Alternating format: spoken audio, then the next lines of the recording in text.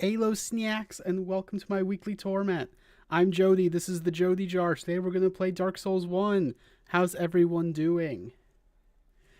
I am going to outline, what we're doing this stream. I'm going to go over what achievements we even have left, like not exhaustively. Minmush Gaming, hi, how are you doing? I'm doing fine. How are you? And welcome to the stream. And then we're going to get into it.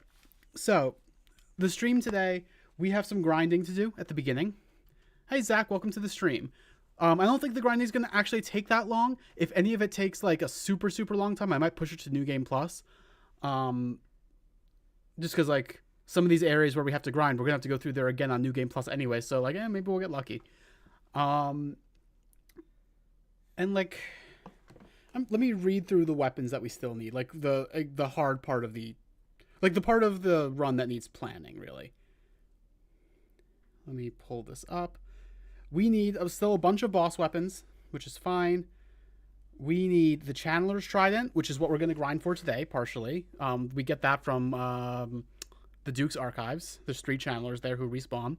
The Stone Great Shield and the Stone Great Sword, we get those from Darkroot Garden. Those should drop pretty quick. The Dark Hands and the Gravelord Sword, we're going to get those from Covenants. Don't have to worry about that right now. Priscilla's Dagger, we're going to get that from a tail cut on Priscilla. Priscilla is someone we're going to fight today. Some spells that we only get from Covenants. Sunlight Blade, which we're going to get after we beat Gwendolyn. And the Divine Weapon, Fire Weapon, and Chaos Weapon. Between the Fire and the Chaos Weapon, one of them we're going to get right now. The other we're going to get on New Game Plus, but we're going to set up to get it right now. So that's not actually not that much. So what we're going to do today, we're going to grind for the Channeler's Trident. We're going to grind for the Stone Set. We're going to grind for Souvenirs of Reprisal, which we need for the Dark Moon Blade Covenant to get 1 miracle from them. And then we're going to kill Priscilla. We're going to kill Gwendolyn. We're going to finish the game. And then maybe, depending on how much time we have, we're going to continue on New Game Plus for a bit. So, let's get to it. Oop. It would help if I actually clicked into the screen.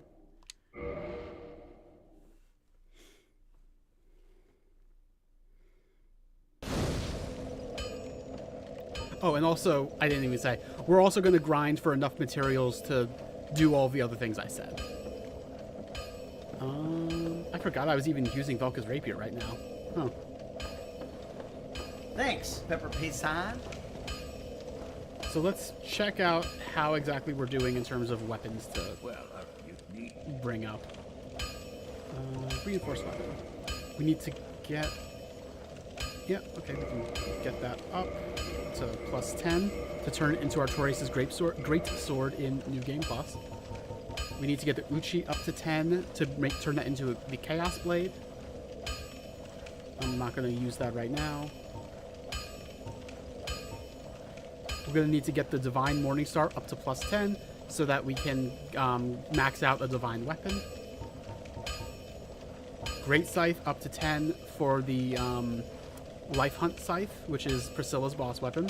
Cestus up to 10 for the Dragonbone Fist.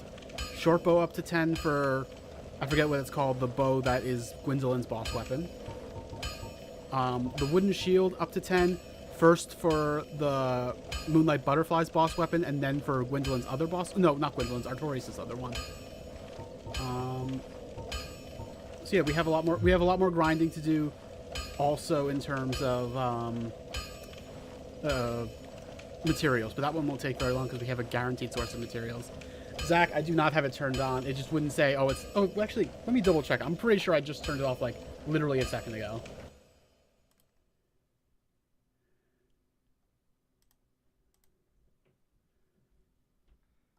Unless it didn't save somehow. I just went through all the redeems like right before stream started. Yeah, Jackbox is off. I think that even though I think it's just it said that because you don't have enough points. I think it checked that before it checked if it was on or not. That is weird. You're right. All right. So we have a few different places to grind. I want to just kind of flip around between them rather than like letting one place get too stale. First thing to do is put on our gold serpent ring. Ups our drop rate. Second thing to do is we're going to pop 10 humanity. Because liquid humanity up to 10 improves your drop rate even more. Our drop rate is now as high as we can possibly get it. Let's go to Duke's Archives. That's the one I'm most not looking forward to, so let's see if we can get it out of the way early.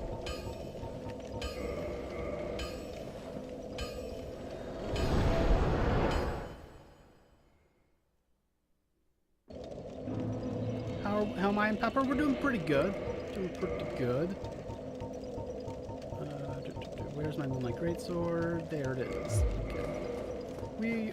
We've had a pretty nice day. We went out to see a friend who we haven't seen in like literally a year, and that was really nice. They're doing well.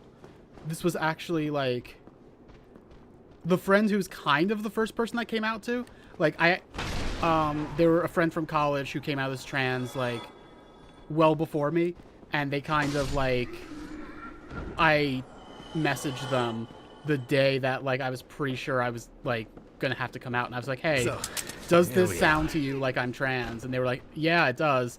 And that's why I came out when I did. And I'm very grateful to them for not doing the whole like, oh, I don't know, what do you think it sounds like? Like, I appreciate them being straight up with me about that.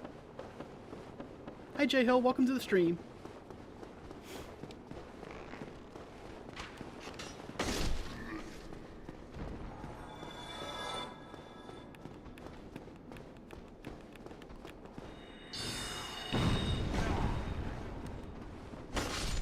How is everyone else doing? How are my snacks today? I'm giving up and calling you all snacks because I'm not calling you rats. And that's what came up the last time I talked about wanting to call you guys something different.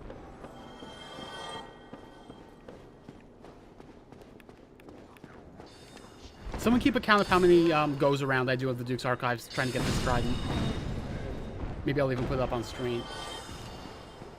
Hi Nambi, welcome to the stream.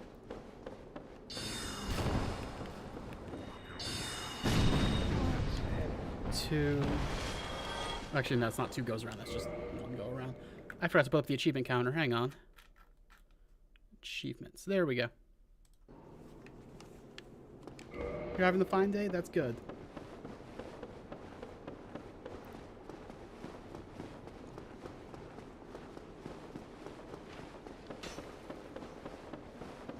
We have one more channeler to go kill right now. And after that, if we don't get it, we're going to have to just repeat this cycle. This is the worst part of the grind, like, no question.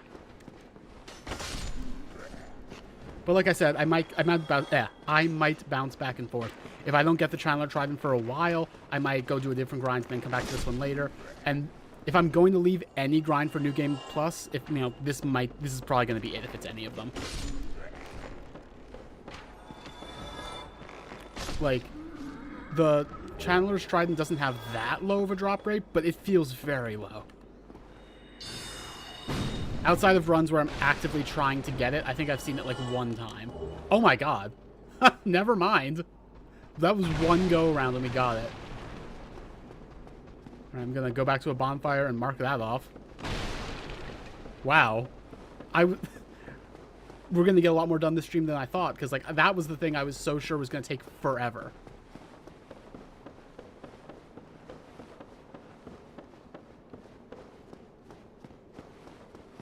I guess last time I did this, I didn't do it with the Gold Serpent Ring and the 10 Humanity. That might explain that. Alright, let me mark that off my checklist. That's amazing. Incredibly lucky.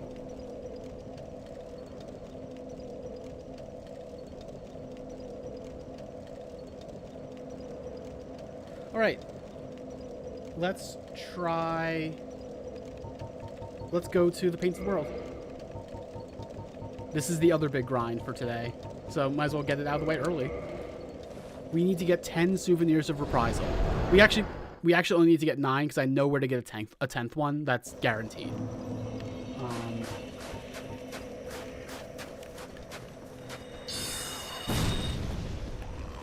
So these will drop from the Corvians, the Crow Demons. Now these aren't super rare. The problem is we need 10 of them. If we were just getting one of them, this would be a very quick grind. We'll probably get one from every, like, 2 attempts, I want to say. Like, every 2 times that we try this. So we'll be here for a bit.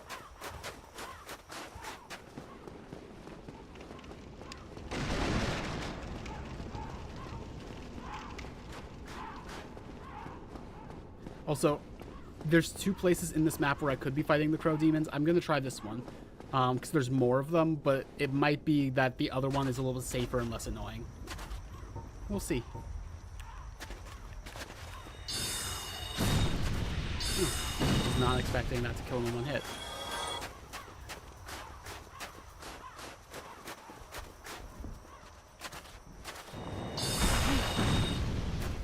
Nambi says, having a sharp blade on your shoulder and running is a bad idea. Yeah.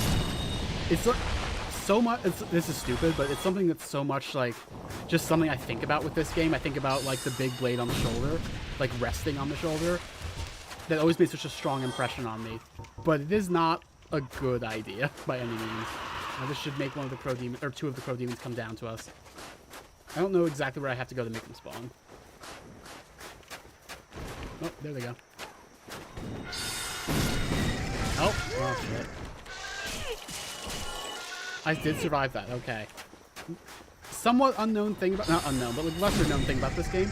If you get caught in some kind of grab attack like that, you mash the shoulder buttons and you actually get out of it quicker, taking less damage. Nothing in the game ever tells you that. So there's 2 here and then there's 2 up these stairs. So that's 4 per run. The other one is 2 per run. It's arguably a faster run to do. And it doesn't have to, you don't have to deal with toxic hollows on it, which are annoying. And if you want to be safe, you have to like stand back a bit. The crow demons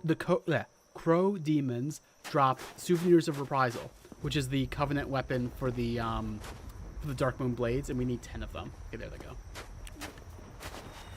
Oh.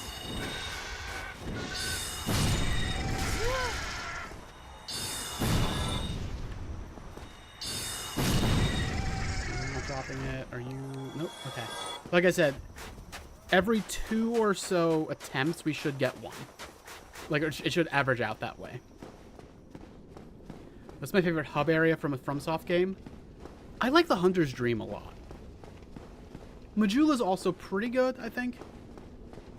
Oh, the Nexus. I always forget about Demon Souls and the Nexus, but the Nexus is fucking cool. Like, Firelink in Dark Souls 1 is cool in that it's actually part of the world in a way that a lot of other ones aren't. Majula's also a little part of the world, but like, Dark Souls 2 is just a different beast in that regard. Yeah. I would have to say either Majula or the Hunter's Dream. I think Firelink as it is in Dark Souls 3 is probably my least favorite. And it's not bad, it's just I just don't like it that much. It's visually pretty cool, but it just doesn't have the sauce for me. And especially in part because it's like, it's yet another example. Like, Firelink Shrine in Dark Souls 3 is another example of Dark Souls 3 doing like a Dark Souls 1 reference for no reason. And that part annoys me.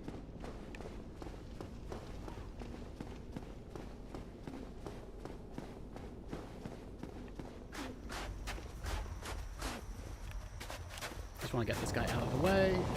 I think the way this route's going to work is I'm going to run up those stairs, kill that hollow, kill this hollow, kill the next hollow, and then go down there for the crow demons, then go up there for the crow demons. Yeah. Jay Hill says, Majula is usually considered the best with how comforting it feels and how it always feels like you're coming home. That's true. Although I did once watch a streamer who, for some reason, like, and he liked Dark Souls 2. This wasn't just a, oh, Dark Souls 2 is so bad kind of thing. For whatever reason, the music in Majula gave him a migraine. He always had to turn off the music when he played Dark Souls 2 on stream. It was bizarre.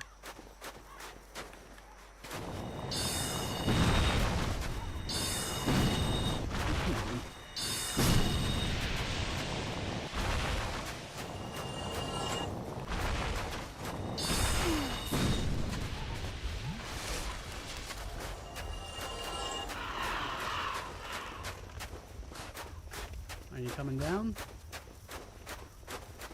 You coming? There we go.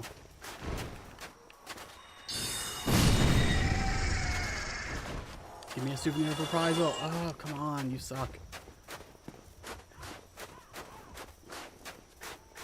This is always the grind people talk about in this game because, like, the Dark Moon Blades Covenant never really worked. Like, it was always kind of bugged, like, and So if you wanted the rewards from that covenant, you needed to grind these guys a lot.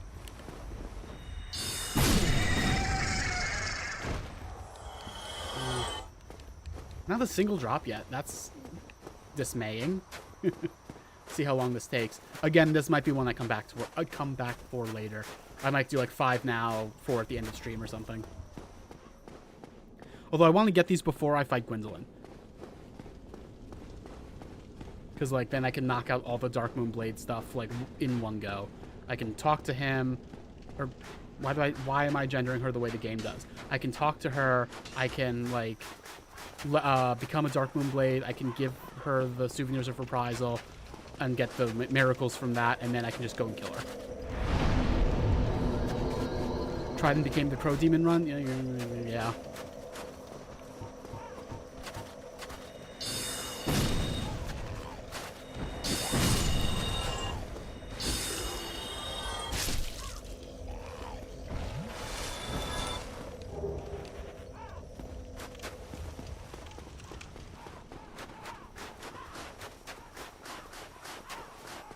I have 11 liquid humanity. I do. I popped 10 because that improves your item drop rate. But because it improves your item drop rate, it also improves the rate at which you get more liquid humanity. It doesn't actually do anything for me above 10, except, oh, you know what? I have more than enough humanity. Oh, thanks, Pepper. I'll remove that. Is that the alert box? No. Switch to Pep. There it is. I have more than enough humanity to get to rank 2 of the Chaos Servants Covenant, which will also mean that I can do that at the end of the stream, get the thing from that, and then I'll also keep that when I go into New Game Plus, meaning that I can... so, here we are. Meaning that I can go straight into...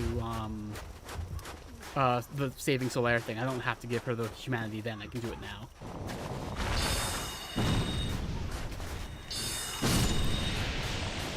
Pepper's redeeming here. Hello, Pepper. I didn't know you were here. I didn't know you still existed. I thought you were dead.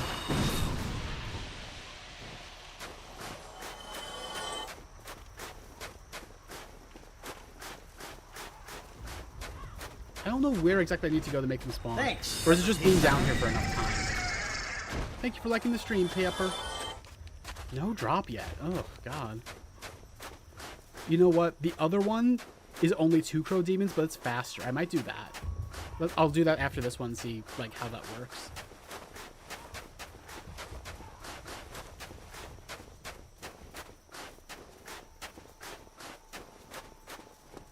I can't believe I found the Chandler's Trident faster than like, even 1 Souvenir of Reprisal.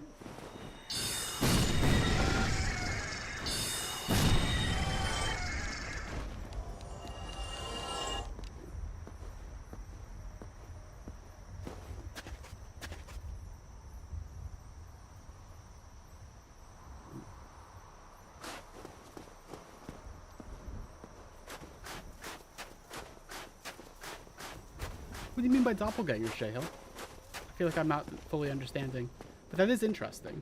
Like, just from what I am understanding.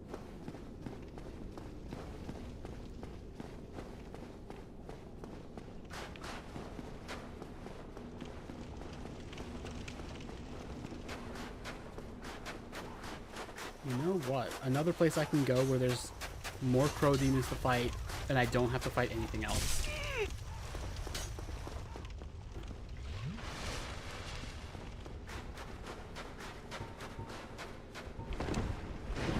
Whoops, did not mean to do that.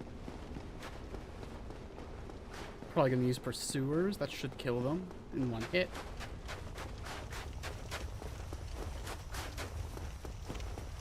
This wasn't even what I was thinking of, but like I will do this. Just for relatively easy Crow Demon. Nothing. God. They're not usually this bad about it.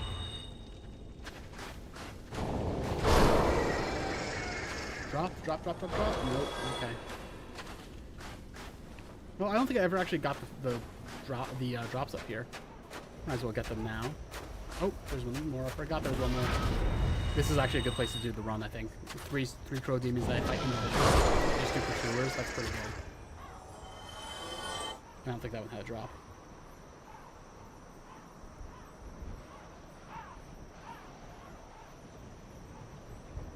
Oh, that's interesting. I didn't know about that.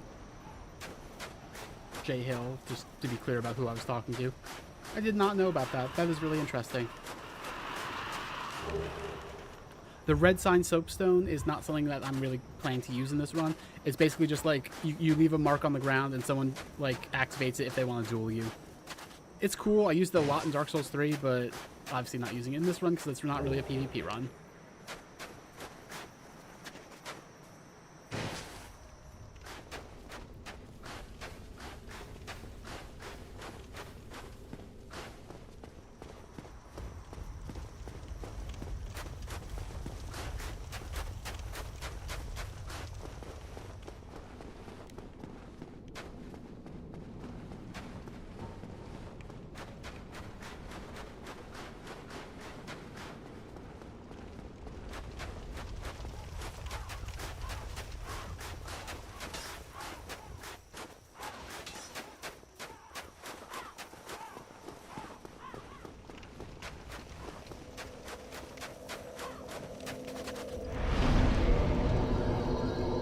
Going to continue putting points into faith because we need 25 faith for for 2 actually of our miracles that we need to get.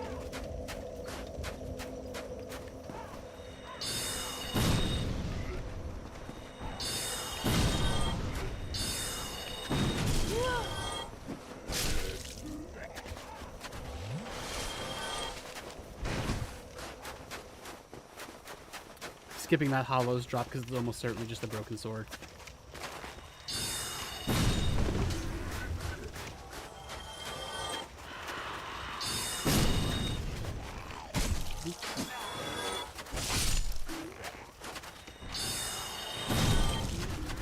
So this is the other route that you can do to grind this out.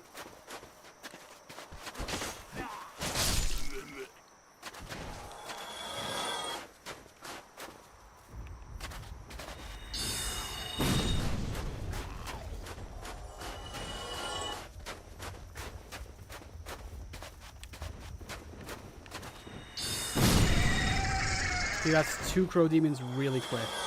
So, in some ways, this is the better grind to do. I'm still going to do the 3 in the tower, though, because that's really easy, even if it's slow.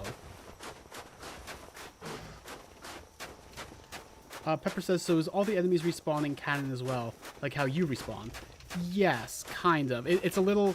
By the way, this is, like, part of the run back that makes it a little faster, as if you jump over this ledge. It is sort of, it is, like, textually canon. There are some things about it that don't quite make sense if you really stop and think. But, yeah, for the most part, that is what it is, yeah. Like, they're all undead just like you. Except in Glore, some of them aren't undead, but they still respawn. It's weird. It doesn't line up 100%.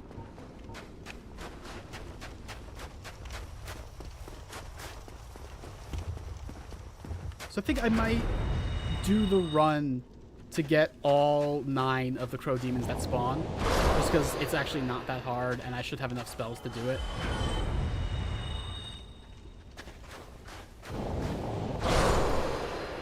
J-Hill, the idea that it's like, it's not even just random people out in the world, but it's like people who happen to be like in your area, like that's wild.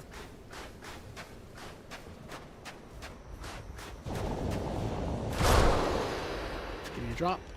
Oh, there's our first souvenir of reprisal. Hell yeah. It is meant to be like an ear that you take from, like, the evildoer who you kill. The way Dark Moon Blades work is that when someone's getting invaded by, like, an evil phantom, especially like a Dark Wraith that's trying to kill them, sometimes, very rarely, it doesn't actually work that well. It's actually, like, when that person's been invaded, they'll get invaded by a second person, a Dark Moon Blade, who's there to kill the invader. It doesn't work very well. There's been, like, in the sequels, they tried to iterate on this, and they made it work a little bit better, I think. Especially with it being, like, an opt-in system. Like, you could have like a ring on to be like, yes, I would like to be protected by a Dark Moon Blade or a Blue Sentinel, and that, from what I understand, kind of made it worked. Kind of made it work, rather.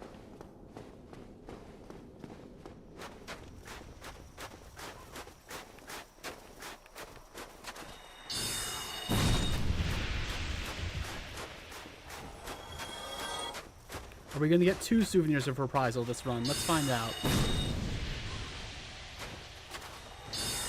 It occurred to me I could actually hit these guys from up here. That actually will probably make that easier. Yeah, that's much faster.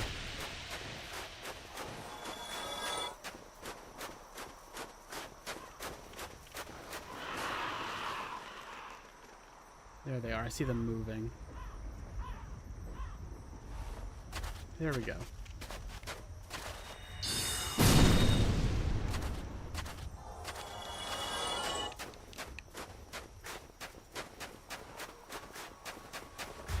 What politics are we going to be talking about today? Pepper, I think you and I found something that might be worth discussing. We can save that for whenever in the stream you want to come up and actually sit with me physically, though. It's a little easier to have a conversation that way. But, hint for people, we're probably going to be talking about anti-civ, folks. And how it's a bad ideology that's stupid. Did I already kill them? That doesn't seem like correct. Huh. Well then.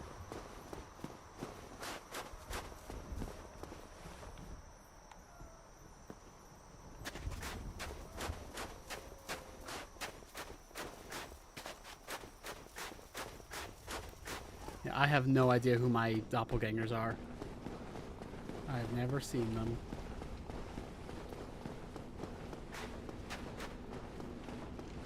When I was younger, I was told multiple times I kind of looked like Robert Pattinson. I think even before transition, that wasn't quite as true as I got older, though.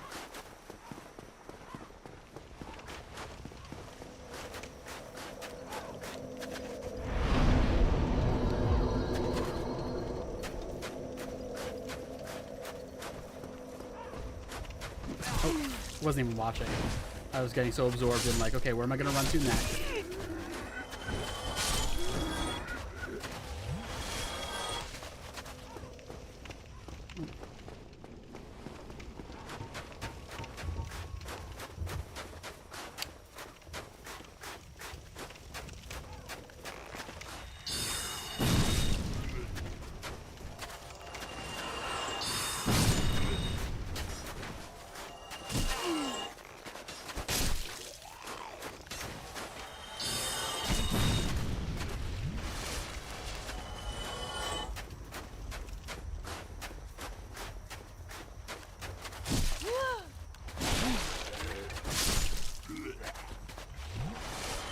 That was a synced animation there.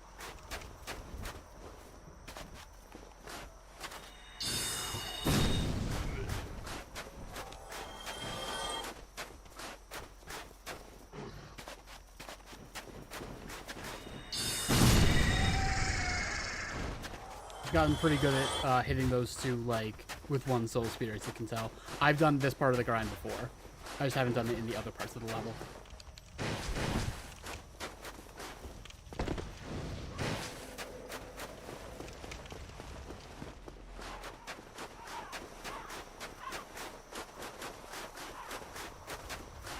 Anti-civ, Zach. Anti-civilization.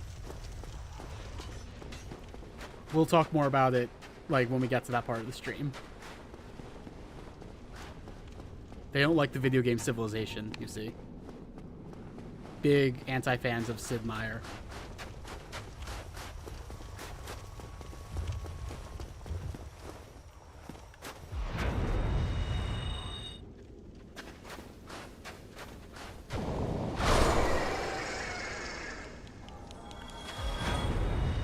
Hey Andre, welcome to the stream.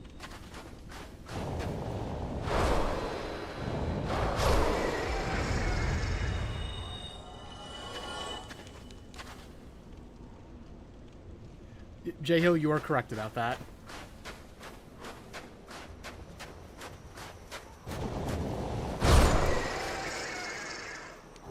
Two souvenirs of reprisal from this exact same one. This one up here is my lucky one. This is the one I'm going to make sure to kill every time. Zach, to be clear, the Civilization, like, video game stuff was a joke. I'm not sure over text if you're, like, going along with the bit or if you actually, like, didn't catch it was a bit. It's hard to tell.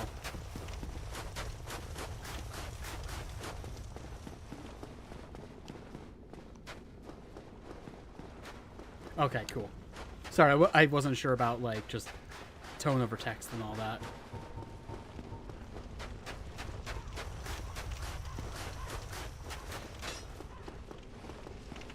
I've heard very little about Civ 6. I'm obviously, like, familiar with the Civ games, but I don't really understand fully, like, what changes happen between games and, like, what things people like and what things people don't like. I have played Civ very, very casually, and I have no idea, like, how to do it, like, well. Let's try going this way first. Because those two who fly... Oh, okay. The two who fly down there are these two. So maybe I can just kill them up here. It'd be okay. And then it's probably going to make the other ones fly down. That's certainly much faster to kill these ones up here without making them go down there. Oh, and it looks like doing it the way I did means the ones who fly down here don't spawn. I guess I probably killed them inside the tower. Huh.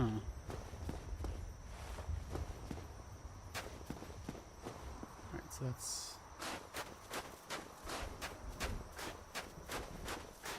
So that's like 7 crow demons altogether. And I guess there's some of them that you can kill in several different ways depending on which way you come upon them.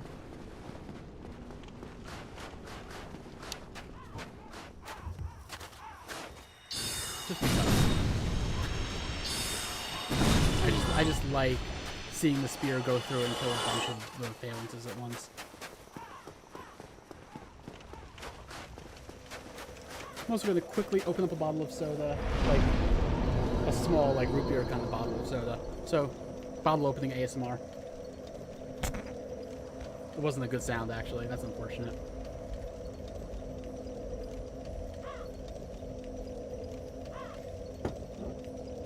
Oh, okay. Thank you, Namdeem. Hey, loser. Thank you for the sweets. I'm going to take a sip.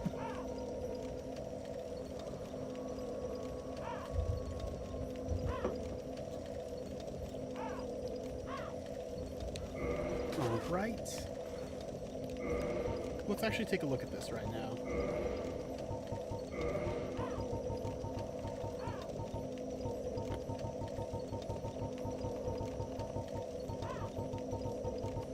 Is it not under... Oh. Under key items or something?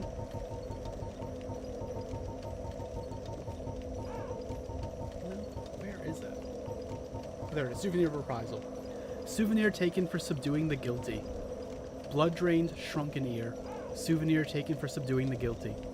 The knights called the Blades of the Dark Moon punish the guilt-soaked offenders of the gods, and take this as proof of their conquest. The earless corpses of the guilty will be left behind as a warning to others, inspiring both fear and respect for the gods. Such is the eternal mandate of the Dark Sun.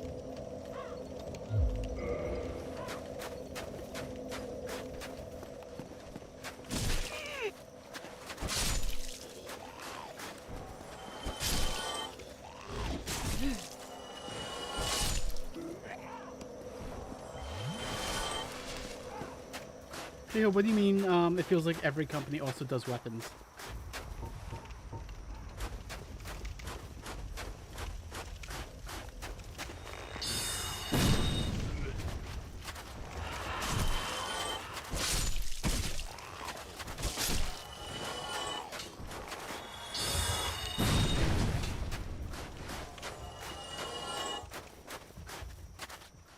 Oh yeah, like, yeah. Pepsi and Coke also, like, fund death squads in Latin America and other places around the world. Particularly in places where they're, like, in places where killing labor activists will help their bottom line. It's real gross. One reason that the current BDS boycott includes Coke. Also because they have a bottling plant in the occupied West Bank. It's more out of the solidarity because they've had that bottling plant for a while.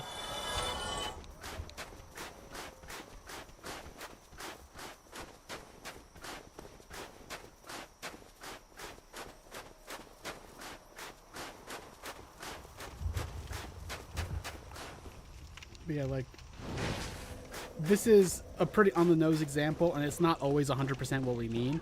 But when we talk about capitalism being, like, a mode of production, you know, that privileges the bourgeoisie, that, like, is about bourgeois power, that's part of what we mean. Like, it is, like, a lot of these companies have basically state power. It's just not called state power. Like, Jay Hill is pointing out how Samsung owns Korea, basically, or South Korea, essentially, occupied Korea. Like,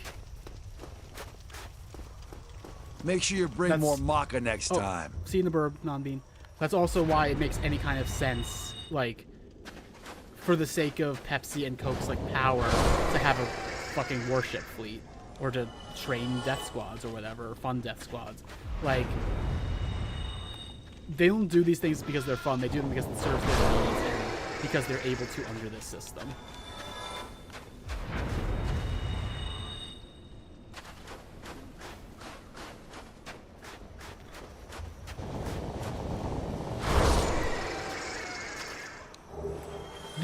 This one particular crow demon has now been the only one to drop souvenirs of reprisal, and it's done it 3 times. I don't know what's happening. Whatever, I'll just keep doing this route and see if I keep getting one every time I kill that one in particular.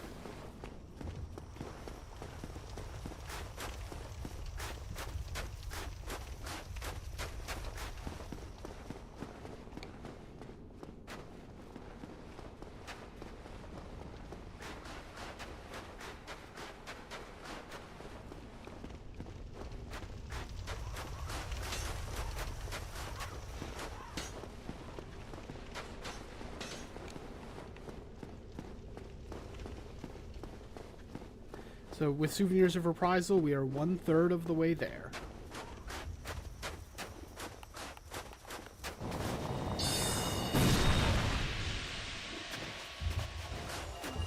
Toxic Cloud run out.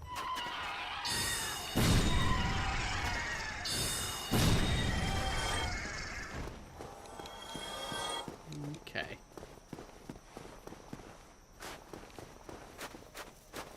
You know, these are the 2 big grinds, and they're not going that bad. I think this might go pretty quick, and I might end up going, like, further into New Game Plus this stream than I thought I would.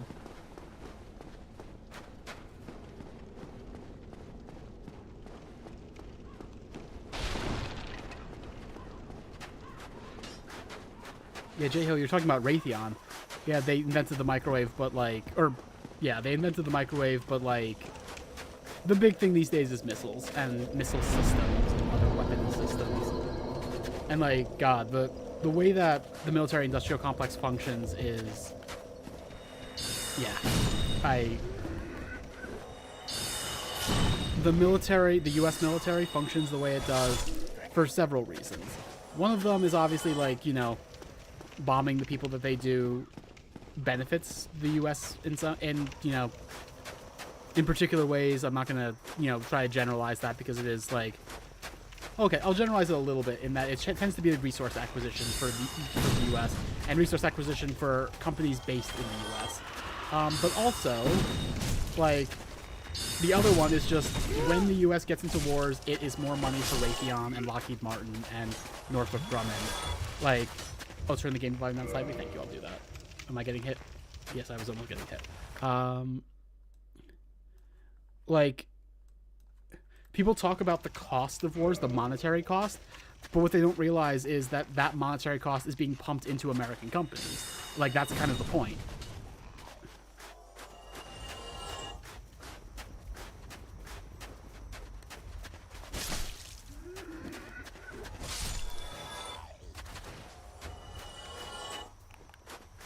Like, there's a well-meaning way that a lot of people, especially further to the left, but not communists, tend to talk about, in America, tend to talk about war, where it's like, oh my god, we could just be taking that money, the money we put into the military, and put that into these other things like universal health care.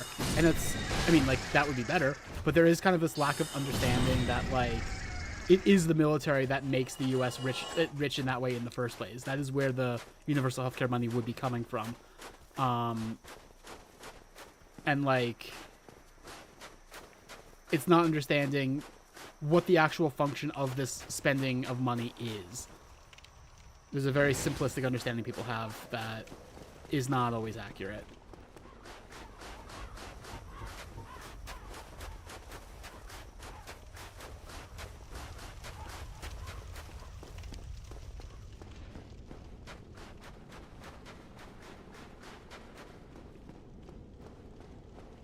I would be careful in talking about how this or that, like, historical, like, overarching historical change happened because of this one thing. Like, it is very possible the Confederate South giving that ship to the Japanese shogun made the shogun win that battle, but there's probably larger historical forces at work in, like, the overall erasure and ending of the samurai as a class. Like, it's never just one event. It is never just one event.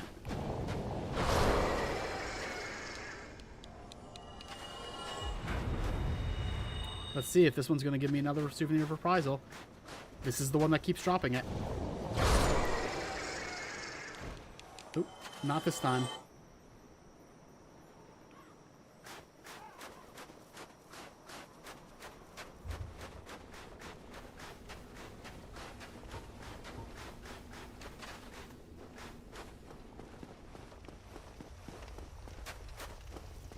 Oh, I see what you mean, J-Hill. I see what you mean.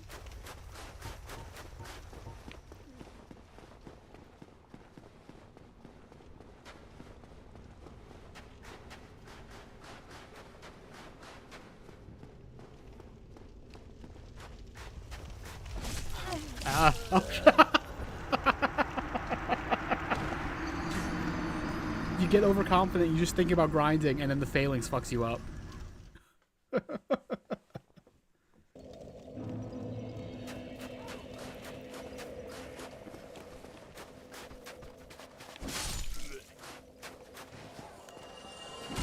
Oh shit, oh shit.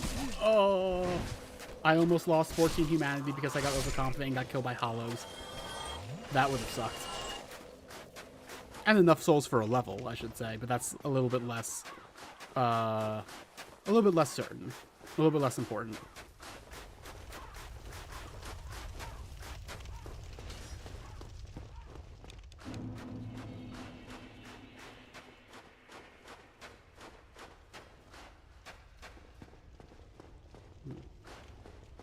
Yeah, I feel multiple ways about the park services thing in particular. Because on one hand, like, this is entirely done to make it easier to give corporations certain places where they can drill for oil. Like, that is 100% a big part of this. But also, there's a weird colonialist legacy of, like, the national parks in the U.S. Like, a lot of the national... Oh, souvenir for Prizel. That's 4, I believe. A lot of the national parks exist as a way of basically marking land that used to belong to indigenous American people as, like, no longer, like, this is now a nature preserve, you can't have it anymore, essentially. And it's not like Trump is getting rid of the Park Service to, like, give that back to Native Americans. Like, that is not happening. But, like, there is, like, the way people, and I'm not saying this is you, to be absolutely clear, there's a way people will, like, defend the Park Service as, like, an unalloyed good in its own right that really bothers me.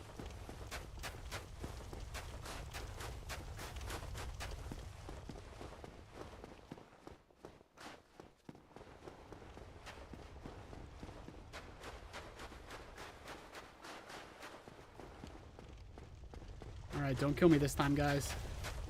Good, thank you.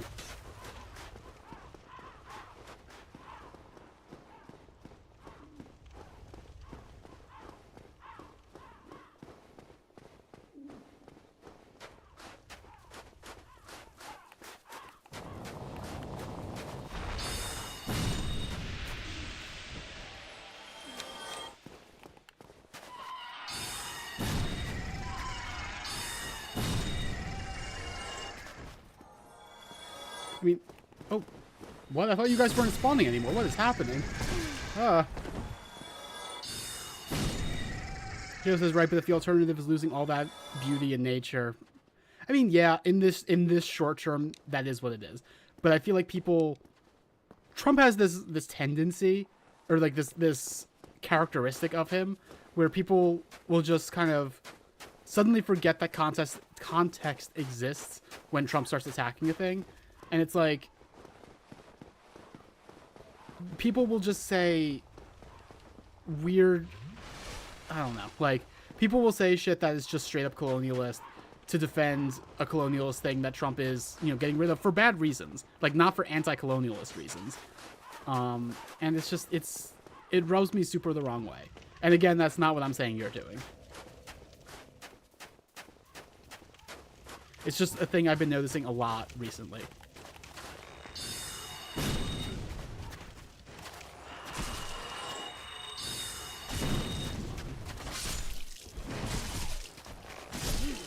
Oh, I'm gonna die. Let's heal. Okay. That's better. Gotta stop getting almost killed by hollows and getting actually killed by the failings. I would like that to not happen. I'm curious. So those extra 2 that spawned on me, that I wasn't expecting. I wonder if because of that, the 2 up here aren't gonna spawn now.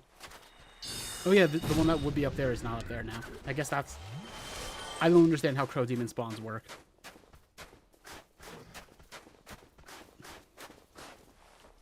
Yeah, I'm confused. Whatever.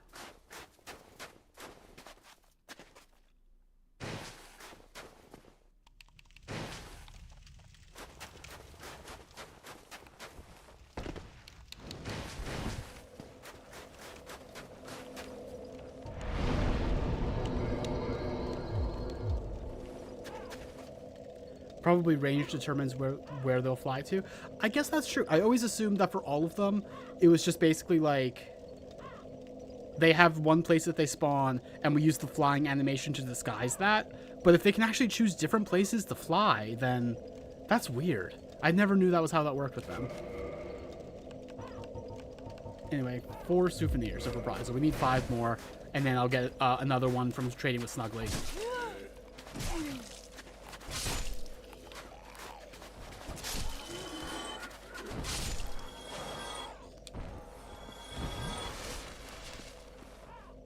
Yeah, I guess you're right about that, J Hill. Wild. Oh, I keep doing that. Or I keep wanting to do that. I don't want to go up there, I want to go up here.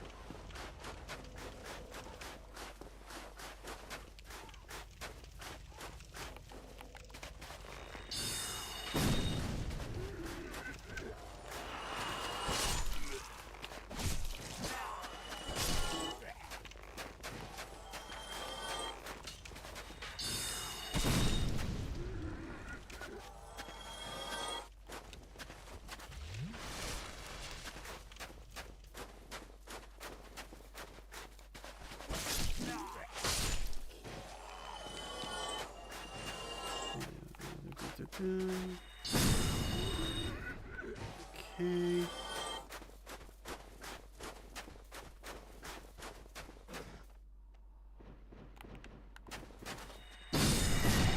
Wait, J-Ho, I don't think I know the thing you're talking about.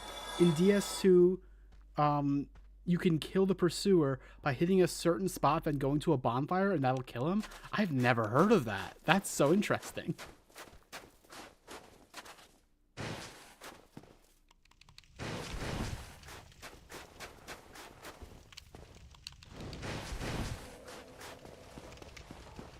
Here, I thought I knew everything there is to know about Dark Souls, but I guess not.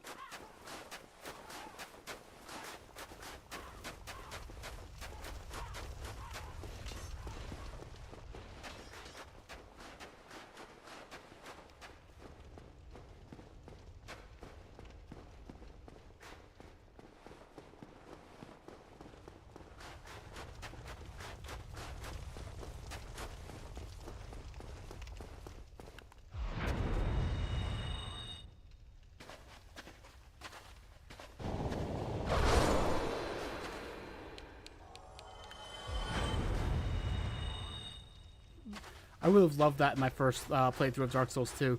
On my first playthrough, the Pursuer gave me a really, really hard time. Later playthroughs, I find him... Oh, there's number 5. I find him actually kind of easy, but that first playthrough, God.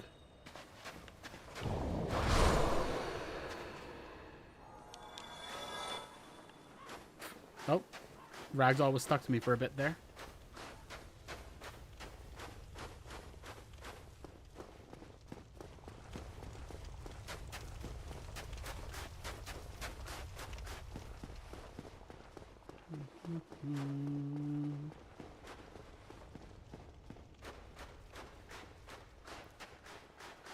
The souvenir of reprisal hunting started really bad, but it's getting pretty good, honestly. It's going fairly fast. I might get all the grinding done a lot earlier than I thought I would.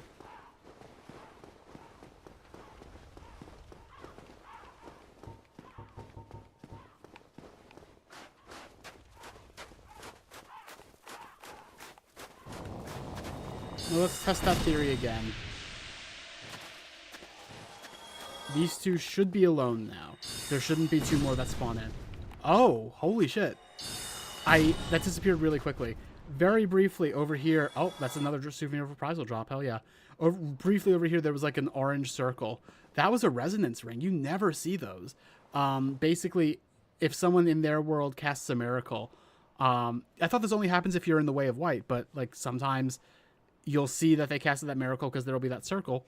And then when you cast the miracle there, it'll be stronger. Wild. Just like Vagrant. That's the kind of thing that I basically never saw in original Dark Souls 1. I saw it like maybe like 2 times.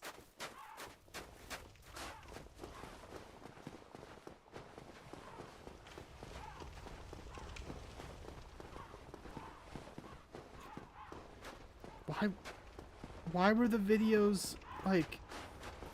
Why were they trying to look like the Top Gear guys? I don't understand.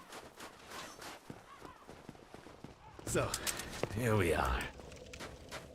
That's an interesting sounding challenge run, actually. So welcome back, Zach. Let's see. The challenge was a speed run where they can't get anything from picking anything up. Only buying and things that go right into your inventory like tail cuts. Fascinating.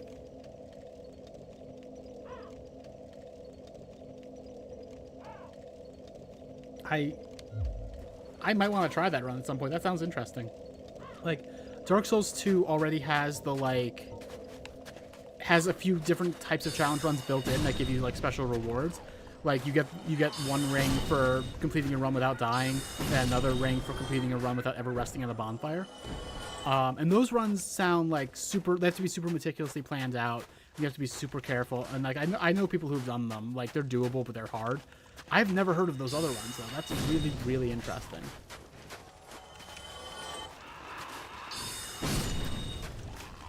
Yeah, people who know Dark Souls 2, by the way, might not be surprised to find out that the no bonfire run, people use Santir's Spear because it is unbreakable once you break off the thing on it.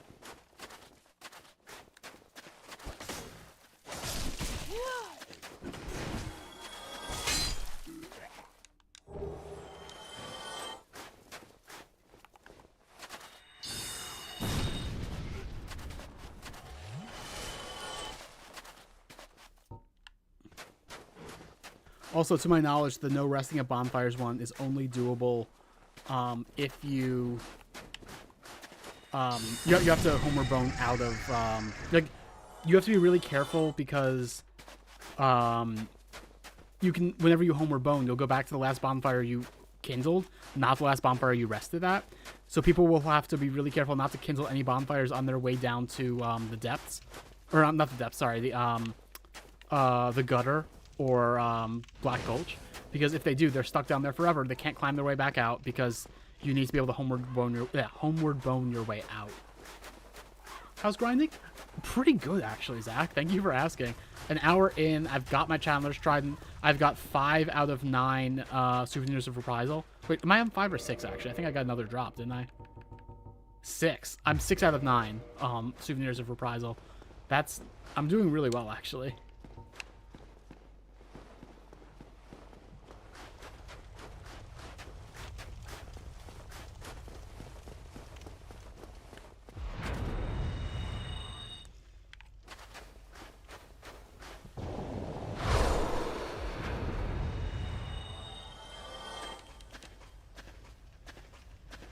The DS2 did double clubs? What do you mean?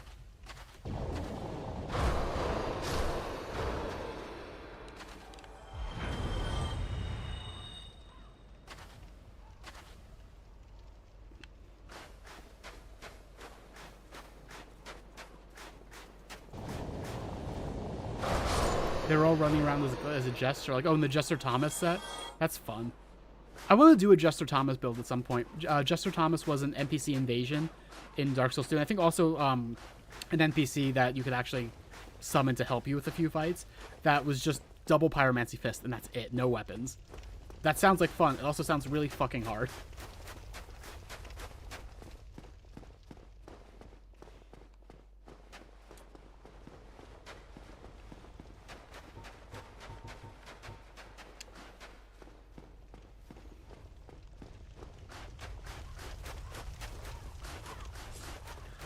That's also funny, because I'm pretty sure part of the Jester set, I think you get it from Magarold in the Iron Keep. And I think one of the things it does is increase your drop rate. Which is funny then if you can't pick up the items from their corpses. Like, you see the drop and you're just like, welp.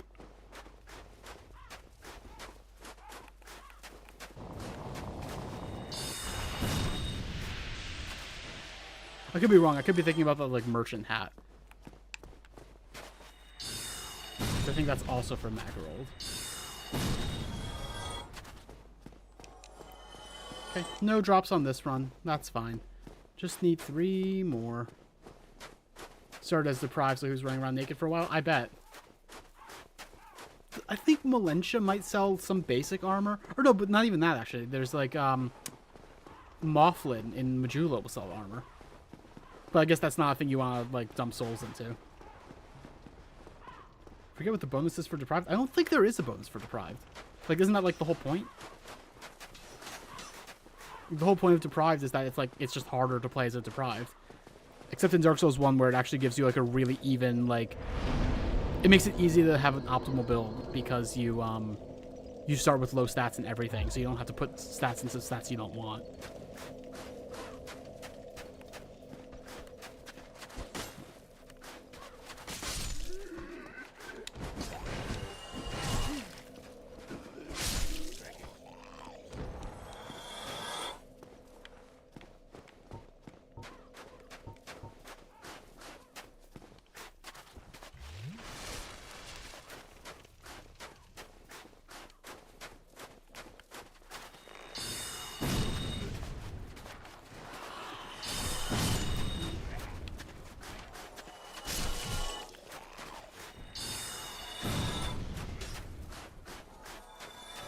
Starting to kind of turn this into a science at this point.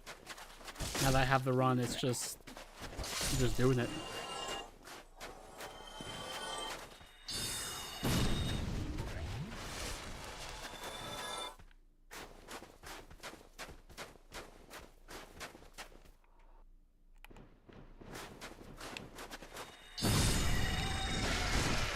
Hit the back of that hitbox. That's a little annoying.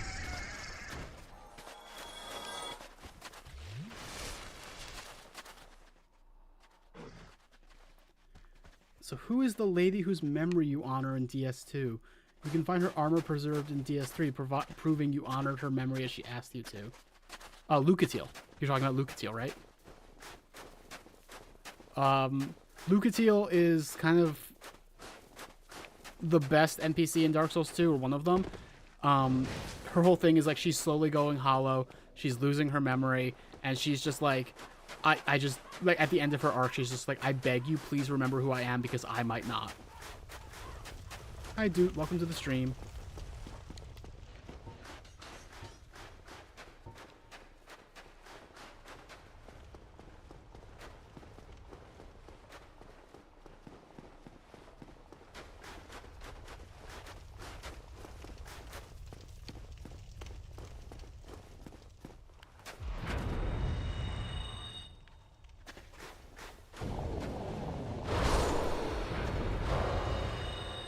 Oh, that's a drop. 7 of 9. Who I'm told is a good Star Trek character. Haven't gotten that far yet. We're still watching Next Generation. Allegedly. We haven't watched it for a while.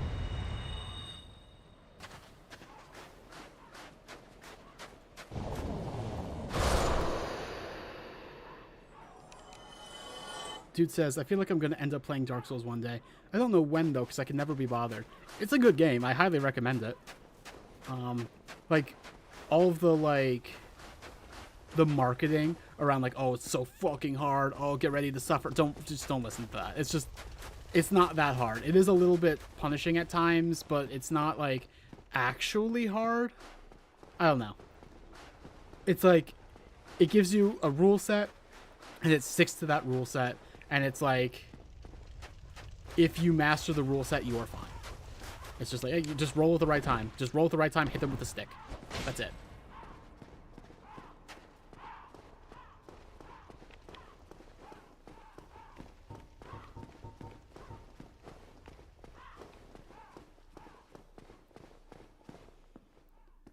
Yeah, I was always turned off by people hyping it up as, like, stupid hard. Yeah, I don't like when people do that. It's not, like... It's difficult, but it's fair. And I feel like people hyping it up as super difficult overstate how difficult it actually is for the sake of making, like, their quote-unquote accomplishment at finishing the game that much more, like, meaningful. But it's, like, it's not meaningful. You beat a video game that was designed to be beaten. It's designed to, like... It's designed to be beatable. Like, with persistence, you know? People get really weird about Dark Souls. People get really, like... people get really worried that it's, like... Or people get their sense of, like, personal pride wrapped up in, like, oh, yeah, well, I can play Dark Souls. And it's like, that's stupid. It's a fun action RPG. It is not, like... It's not I want to be the guy. I see that you referenced that. Yeah, it's not I want to be the guy. It's not a Kaizo hack. It's like an action RPG where you have to manage your stamina carefully or you die. Like, it's not like a Kaizo hack. It's fine.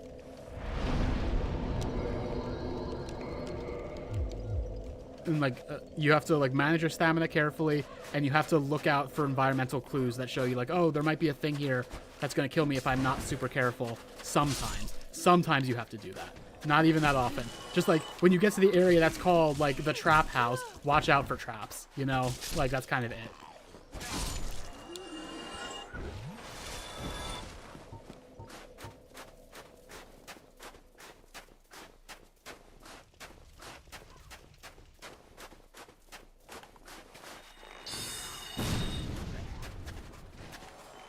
And it's like, you'll see here, like, these are, like, this is a relatively late game area, and these guys that I'm killing right here are, like, the starter enemies of the game, just kind of, like, with their stats scaled up a little bit for being in a harder area.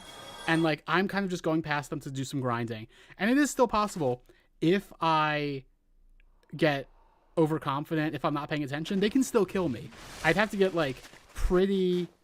Like, it's not like a lot of other RPGs where it's like the starter enemies are literally impossible to kill you, like, once you get to a high enough level. Like, these guys can kill me if I'm not, like, careful.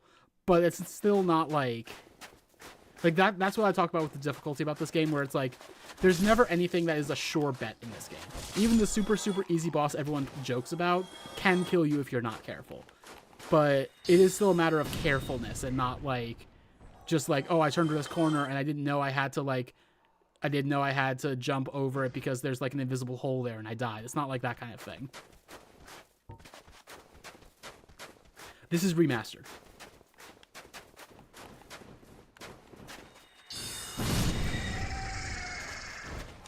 Give me a drop. I just need 2 more drops, guys. You can give them to me on this run and then I can leave you alone.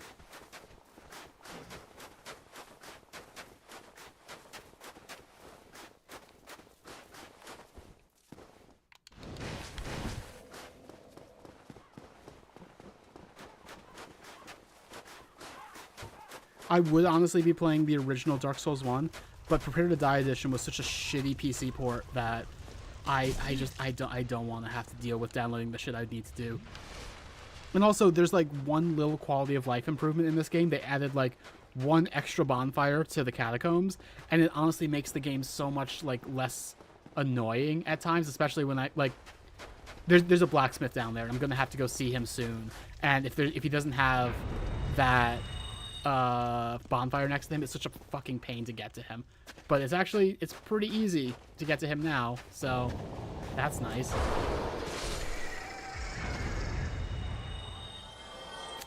that a drop? No, it's not. No drop from you. Is the third one going to be the charm in this building like it often has been?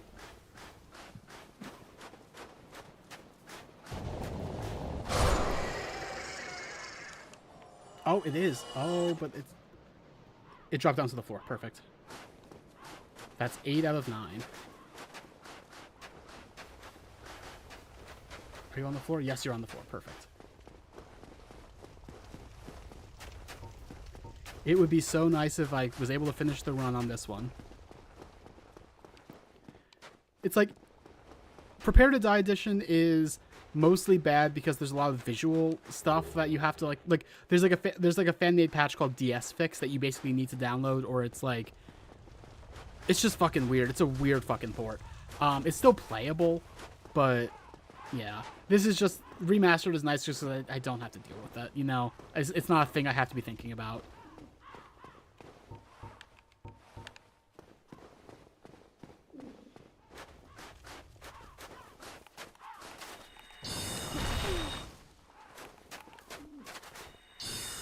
Make sure you bring more maca next time. Okay, see you in the birb, J Hill.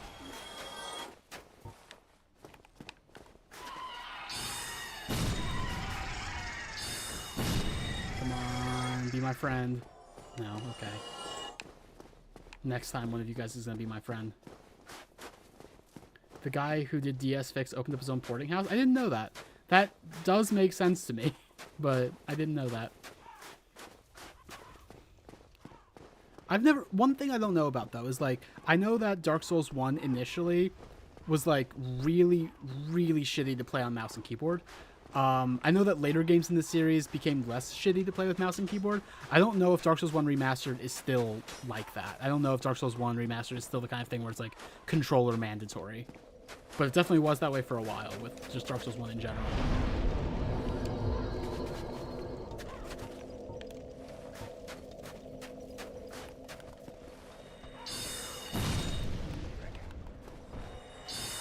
Finding myself kind of hoping that this grind goes on a little bit longer, because I'm gonna have, like, after I'm done with this grind, I'm gonna go kill Priscilla, and I know that J Hill doesn't want to see that, which is why I want to wait for J Hill to be here.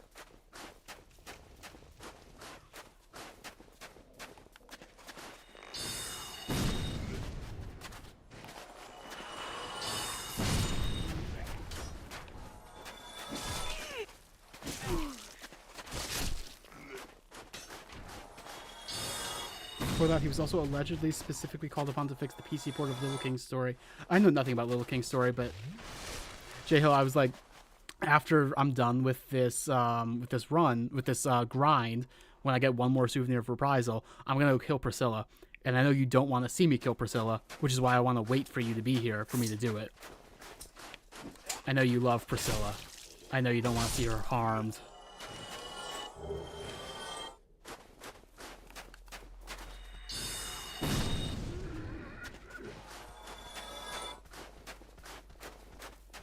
I need her tail, I'm sorry. I only have to kill her once, though. She only has one boss weapon, like one soul weapon.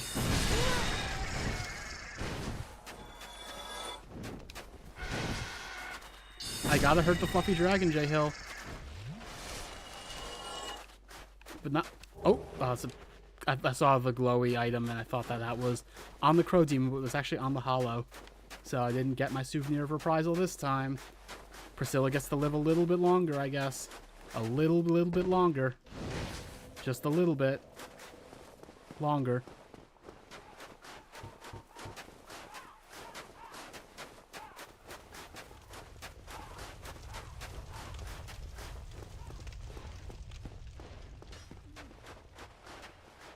Oh yeah, Duke, the other thing. If you're worried about Dark Souls being too hard, play a Sorcerer like I'm doing right now. Sorcerer is easy mode.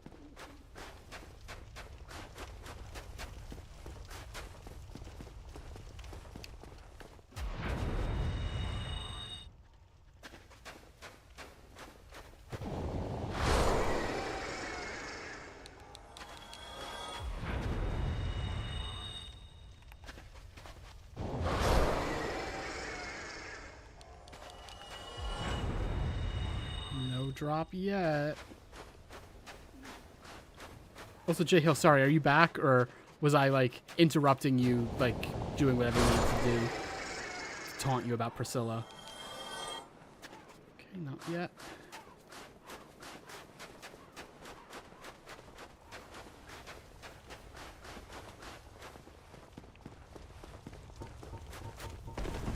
You're not fully back? Okay, fair. Moving rooms, fair enough.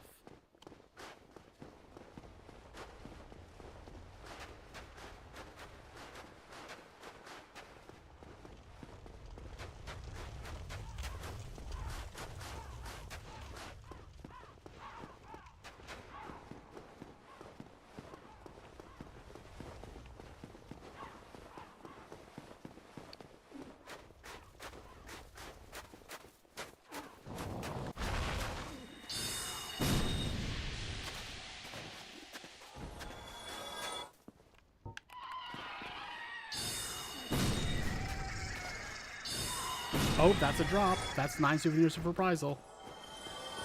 That was quicker than I thought. I'm less than an hour and a half into the stream, and most of my grinding is done.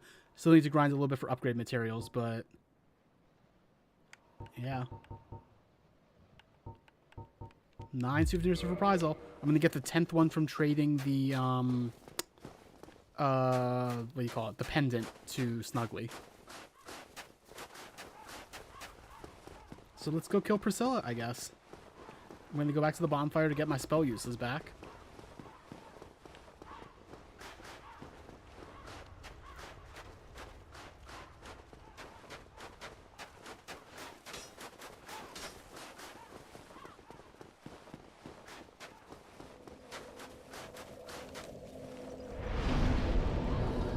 I need both her soul and her tail. However, I only need her soul for one weapon.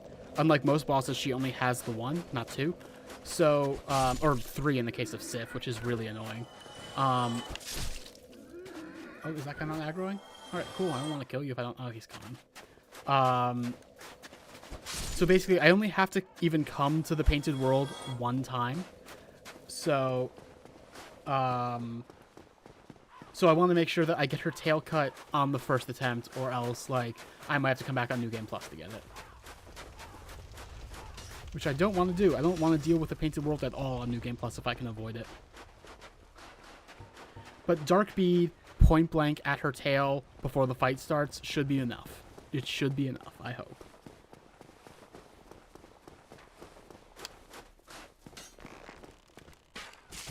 And, like, honestly, Moonlight Greatsword is a pretty good tail cut weapon. So, or, I mean, it is literally a weapon you get from tail cutting, but also it's a good weapon for tail cutting. It's got a wide swing. And also a vertical swing if I two-hand it, which is helpful.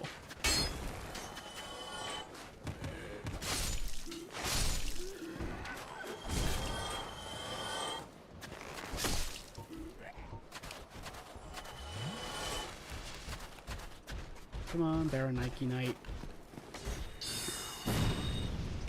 I don't want to use any of my good spells on you. I could have one-shot him with the Soul Spear, but I didn't want to use up the usage. Or shot that Shark. That was actually kind of worth killing him, instead of just running past. Alright, Dark Bead. So, I'm trying to think. Do I want to do Dark Bead, point blank on the tail, or Soul Spear? Or, Crystal Soul Spear, I mean. I think Dark Bead's the way I want to go, probably. I'll take a look at the soul at the tail when we get in. Hi, Priscilla. I'm totally not going to kill you. Thou must return it whence thou came. This land is peaceful, its inhabitants kind, but thou dost not belong. I beg of thee, plunge down from the plank and hurry home. Alright.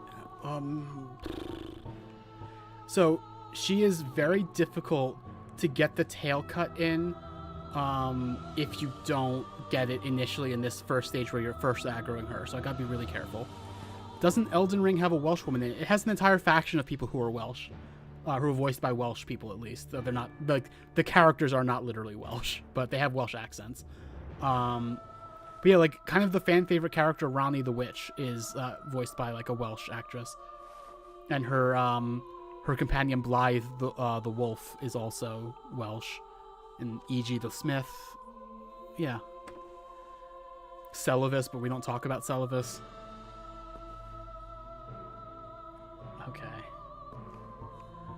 I'm gonna hold out hope that Dark Bead is better to use here because it'll hit multiple times. Oh, damn it. Did not get the tail cut. I'm gonna have to be really careful here to try to get it with my sword. I did a lot of damage to her. There she is. You can see her feet in the snow.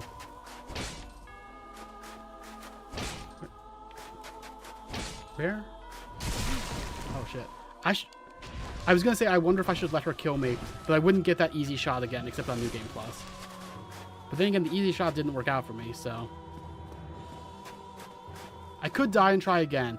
Then I wouldn't have to risk accidentally killing her. I don't know how much damage I'm doing to her. This is risky. I don't want to have to do the painted wool a second time. Yeah, I'm gonna homer bun out. That gives me a little bit of leeway, so I'll know I will know that she has more HP for me to mess around with now, even though I won't get like the free hit again.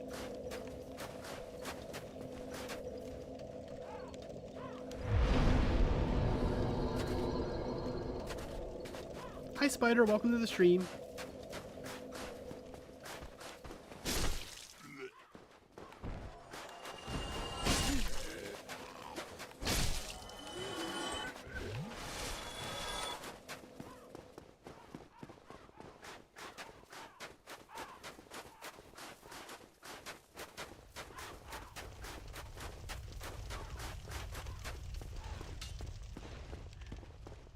Dude, yeah, I knew that about Blythe.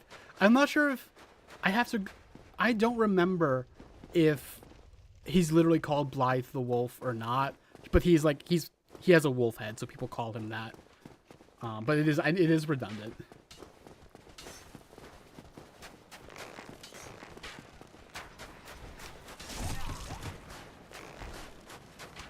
Hi Spider, yep, this is the Painted World. I'm trying to get Priscilla's tail cut weapon, which is kind of a pain in the ass. Because if I'm not careful, I'll just fucking outright kill her. Because I do a lot of damage right now. Oh, shit. Do not want that Baraniki Knight shooting me off into the abyss.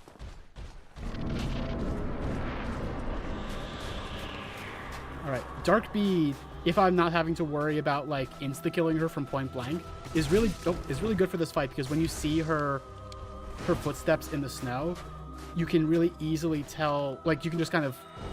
There you go. Now I know where she is.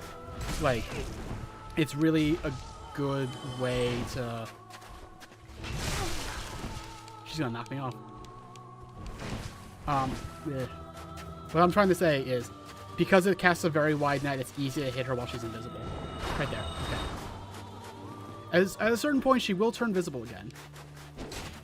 There she is.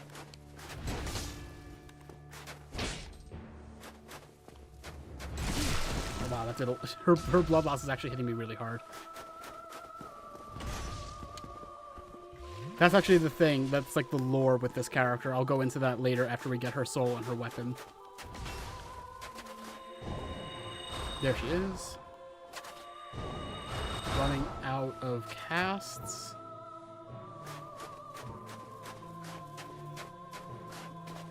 Have I played many other Souls-likes? I never finished the Surge. I know everyone says the Surge 2 is better. I played a lot of the Surge 2 and it was quite good. Surge 1 was interesting. I wouldn't say it was a good Souls-like, but it was interesting. And it wasn't like a bad Souls-like, like Lords of the Fallen or whatever. There she is. Give me that soul. Oh, okay. Oh, fuck. I hurt her really bad and I don't have the tail yet. I'm just going to try again. Yeah, don't play Lords of the Fallen. It's not good.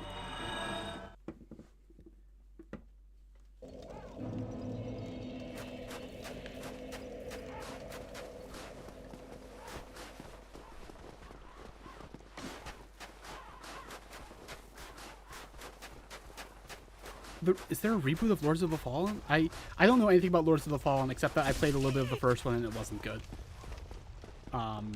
And like I know that it has a reputation for being not a very good Souls-like. I don't know about anything else about like the rest of the series. I didn't even know there was a rest of the series.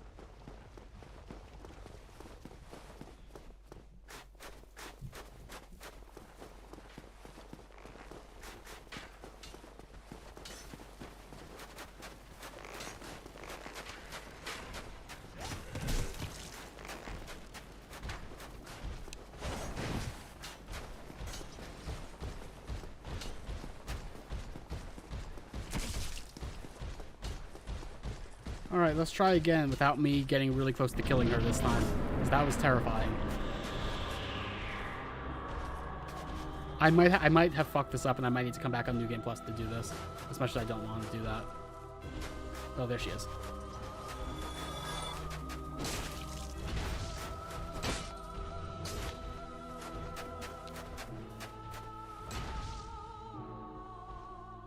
Okay, there she is. I'm gonna try to circle around. Oh, I'm not sure. Like, it's really hard because, like, there's not good feedback for if you're actually hitting her or not. So I'm not sure if I'm, like, circling around and getting her tail or if I'm just, like, not hitting her at all. But I also know eventually, well, she will become visible. I don't know if it's a time thing or a damage thing.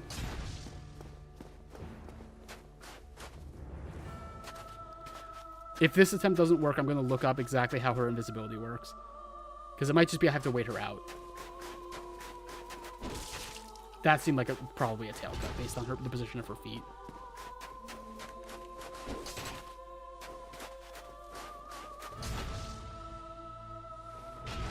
There she is. That was either her feet or her tail based on how low it was.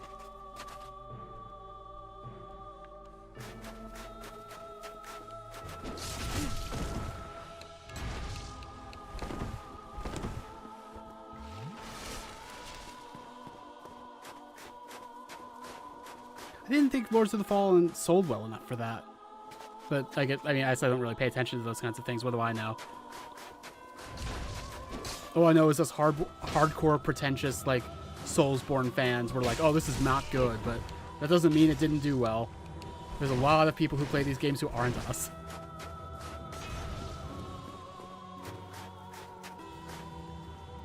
You don't have to DM Pepper the link. That's okay.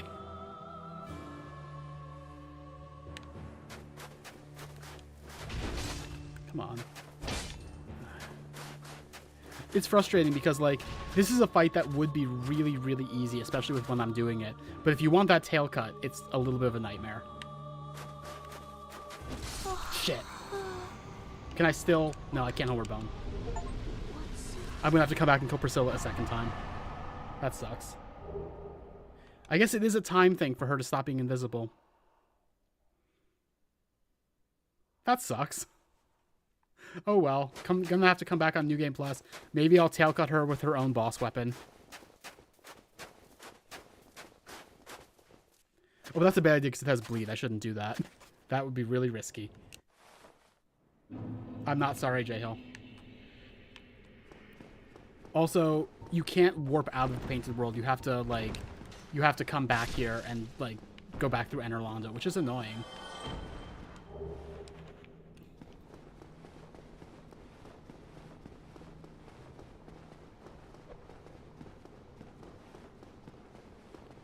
Alright, well that was another achievement. When I get to a bonfire, I will add that achievement to the list. Or to the, to the thing on screen. Damn it, I can't remember what you're calling it. Or what to call it.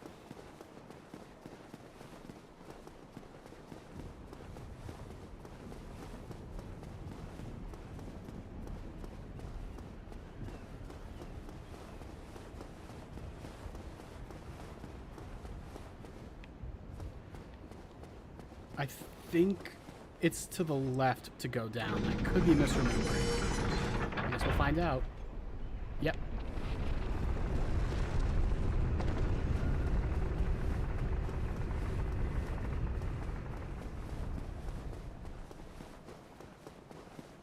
So this is a room... Oh, hello.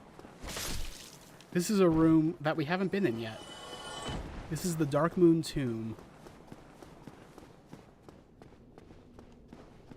And J-Hill, I'm sorry to tell you, this is another person I am going to actually have to kill twice. Ring of the Sun's Firstborn. Let's take a look at that real quick.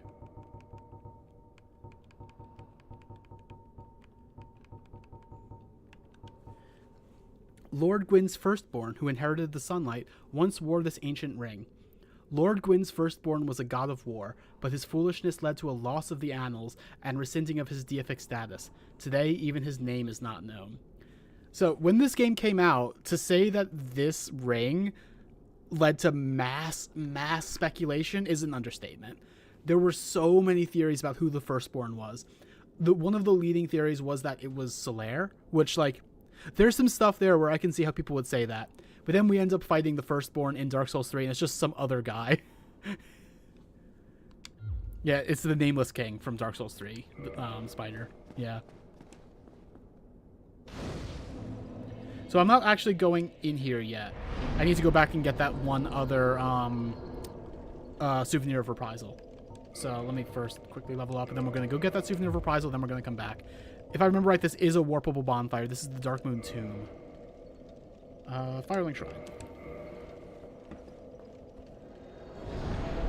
I almost, like, I feel conflicted about the way they handled the Firstborn thing. Because on one level, it was so much speculation about such a minor detail that I'm sure was never intended to be this major thing people latched onto. But also just kind of going with some guy after, I don't know, it feels weird to me.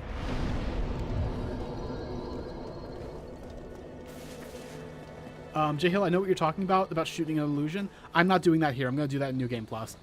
There is a slight difference to the world state that causes, and I want to, like, New Game Plus is like my evil playthrough, you know?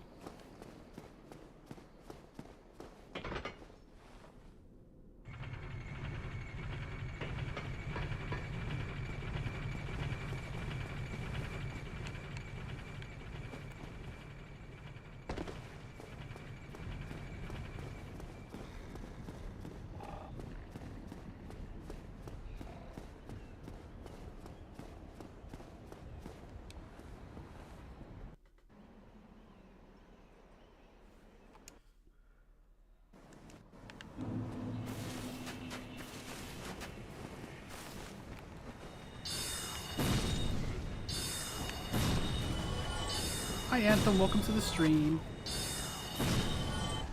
Bad news, Anthem. I messed up in a way where I'm gonna I just gave myself a lot of more work for New Game Plus. Little annoying. Let's find the pendant. Regular pendant. There we go. Drop that.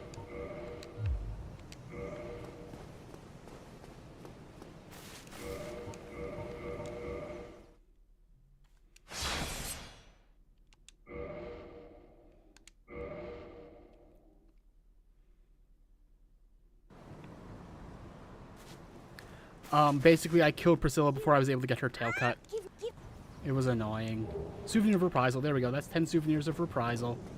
Now let's go back to the Dark Moon Tomb, and we'll do all the stuff we need to do with Gwendolyn.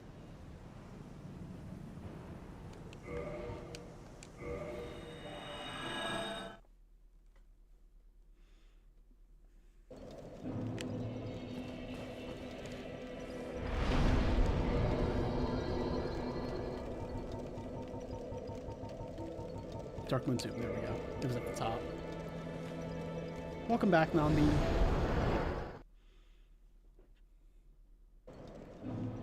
Alright, so this room right here seems like it's just kind of an extra bonfire. There is actually a thing that we need here. This is a thing I picked up a while ago, the Dark Moon Seance Ring. I've been avoiding reading the description because the description's kind of a spoiler. This ring is granted to adherents of Gwendolyn, Dark Moon deity and lastborn of Gwyn, Lord of Sunlight. The Dark Sun Gwendolyn is the only remaining deity in Anor Londo. His followers are few, but their tasks are of vital importance. Now you might say, how can she be the only remaining deity in Anor Londo? We know Guinevere's here. Well, that is something we're going to find out more about in New Game Plus. But you put that ring on and the statue of Gwyn disappears. And I'm going to put back on... I guess it doesn't actually matter. My Chloranthy ring, why not? Halt! This is the tomb of the great Lord Gwyn. Tarnished it shall not be by the feet of men. If thou art a true disciple of the Dark Sun, cast aside thine ire. Hear the voice of mine self, Gwendolyn, and kneel before me. Gwendolyn is another controversial character in the Dark Souls fandom. There's a lot of complicated gender stuff going on, and the fandom has not always been extremely understanding about it. Kind of still isn't. I'm not even going to wait for item descriptions to explain this. I'm just going to explain it now. Gwendolyn, the way it's phrased in the game, he was born a boy, but he had an affinity for the moon, so Gwyn forced him to be a woman instead. That is, like, the story of Gwendolyn. Controversial. There's a lot of trans femmes, like, despite this kind of, like, there's a lot of people who have, like... Hey, Thank you, J Hale. Thank you for that. Let me untoxify myself. There's a lot of people who see, like, a trans mask story in that. There's a lot of people who see a trans femme story in that, which is what I see, even though it doesn't textually hit in the same way immediately. A lot of people see, like, a woman who's not allowed to be a woman because of birth assignment, like, kind of not even real, even though Gwyn was like, no, you're doing womanly things now, not really actually treating her as a woman is how they see it. People see this as a non-binary story. People see it as a femboy story. People see it as a lot of things. The main thing is that there are also a lot of people in the fandom who use this as an opportunity to make, like, trap jokes and shit like that. And that's the shit I can't stand. Like, it's better now than it was when this game came out. It's much better now than it was when the game came out. That used to really bother me. We'll get more into it as we get item descriptions. I just wanted to explain the basics. O disciple of the dark I'm going to be sun, she-herring her. Thou hast journeyed far. Hear my voice. If thou shalt swear by the covenant to become a shadow of Father Gwyn and Sister Guinevere, a blade that shall hunt the foes of our lords, then I shalt protect thee, safeguarding thy person with the power of the dark moon. That's another achievement, to find the Covenant. We are also going to join the Covenant and give the 10 souvenirs of reprisal.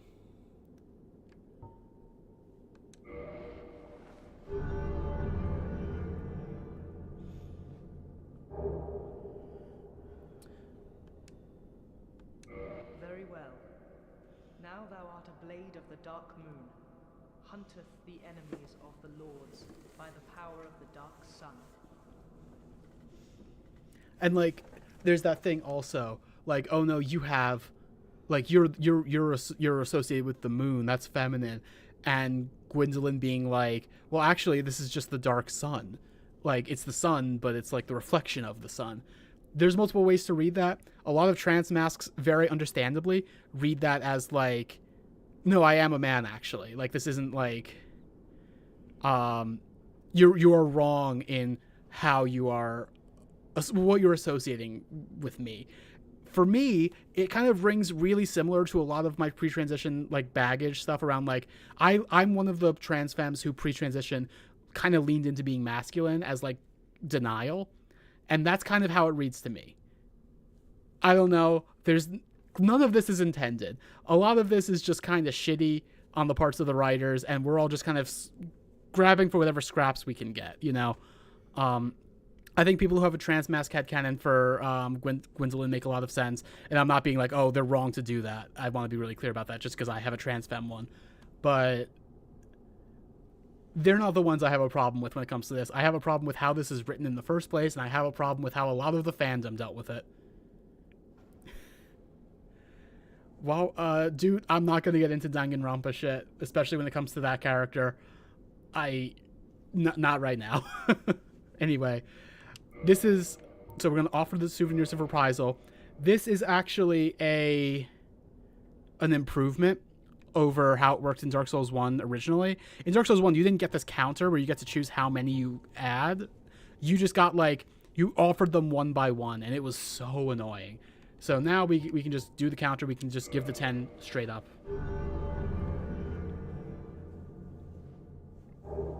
And then we got the Miracle Dark Moon Blade. That's off our list.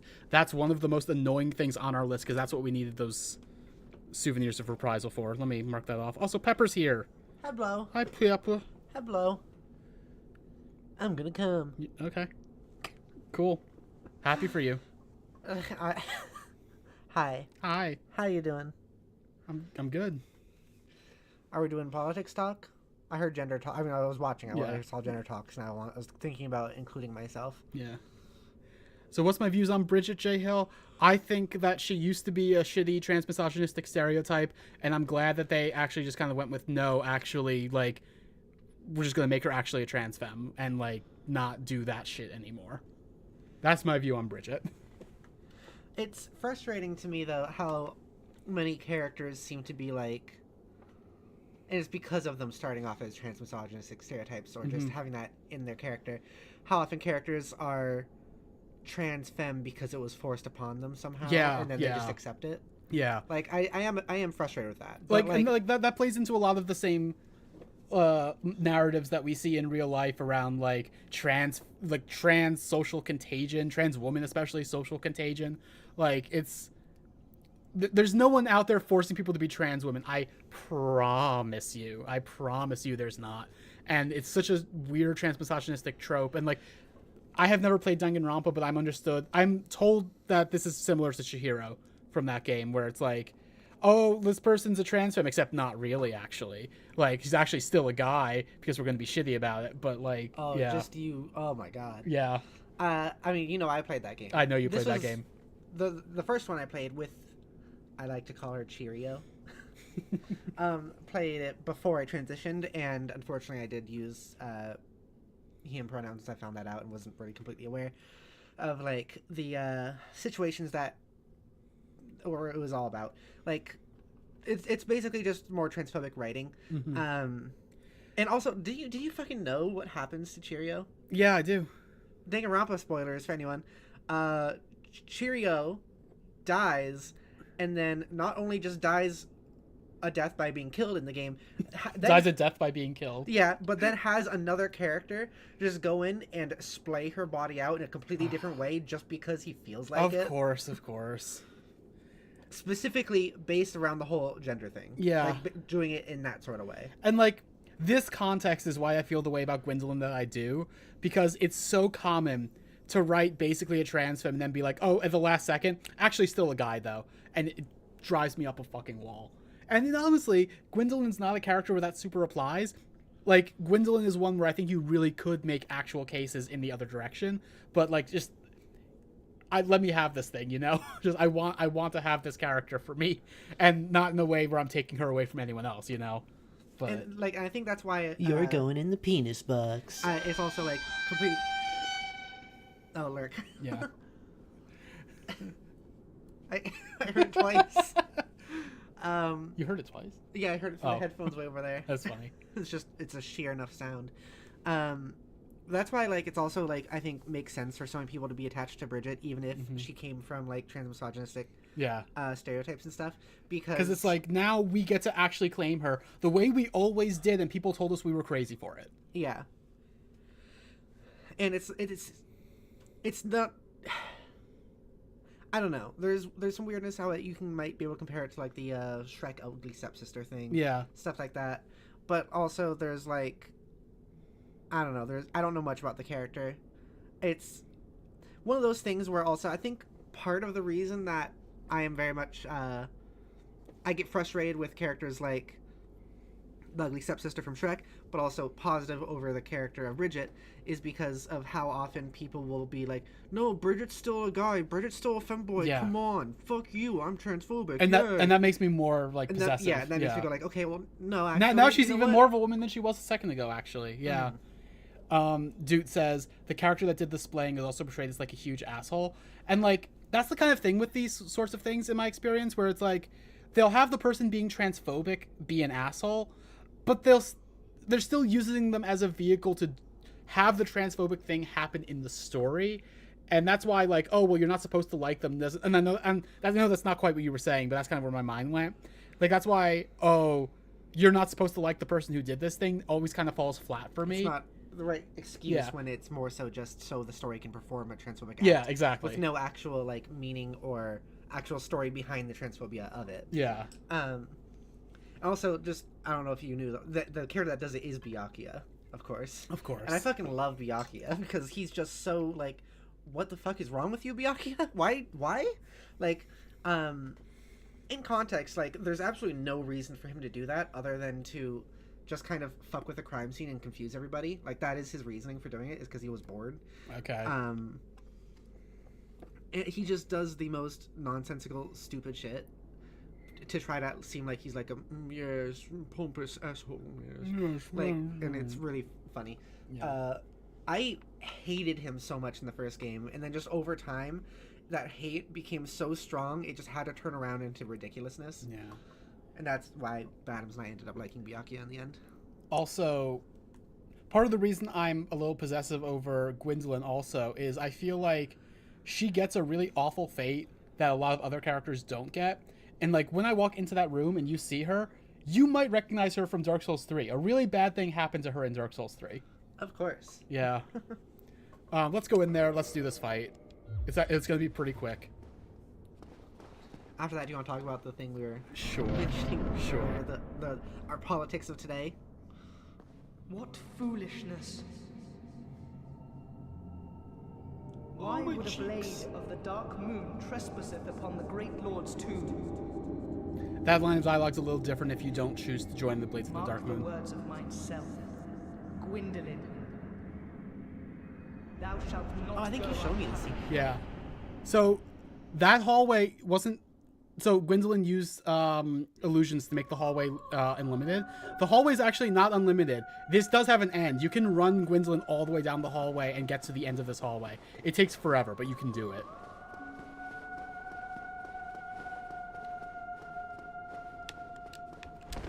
Yeah, I think Oh, shit. wow. I think you showed me a video about this. So would it be good to talk about it now, or should we wait for this? One sec. Dude says, Chihiro's thing is that, like, they presented as feminine because they perceive themselves as weak. Up to that point, they don't identify as female. Other people do. So that's the thing. There's always a little excuse like that in these stories. There's always something. That's where you gotta understand the transphobia of the writers. Yeah. Like, it's, like once again, like, something you gotta understand is Chihiro isn't real. Yeah. Like, this is a character.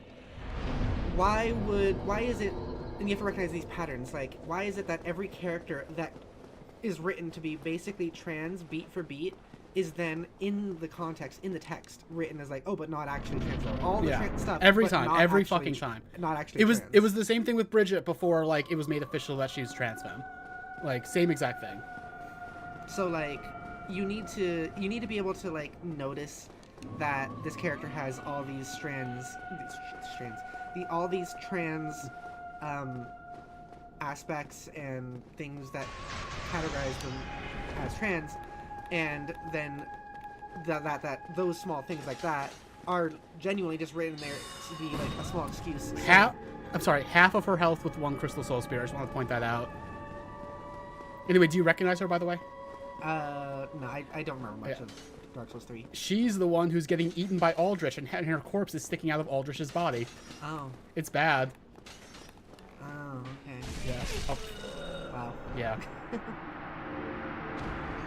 But yeah, like, that's what I'd recommend pay attention to with that stuff is, like, you need to look at, like, it as more than just, like, that's one of my biggest recommendations to people trying to get into politics and stuff like that in the first place, is you need to look at writings and media as not just worlds in of themselves, but also writings of worlds, and, like, reflections of the authors and creators and developers, like, opinions and view on the world. Yeah.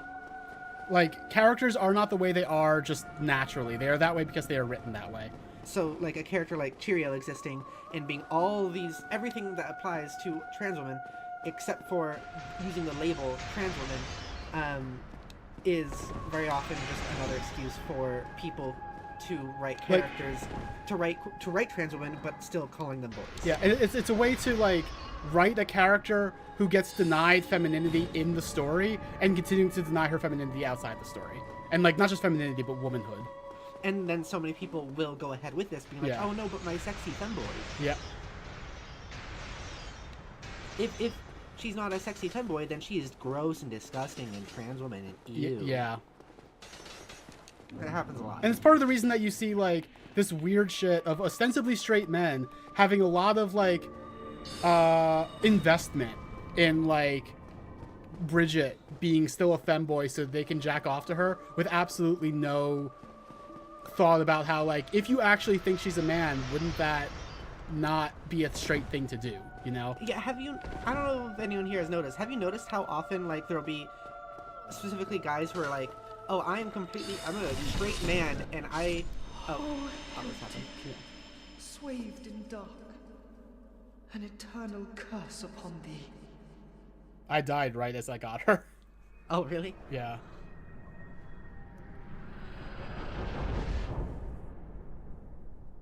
I'm just gonna keel over as soon as, yep. Oh, stomach ache. Like, how often you'll see so many straight men say, like, I'm straight, or oftentimes guys who also say, like, I'm bi, but only specifically with femboys. Yeah. And then also but not ever be okay with trans women. It's a very common thing. Yes. To see guys who are straight or guys who are bi say they like femboys, but no other men, and also still not like trans women. Yeah.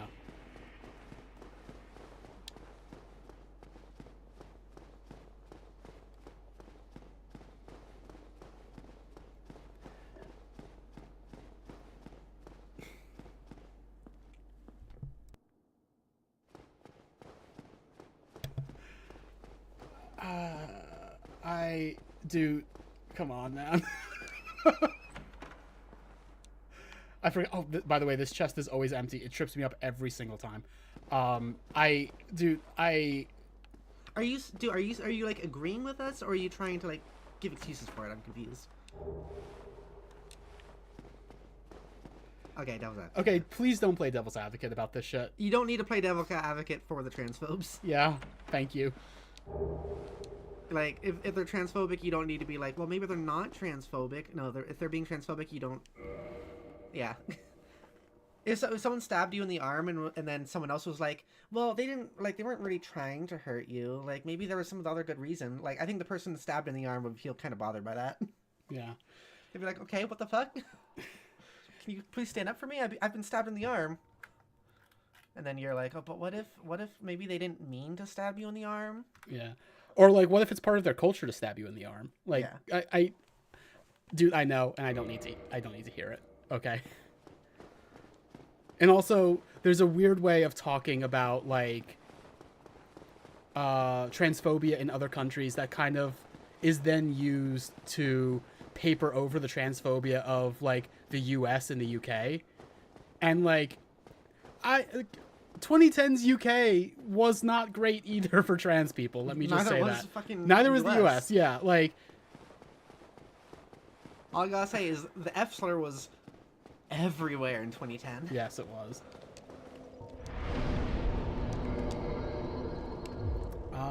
What do I still have left to do in this game? I still have to prepare. I have to do some grinding for materials. So let's go do that.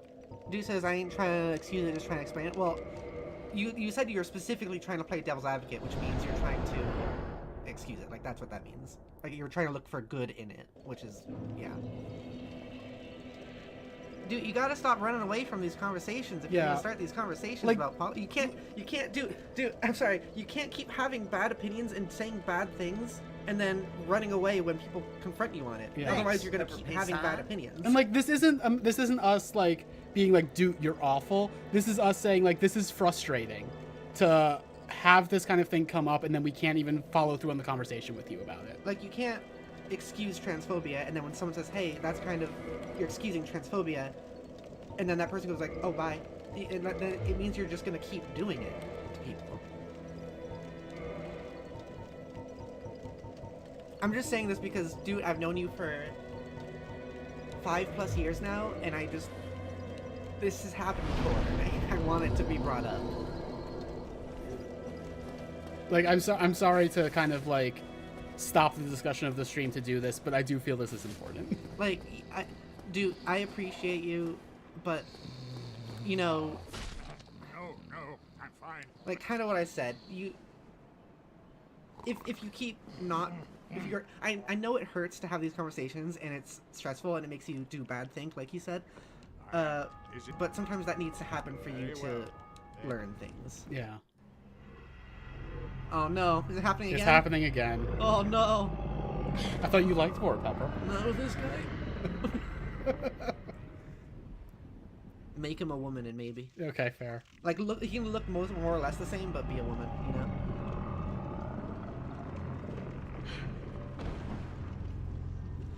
Dude says it's a straight up manic anxiety trigger for me.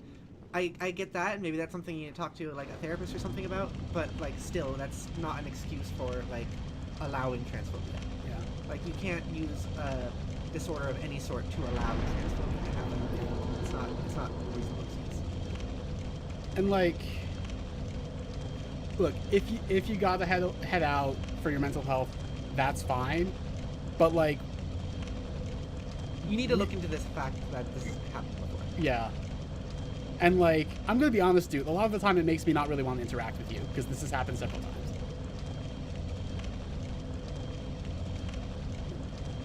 Sorry, I don't mean to like air this publicly, but we also can't just not point out when you Yeah. say stuff that's a little messed up. Just because it's on the stream.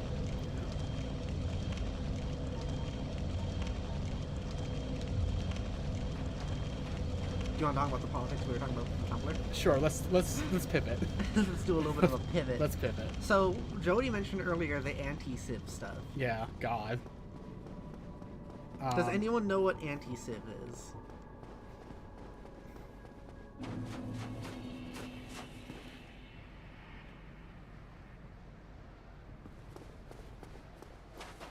Dude says, I'll leave with this. I have friends who have seen me when I get bad, think I'm frightening and hurt people when I get in this mood. But I mean, also when you're doing, or like, trying to explain away transphobia, you are also in that moment hurting and frightening people. Yeah. At this point, just like, okay, see you later, dude. Like, That's fine. Whatever. like either way, you are hurting people. Like if you're going to be spreading transphobia, that's hurting people. If you are going to get into bad think about it and that hurts people, you're hurting people. That means that there's something here you need to be able to try to work through or recognize you're not just pushing it to run away from.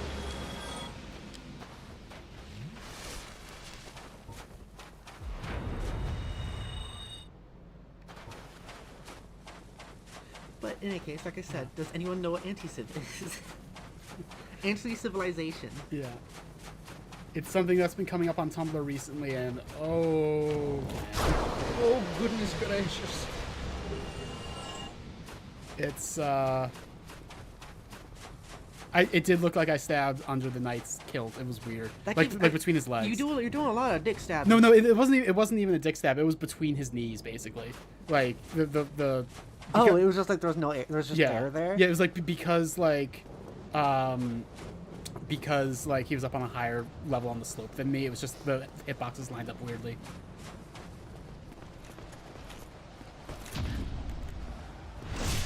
It really is with all these big guys. It's always just right there in the grungle. Yep. Right in the grungle. Because they are just that much taller than me. No, it looks like you like aiming for the grungle. Oh, Nambi, you were 5 minutes in the past? I'm sorry. You just skipped a conversation. You skipped a conversation. Oh. Maybe for the best. Maybe for the best. What should I name my new Minecraft dog?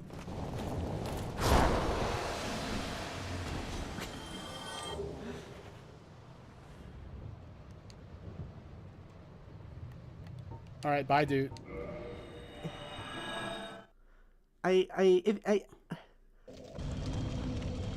Okay, so I recommend talking to some friends and some therapist. Like, if you have a therapist, talking to a therapist about this sort of stuff, because like it's worth you living on this earth. Yes, 100%. We don't want you to be in a place of pain like that. It's just like from our. This puts us in a weird position. Here's what I'm gonna say. Yeah. Okay. I need you to look at it from our perspective a little bit. My perspective is you say something a little bit messed up every once in a while.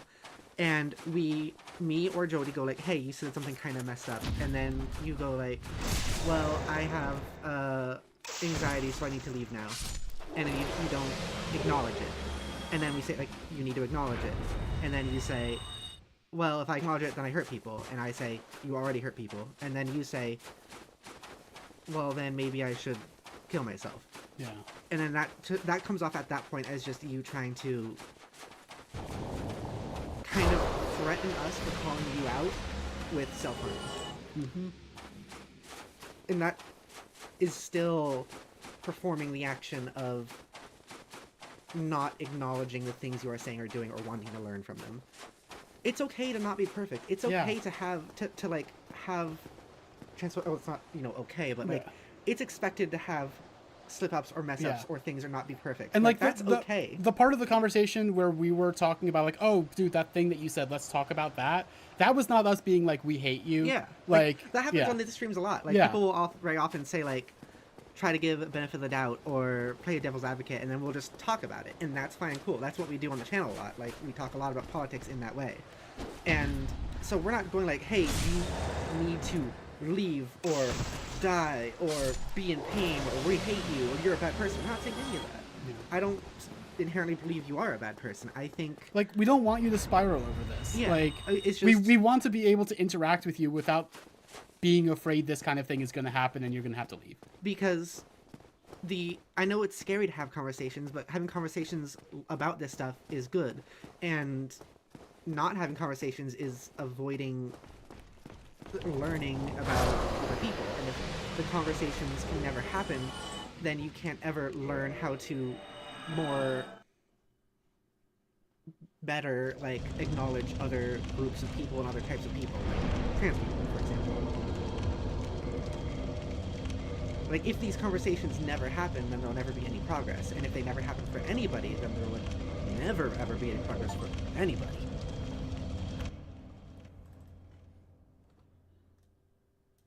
I do understand. If you want to leave, that is fine. Yeah, like, that's fine. I just want you to know, we're not trying to say you're a bad person.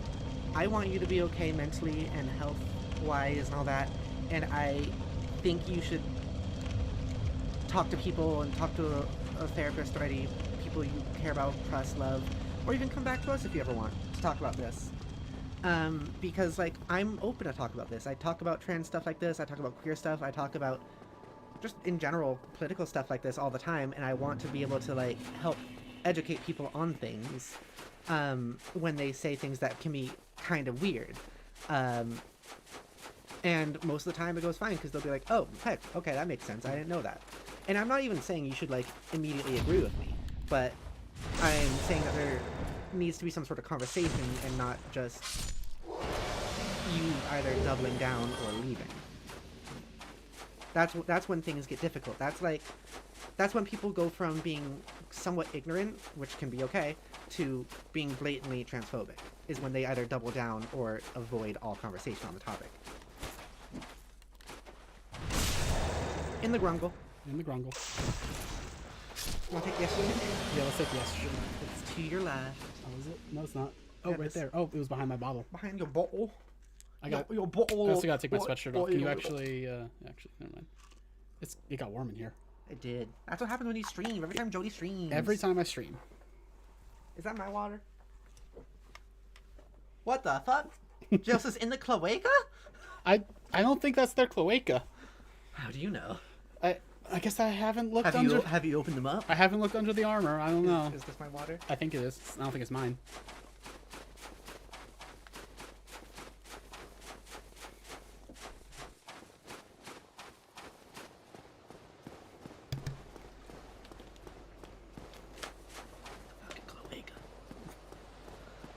Fucking cloaca? The cloaca. I'm not. No, it's not the cloaca. We're not. No. The poo comes out of it, the pee comes out of it, and I think the cum comes out of it. The eggs come out of it. You know that. What are eggs but chunkier cum? I guess. I love our conversation pivots sometimes, you know? Yeah. I think we have good conversational developments. I do. We still haven't talked about anti-Sith. We haven't. Do you want to pull up the post? I guess we could. Yeah. Did you send it to me or anything? Oh, I'm not sure if I did. Anyway, anti-Civ. Does anyone in chat know what anti-Civ is? Or have guesses what it is? I think J Hill made a pretty good guess earlier.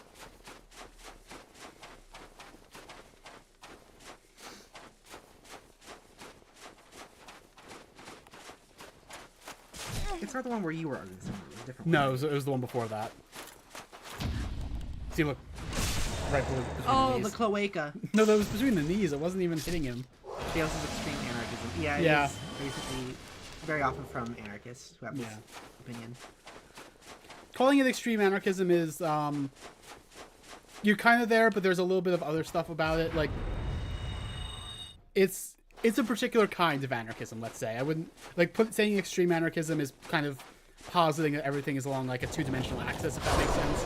Yeah, that's kind of like making it out as if people who aren't thinking that, or at least thinking some level of that. Yeah. And they aren't usually with anarchists. Like I know J Hill, I'm sure you're not. You're not an anti-Civ. All right, Nambin, I think you went and got a quote there that you just copy pasted. Let me see. Nambin, again, anarchist critique of civilization that advocates a return to non-civilized ways of life through deindustrialization, abolition of the division of labor or specialization, abandonment of large social organization and all. I'm very curious, just knowing you. Was that like Google or was that ChatGPT? That's a good question.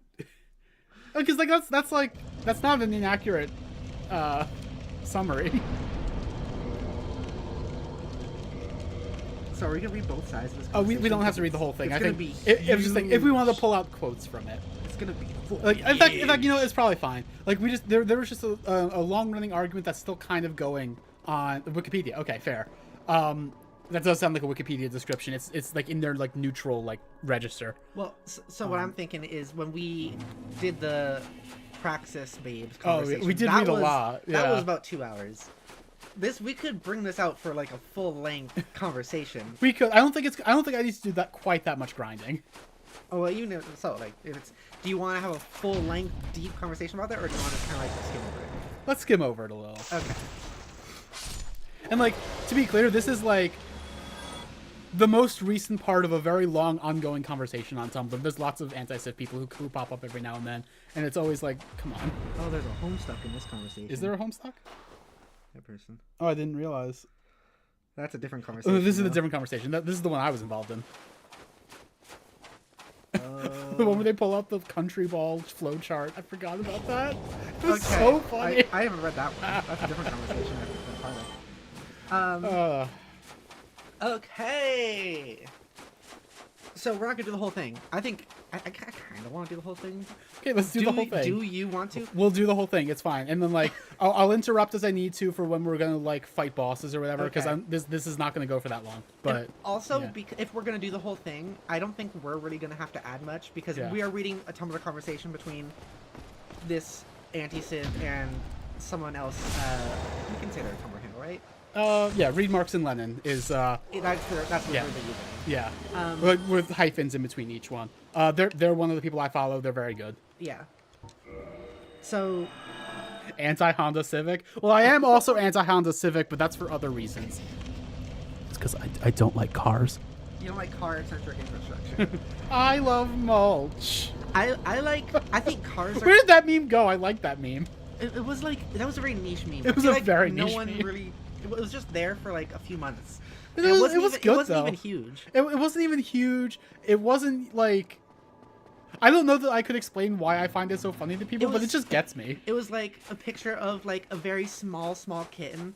Or like a and puppy or something. It was just- usually a kitten. yeah. With like a bunch of hearts on the screen. This is a TikTok video, series or whatever. Yeah. Meme.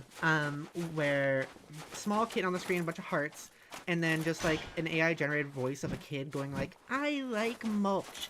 I like love- eating mulch. I love car-centric infrastructure. I like paving through urban areas." It got me. It was fucking really- got it was me. really It was funny. so funny. And like I couldn't explain why, but it's so funny. It's just because it's the idea of like enjoying capitalism, but as like a little baby who's kind of like dolling it up. I don't know. Yeah, it's In any case, that's a whole different thing. and like also like car-centric infrastructure is a term you only ever hear from people who hate it. Yeah. So hearing someone go, "I love car-centric infrastructure. I love mulch." It's just Yeah. I don't know. It's it gets me. It's pretty funny. So yeah, I was gonna say, so this conversation, it might not even be as long as the previous one. Yeah. Because we might not need to cut in as often. Yeah. Because this is a conversation between an anti-Civ and a Marxist. Marxist-Leninist. And so, like, the stuff we would say is already said in the conversation by the Marxist-Leninists. So we can just, like... do you know this part, that person's pronouns? Because I haven't really looked. She, I believe. We can just let her talk for herself. So I'm just going to read it. We can still add comments and stuff, of course, but... Alright, so... Anti-Civ. Do you credit the Anti-Civ's name? Let's not. Okay. Just, I don't want to, like... I don't think our audience is big enough for this to be a concern, and also I don't think our audience would go dogpile someone, but I don't want our audience to dogpile someone. Yeah. So. I'm just going to say the Anti-Civ. Okay. The Anti-Civ starts by saying... sending an ask to read Marx and Lenin. And, like, the way that this starts, it's pretty clearly already, like, part of a conversation that's existed already, but I don't know what the first part of this conversation was, so whatever. We're starting from here. We're starting from here. The Anti-Civ says, all right. Should I do voices? If you want. No, I'm fine. I'm fine. What? Well and wide awake. Do not He's fine. treat me like He's an fine. old Because I hit him, like, because he was sleeping. And he's like, oh, fuck you, I wasn't sleeping. Basically. I took my medicine. I am pleased to see. I need to mute Is the it TV something because I can urgent? hear it through the headphones over here. I am currently feeding Framp Titanite chunks so I can get large Titanite shards. Okay, so here we are. The Anti-Civ says, Alright, I'll start with Lenin first, then move to Marx. Lenin was an autocrat and a dictator. There's no way around it. He was unelected and created a one-party state. This was due to the fact that the revolution was led by a vanguard, which the members of, once they succeeded in overthrowing the old government, could easily set up a self-serving dictatorship. He's not a Marxist, he's not a socialist. Lenin's not a Marxist is so funny. That's such a funny thing to say. Since Lenin obviously did not in any way uphold the vision of Marx, I'll tackle him separately. A stateless communist society does eliminate many hierarchies, but leaves the most coercive systems untouched, those being the hierarchy of the collective over the individual and that coercion required of industrialism. In a commune, one's individual vote is negligible, since the outcome is only affected by one person's vote in a very rare circumstances. Once the votes are tallied, the individual is expected to conform to the decisions of the majority and to accept the commune's laws and customs. This leads to the individual feeling helpless and weak. Secondly, Marxism fails to address the coercion required to make an industrial society function. In order to have products, you must have a payroll of workers to stand where they are told to stand, and do what they are told to do, and go home and show up to work when they are told to do it, instead of working towards goals that are immediate, which are directly affecting one's condition, such as building a house to live in. One must do a task or a set of tasks that ultimately has little to do with One must do a task or set of tasks that ultimately has little to do directly with one's own material well-being. Instead, the hyper-specialized work required in an industrial society is made livable indirectly via trade. I'm realizing this might be a little harder to make, like, funny than the Praxis Babes was, but yeah, it's a little drier. But this leads to dependence on the industrial system as a whole, which requires a massive amount of cohesion to function. Maybe we can explain what each person's saying as we go. Yeah. So, like, basically what this person is saying, what the Anti-Civ is saying is, like... communism is bad because what if I have to do a thing I specifically as an individual don't want to do? So, well, to put it more deeply, what the Anti-Civ is saying is, like, I don't really think... I am an anarchist because I don't think having... any degree of social responsibility is something that's good. I don't want to have to be required to care about other people. Yeah. I want to be able to not have to work... like, including, like, I don't want to have to abide by majority votes. Like, I want to be able to do what I want to do without having to be made to do other things, like build... Like, this person later on goes in the conversation saying, like, I don't want to have to build a bunch of screws for like a factory that builds houses. that shouldn't be my job. I want to build a house all on my own. I think that should be my responsibility because it's more exciting for me to actually build a house that is mine rather than build a part of a house that'll be someone else's and someone else build a part of a house that'll be mine. Which, like, face value, sure, maybe. But then she goes into this idea that, like...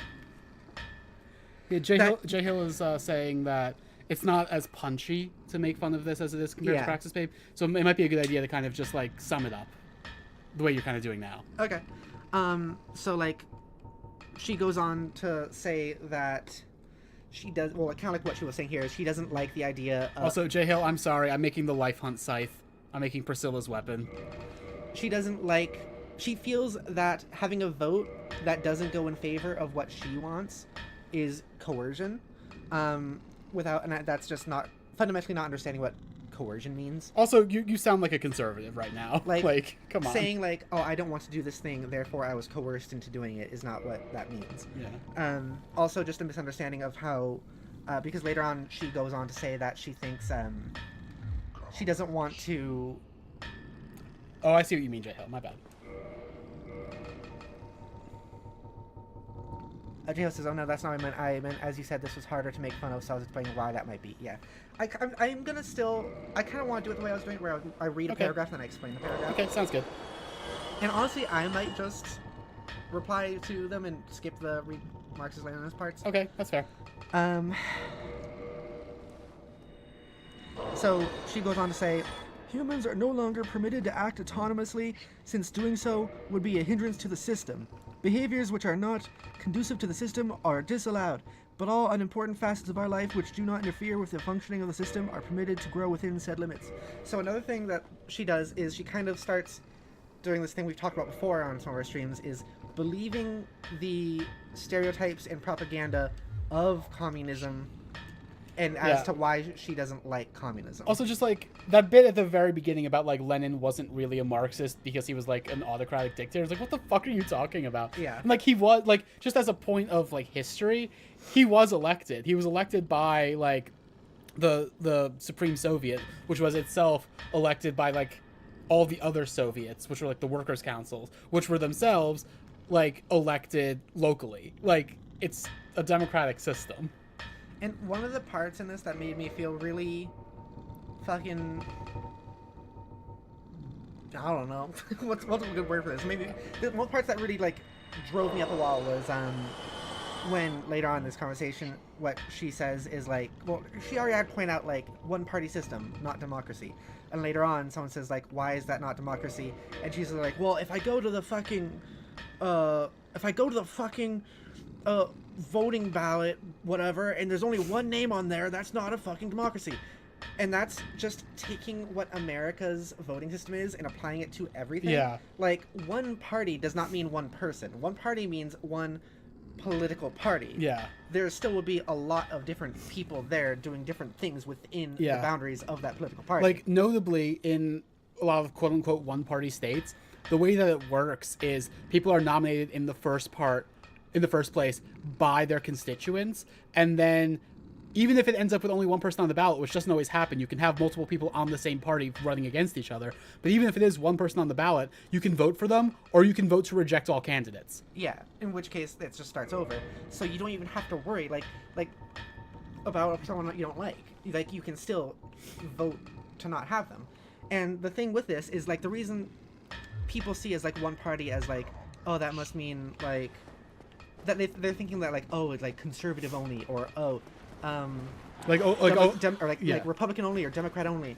They're thinking about like the American like system where it's one person per party. Yeah. Yeah. No, but like it's actually a lot of people, and also the whole point of it being like one party is just so it's like, hey, if this person is fundamentally a fascist, they're just not allowed to run. Yeah. Like, that's what that means, really. They're just straight up not allowed. Yeah. And like, I'm thinking about a Michael Parenti quote talking about like a lot of these basic ideas, where he's like, a lot of people will try to judge how free a society is by seeing like, oh, what are the fascists allowed to do? Are the fascists allowed to run their newspapers? Are the fascists allowed to threaten people? And it's like, that's not a good way to judge a society, actually. Also, I'm going this way for a reason. When we get back to the other bonfire, because we killed Gwendolyn, something is going to happen. So this one's not as punchy, sure. It made me and Jodi laugh quite a bit. Quite a bit. So, and then it got to a point of like, oh wow, you just kind of said the quiet part out loud yeah, at one point. and Yeah. which is that's gonna be like the ending point, because that part actually directly has to do with people like me. Yeah, you'll yeah. see. But like, I love this like Archimedes yeah, screw, I by the kept way. thinking it was like stairs or something. Yeah. Like city stairs you can slide on. I still want to slide down there. Me too. Oh, it would probably be dangerous, but I want to do it.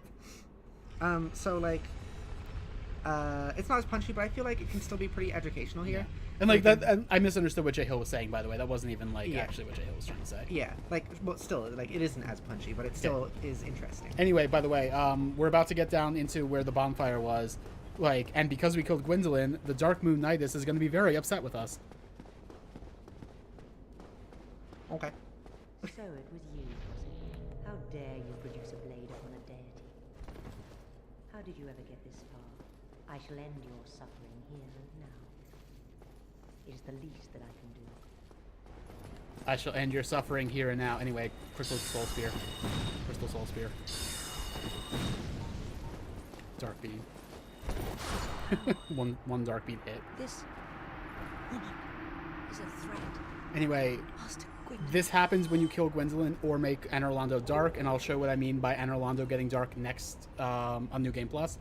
But this bonfire is now unusable because she was the Firekeeper and she's dead. But we got a Firekeeper soul out of it. Is the Manus Catalyst any good? The Manus Catalyst is okay in some builds. It's weird because it adds strength scaling to a lot of sorceries. So for some builds, especially if you're like a low int build who wants to be able to cast like some basic sorceries, but you have high strength, it can be pretty good then. But like overall, it's not the one you want to use. Like if you're low int, you probably want to use the Ulasil Ivory Catalyst.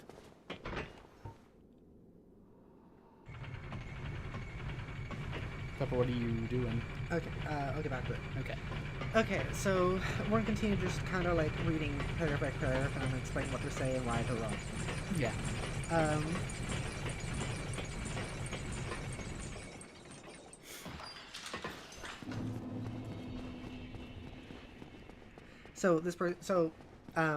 Skipping over the Marxist list, or read Marx and Lenin,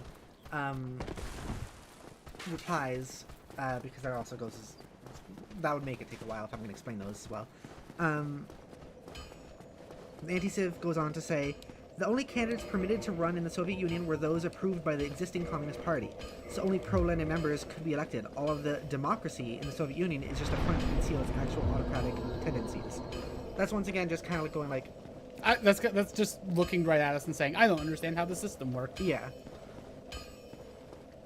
Well, you need...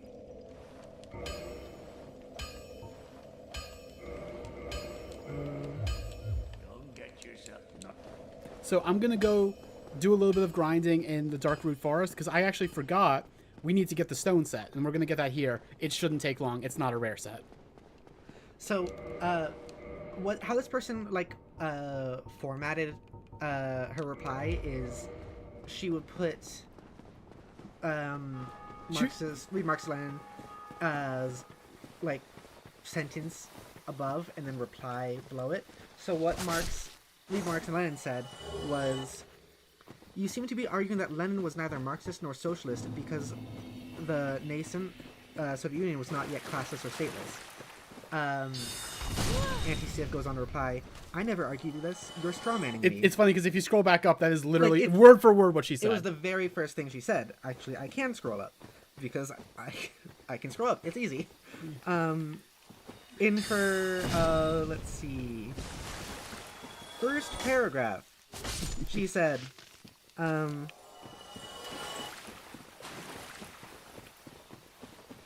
he, being Lenin, is not a Marxist and he's not a socialist. Just that is like, it's word for word, like right there. So No, that's not strawmanning her. That It's is just, literally just repeating what she said. it's quoting her. Yeah. Okay.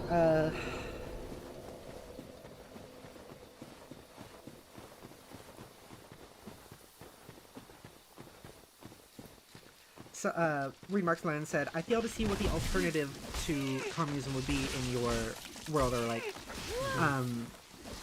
saying, I fail to see what the alternative is, non-industrial, and then Anti-Civ says, non-industrial, decentralized cottage economics.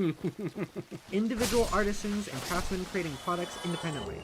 This would increase freedom and autonomy, and it would not require large social structures to function, which necessarily inhibit freedom. It would also allow for a degree of pre-industrial, post-primitive technology to be maintained without the oppression created by industrial systems. So, what she's saying here... Like, I want to be very clear, if it's not clear from, like, just hearing her say that, that is advocating for the death of millions of people. Yeah. Like... and we're going to explain why. Yeah. So, she is saying that she thinks it would be really helpful to just... Like, the world she wants is... I'm just gonna kind of say it outright. Kind of like Minecraft. Yeah. She wants, like, everyone just thrown into the woods and out into a blank slate world and be like, okay, everyone build your own houses, build your own tools. Mm-hmm. But she's failing to understand that we're not in Minecraft. You can't grasp how much fucking physical work and mental work and time it takes to build a house. The place I live was built by, I've talked about before, I think, Habitat for Humanity, and it took a year for them to build, and that was a group of people, and sure, they could have probably done it faster, they could have even done it in a few weeks if they had more people, but it took them a year. And, like, if they have more people, it's not building a house on your own. How long would it take you to do it if you are one person? Because it's not going to take you a 15-minute Minecraft day. It is going to take you a long time to build a fully functional house, and we're not talking, like, a shed or like a covering of leaves and stuff. We're talking a fully functional house, modern day house, or even like if she is saying the cottage stuff, even if it's not modern day, even if it's like old timey, that's not going to happen from one person. Also, real quick, so I just picked up the Elite Knight set. This is like the iconic armor set. This was the set that was on the cover. This is like the armor set people think of when they think of Dark Souls 1. I just wanted to show it. New person in chat. Oh, hello. I'm not sure how to say your name. Lavestein? Lavestein Artist QX. Welcome. Thank you for stopping by. I'm Pepper, this is Jodi. Yeah. Night set. We've kind of like split up the streams on this channel. Sometimes Jodi streams, sometimes I stream. This is Jodi stream, and I'm just stopping by. Yep. I'm doing some grinding, and Pepper's helping helping me make conversation. We're talking about politics. We're talking about anti-civs, specifically. People who don't like civilization, specifically. Which is a very interesting phrase for it in the first place. Yeah. Okay, so what she's saying is she wants Minecraft. She wants people to be able to just build houses on their own, and like, let's say that's You're possible, going in the right? penis box. Even if you're able to do that, successfully build a house. See, okay, enjoy the penis box, J Hill. Very good impression for a new person. Yeah. Just like us talking about anti-civ and then the penis box. It seems like that always happens when a new person shows up. Someone's got to go lurk. Do you want us to wait for you, J-Ho? Because I know this is something you're interested in. Well, J-Hill's not burbing, J-Hill's lurking. You're going in the penis box. Alright, Non-Bean, you too, climb on in. So, she's wanting a Minecraft world, and like I said, like, even if you could build a house just outright, quickly, easily, what about... And this is where the conversation ends up going. It's like, what about all the people who need medicine that can only be made through industry and through centralized, like, what's the word? I always forget the word. Infrastructure? Infrastructure. Yeah. And which, like, let's, delivery system. Which, like, let's be clear. There are people who respond to that question with, like, oh, well, we find a way to make it. But it's like, you specifically need widespread centralized infrastructure for that, because you need, A, the supply chain to actually make these things. Also, Stone Great Shield, that's off the list. We still need the sword. You need the infrastructure to make it. You need the supply chain to make it. You need the another supply chain to distribute it, and you need people to inspect it to make sure it's quality. Also, okay, Lavi. Okay, I'm gonna call you Lavi. Let's hope that's the correct pronunciation. Yes. Like, insulin is something that people use for this conversation specifically because it's not something that you can just kind of like make in a bathtub. It requires like high grade like industrial like purity, and it requires like industrial processes that you can't just like approximate. Which is why we say that this is like advocating for the death of millions of people, because how can you do that in a world that doesn't have this centralized infrastructure? But not even just, I mean, just the insulin thing alone is advocating for the deaths of millions of people. But even beyond that, like, food infrastructure will go way down. There's a reason that up until the 20th century, like, the population was like, of the world was like what, 1 million? Yeah. Not a billion, not a million. Yeah, I was gonna say. God, yeah, no, not a million. No. That was me misspeaking. There was like less than 1 billion. Yeah. Like it went up because of industrial food infrastructure, and it would go back down without it. Yeah. So like, all the people who are disabled and can't really walk or move or stand, or people who are disabled like don't have like, or like executive dysfunction, or like I don't think I could build a house, even if I had the physical capability. I don't think I could mentally do it. So what happens to all the people who just can't build a house? Mm-hmm. Like, even if they know how to do it, what happens to those people who just literally can't? This is just saying like, well, guess they'll die. Yep. So to continue reading on,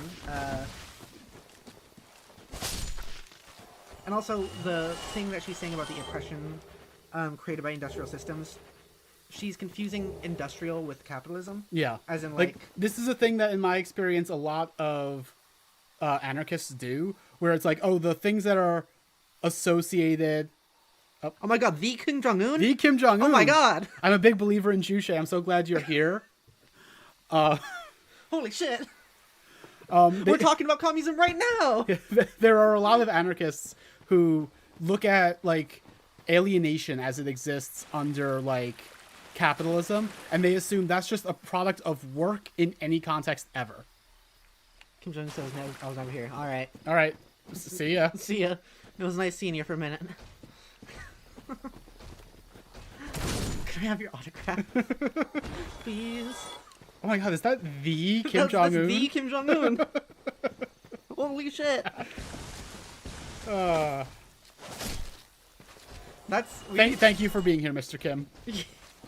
That's a whole other conversation we can get to about like the another day. DPRK, another day we'll get to a conversation about North Korea, but not today. Because this one's already gonna be a lengthy conversation. Yeah. Okay, in any case, I'm gonna read the next paragraph of what she said. He says, my point here is that it is more psychologically beneficial to be working towards individual goals instead of simply doing a monotonous task for a set amount of hours per day and then getting to exchange that labor for the products you need to survive. Oh wow, okay, I'm done with this grind. There's the stone greatsword. Working for tasks that benefit your life directly, where your work begins and ends with your benefit, is much more psychologically beneficial to the individual.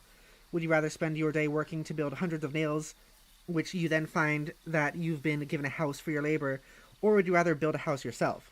I would rather have the house, thank you. I'd rather be given the house. I don't want to build it. Yeah. My point here comes down to the fact that when you do something yourself, such as making a practical object you use day to day, you're proud using it, and you get a sense of accomplishment as opposed to just buying it from a store in which you do not get that experience. So,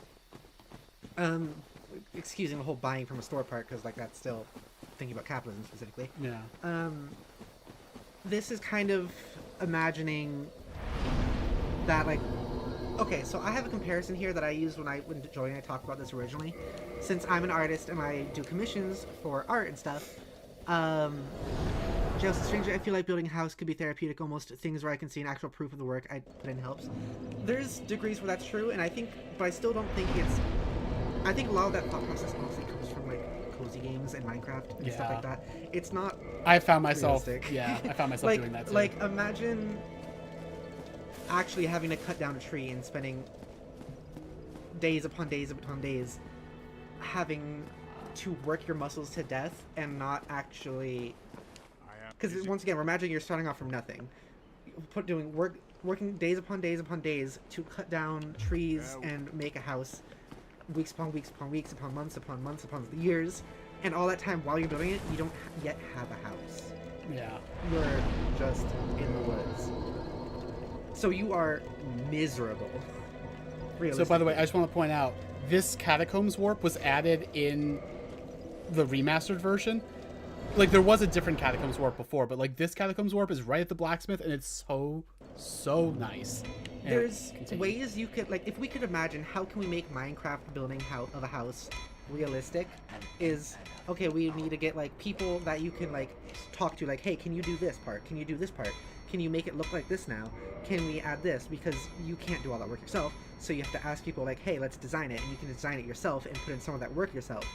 But once again, to get those people to help you do it, and to get the tools and vehicles to help you do it, we need that infrastructure, which this person is advocating against. Also, I just realized I was skipping dialogue that we hadn't heard before. Sorry about that. So, the comparison I had is like, I'm an artist, I like to do art, and I also do commissions. I personally do prefer doing art for myself, because it's art I care about, it's stuff, it's the characters I want to make, it's the characters I want to draw, it's the things I want to do.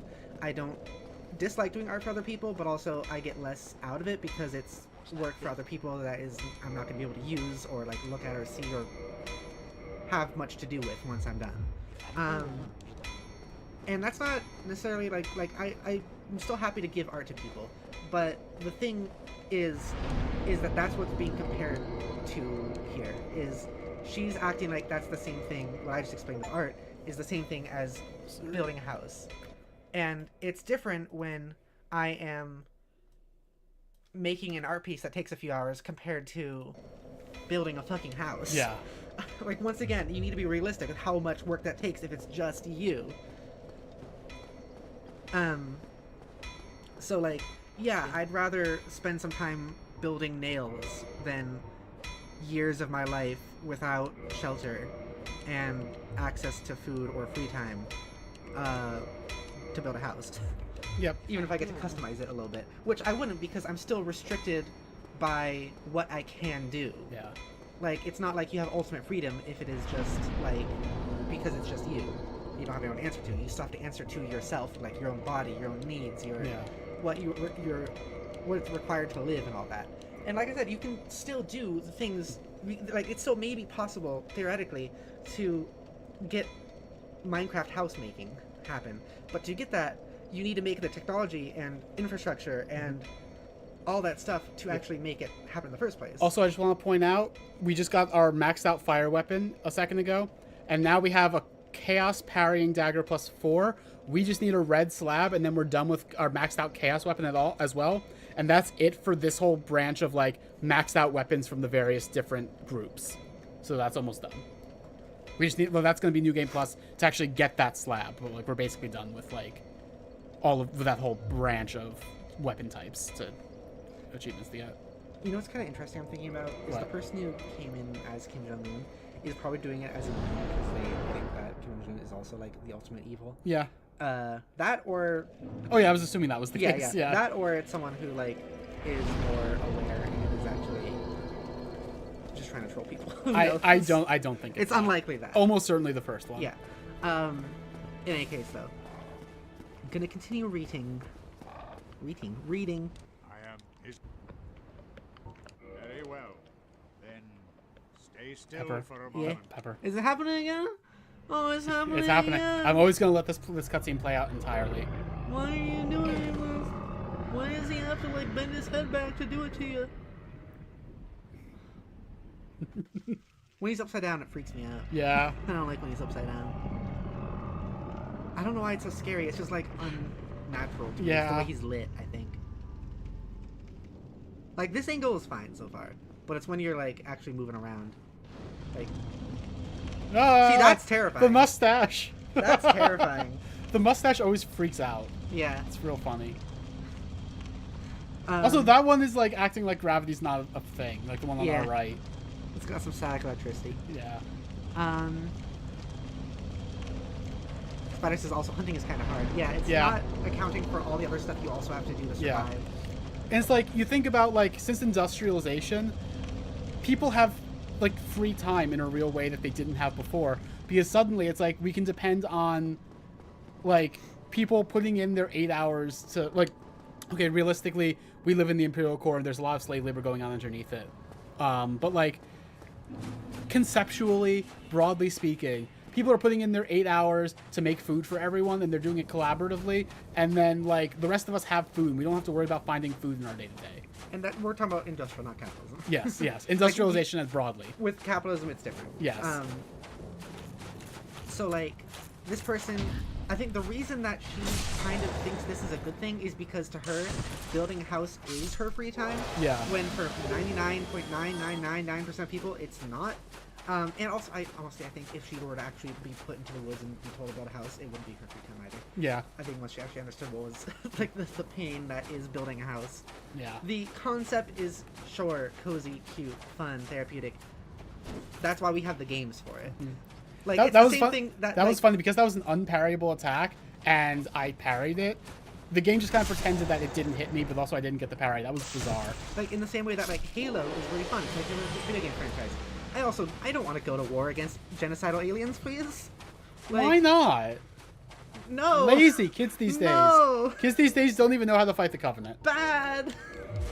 I don't want to do it. So it's just this. Yeah. Okay. All kids these days know how to do is charge their phone, eat hot chip, and lie. No fighting the Covenant. I reference that meme all the fucking time. Yeah. Oh wow, that Black Knight killed me. I messed up the first parry. Yeah, not to mention, Lavi says, like, not to mention preparation of the deer in order to avoid sickness and parasites. And actually, I missed what Spider said. Successfully hunting a deer is a 3 to 6 hour ordeal, not counting the hunting it part. And then Lavi says, not to mention the preparation of the deer in order to avoid sickness and parasites. Yeah, like, having to, like, all of us having to find our own food every day would be a fucking nightmare. Yeah. And so, like, that's where this starts to become really laughable, and you can tell this person doesn't actually have much of a political awareness outside of just, like... I mean, you often put it as vibes-based politics. Yeah. Kind of, like, the vibe of, like, oh, cozy house building. Therefore, that's cozy, and those vibes, I like those. I'm going to build my politics off of that. And, like I was saying earlier also, this sense that, like, because work under capitalism is soul-draining, there's no version of work, like, wage labor, or, like, there's no version of, like, work that is collaborative with other people that isn't soul draining. It's like the way it is now is the only way this can be, and it's like that's not what you're saying. That's what this person is saying. Yeah, exactly. And like, it's part of this kind of like even to say like, oh, I'm anti-civilization in this way is to kind of accede to capitalist like arguments that capitalism is the same thing as civilization. It's just saying like you're right and that's a bad thing, rather than just no, you're wrong. There's other ways to do this. Yeah. Okay, so she goes on to say, industrial social cohesion necessarily restricts freedom, since in order to have large amounts of people close together to work on industrial modes of production, you must have them all get along and not kill each other, which requires a large degree of coercion. Yeah, you have to coerce people to not kill each other. And remember, she's arguing against that. Yeah. Even if this coercion is not forceful, it can be indirect. Where one's socialization inhibits your ability to act according to your own desires, I described the alternative in paragraph 5. I'm gonna respond more to this a little bit later because like she goes on to say more with it. That is gonna be a lot more direct with what she means. Yeah. So I'm just gonna move on. Also, I think I'm going to quickly do another thing that I've been wanting to do. I have 16 liquid humanity. I don't need that humanity anymore. We're done with grinding. So let's put that to use. We are going to get the last pyromancy we need. We're also going to join the Fair Ladies Covenant. Lavi also says, not to mention preparation of the deer in order to avoid sickness and parasites. I said that, yeah. Yeah, okay, yeah. And Spider says, however, deer does in fact taste good. It does. And have you ever thought about... And you can have deer in other economic systems also. Have you thought about how much it takes to, like, cook a meal sometimes? And it's like, oh, this is a lot. Now, add on, like, the hunting part of it. You have to hunt it, and now you just have one ingredient. Right? Mm-hmm. Now, what else is there? how much of that time is going to be taken up hunting other things or gathering other things to make a meal, and then how much of that time is actually spent cooking. All this time you did this, you haven't been able to spend any time building your house. Yes. Also, let's talk to the fair lady real quick. Oh, my dear sister, don't mind me. It does not hurt terribly. She's speaking to us. Like, we're able to understand her because we have the old witch's ring on, by the way. Let's enter the covenant. Enter a covenant again. Of course. Let me try.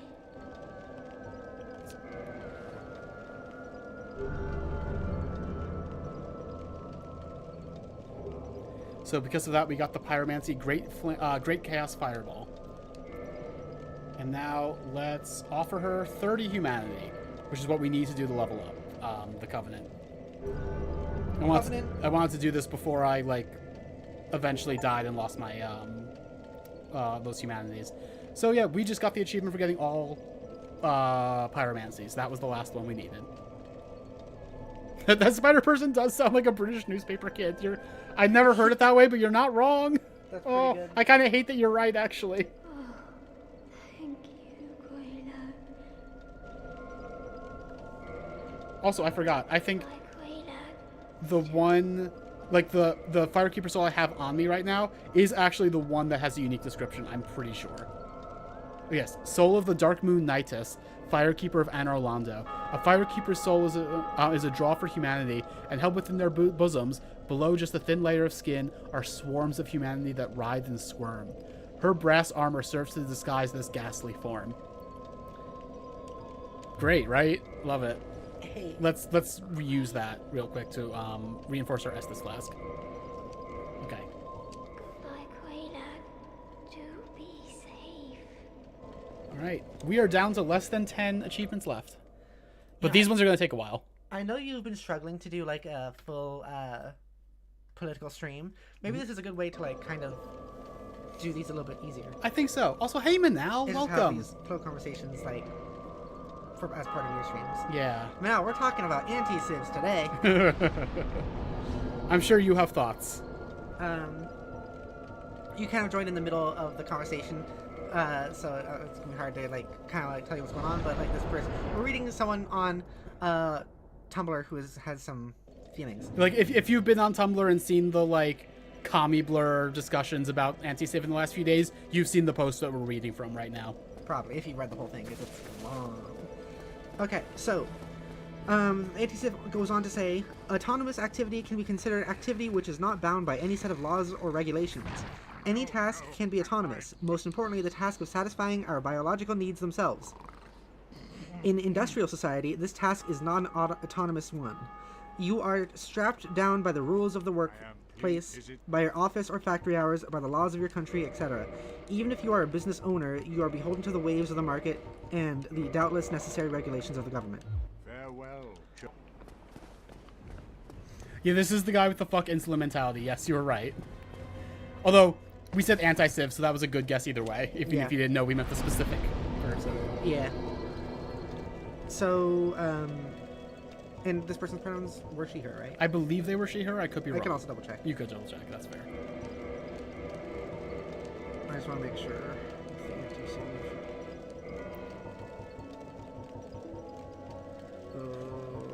Also, oh, hang on. I'll do that in a second. So we need a few more large type night shards, and then we'll be all ready. Oh, quite a few more actually. So we have a little bit more grinding left. Let me quickly clear out my box because I have a lot of shit right now that's clogging up my inventory.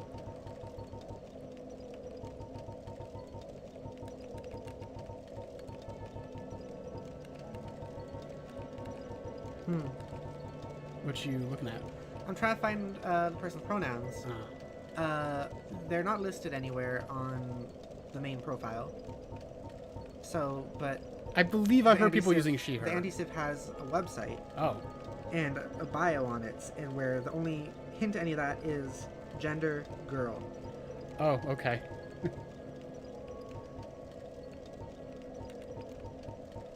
Why didn't I think to do that? Actually, if a trans woman did that, that would actually be kind of... Oh my god. Well, what? On this person's bio, like this is a whole sign of shit. Says, I don't care if you're a semi-bisexual attack helicopter gender theory. Oh, I didn't even know this part. With autism and depression that kills people at night. As long as you're not a dick to me, we can be friends. Oh. That's bad. Oh, what else can you even say about that? Yeah. On her,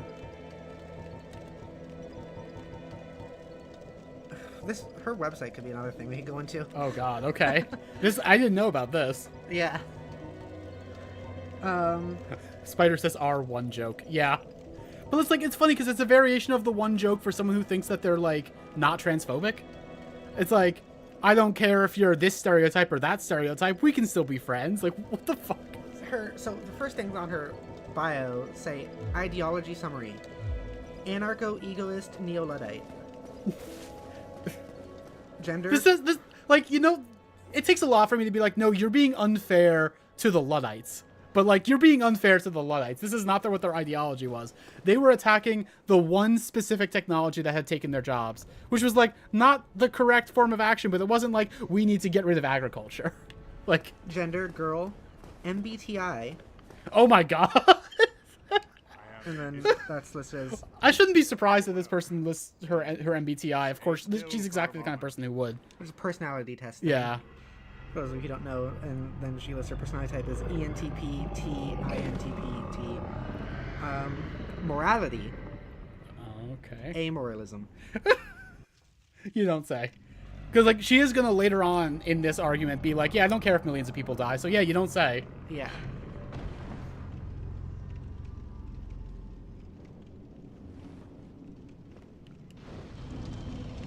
Yeah, the mustache. Yeah. Yeah. Okay. Manal says, anti-civ trans people are the worst, by the way. No idea where this person is on that axis, but, like, do you not understand where your hormones come from? No, it's okay. We'll just go back to drinking horse pee. It's okay. I don't think this person is trans, no, from what yeah. I'm gathering here. Just based off that whole... The attack helicopter thing? Yeah. God. Okay.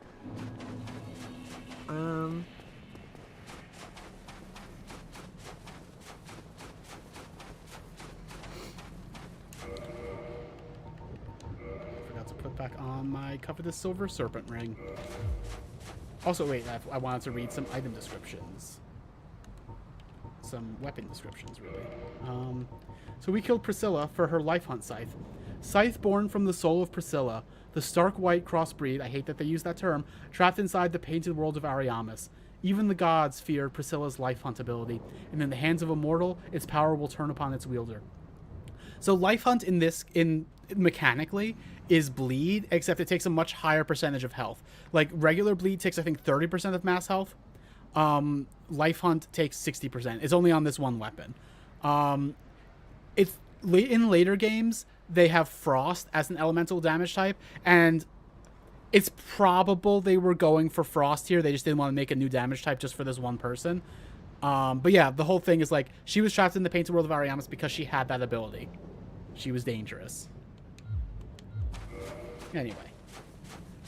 Lavi says horse pee mentioned. I'm curious why that's a... What?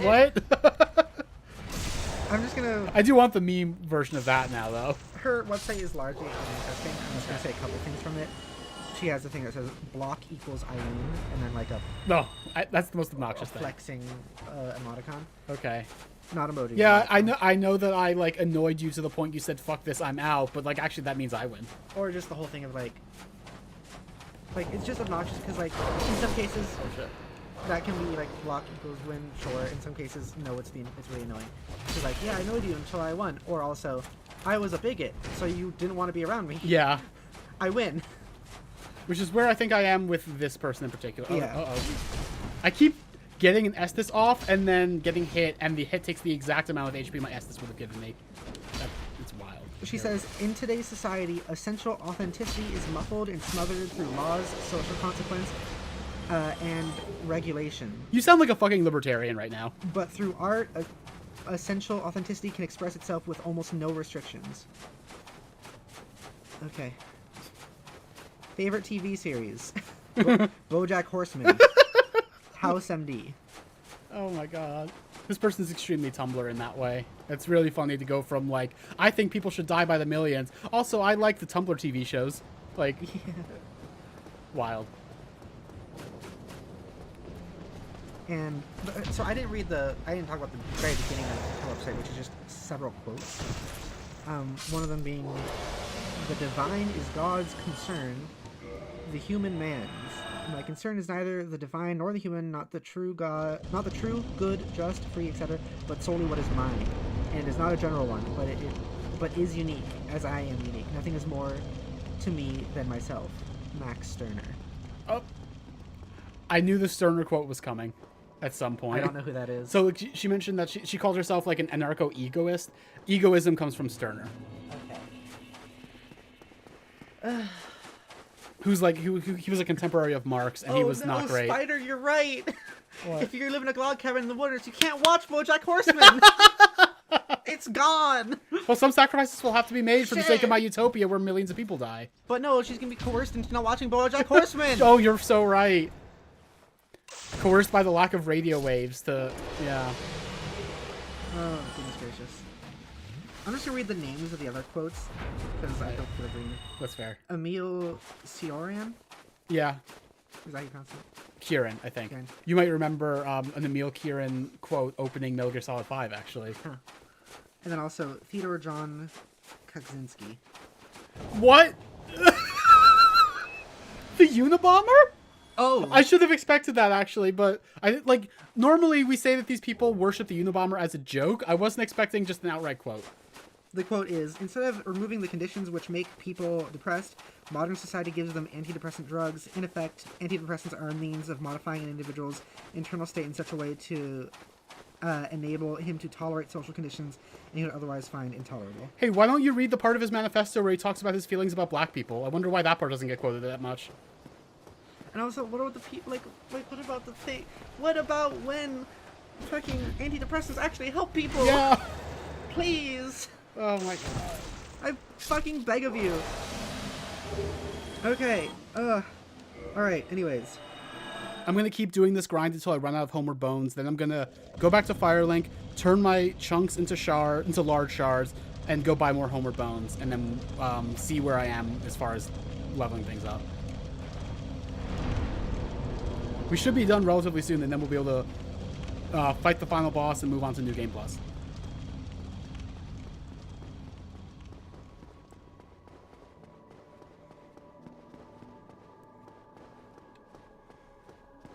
Okay, so I'm going to go back to reading the actual post. So,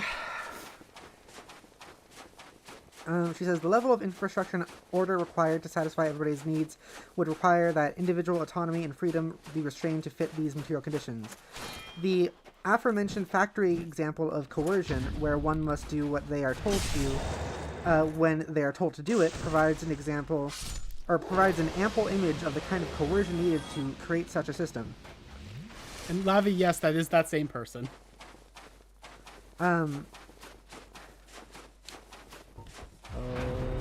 Such a society would need to restrict individual freedom so greatly that everyone becomes a functioning cog of said system, where their task becomes hyper-focused on one particular part of production, and their method of doing the said task would need to be regulated to create maximum efficiency.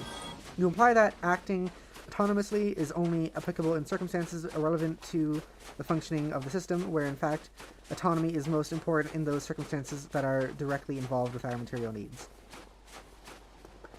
So, that's once again, basically, I might even be a little rude here, basically just saying she doesn't want to, do stuff for other people. Yeah, being asked to do something is tyranny. Yeah. Having social obligations for everyone's well-being, including your own, is tyranny.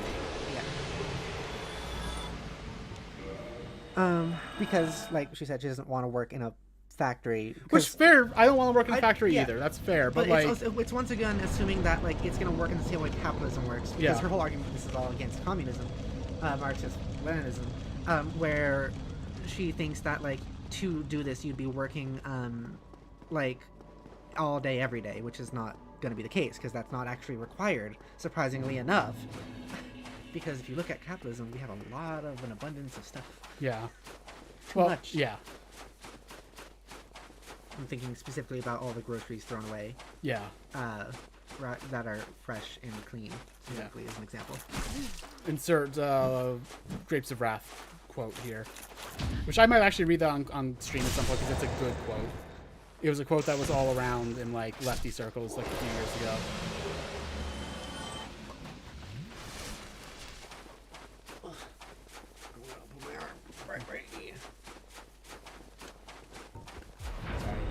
It's fine. Take your spot. You took my spot. I'm the streamer. Here. I'm the streamer, Pepper. There we go. How's this? There we go. Is That's bad? That's fine. That's good. How are you playing with your hand right now? What do you mean? What's your pointer finger doing in your right hand? It's the thing that's hitting B for me. Because I gotta do that while also moving the stick. Oh, you play with weird hands. This is kind of how you end up just playing this game, honestly. Oh, okay. It's like I gotta sprint while also being able to move the camera. So to continue, she says, as I said before, behavior is not conducive to society, can be those which do not conform to the methods needed for industrial production, but you are also correct in your analysis. Society this is responding to remarks, of course, like I was saying before, but you're also correct in your analysis. Society needs some subordination of individual will to a spook in order to function. Spook is like a sterner thing. I'm not going to worry about it right now, but yeah. And maintain industrial production. The well-being of the collective or of others means nothing to me. My goals are my own, and my goals are not your goals or the goals of anybody else, but exclusively my own. It is indeed trading somebody else's freedom and autonomy for my own, and that is the point. You cannot be granted freedom, you must take it. So that's like, now we're starting, once again, this is actually only starting to get into like how aggressive she gets in her being like not caring whether others live or die. Yeah. Like this is only the start of that. Like her, it's the whole thing where she talks about like the will, she thinks that the collective is like gonna control her, where and like try to benefit itself and not her, not understanding that she would be part of the collective and also would be benefiting. The sad thing is I think she does realize that she would benefit, it just wouldn't be the right way.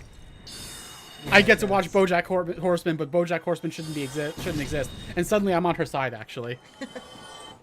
I've always like, I don't know why, I've never watched BoJack Horseman, but people who really like that show always give off like a weird vibe. They do, and like I'm sure the show itself is actually fine. Yeah, I know Adam liked it.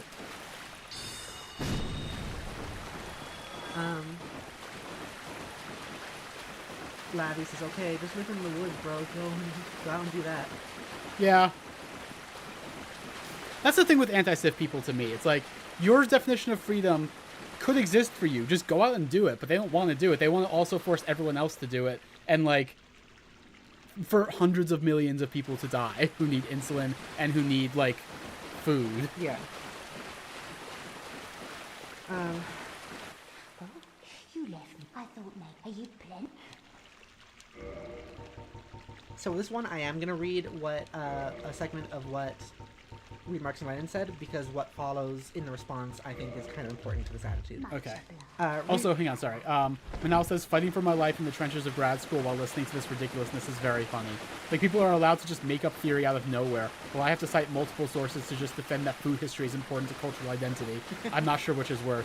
I mean, excuse you, she did quote somebody. She quoted the Unabomber. Excuse you.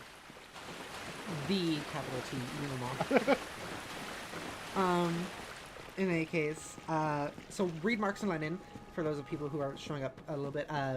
This whole thing we're reading is something on Tumblr where an anti-civ person, anti-civilization person is arguing with someone else. This person is a Marxist-Leninist, like we are, whose account name is just Read Marx and Lenin.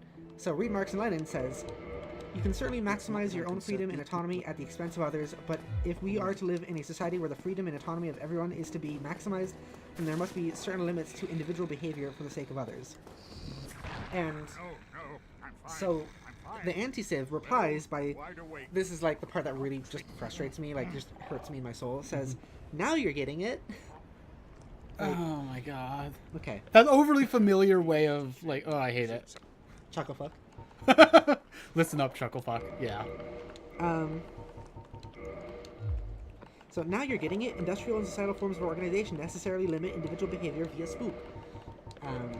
Which I actually don't know what spook means. That's something... It's one of those things that I understand well enough to kind of like intuit what she means, but not well enough to explain it. So I don't know if I really mentioned much about her website. It was formatted minorly, like her part where it said like gender, personality thing was formatted like a Wikipedia page, and like with a quote included. Okay. I didn't mention the quote. The quote was "Therapy is a spook." Okay. I don't know what that means. Okay. Can you just Google Sterner spook for me, because you might get a better explanation than I can give you. I don't really care about it right now. We can just keep doing this. All right. I'll figure it out later. Okay. The reason I pointed that out was because I was curious if you would have any thoughts on it. Yeah. Okay. So,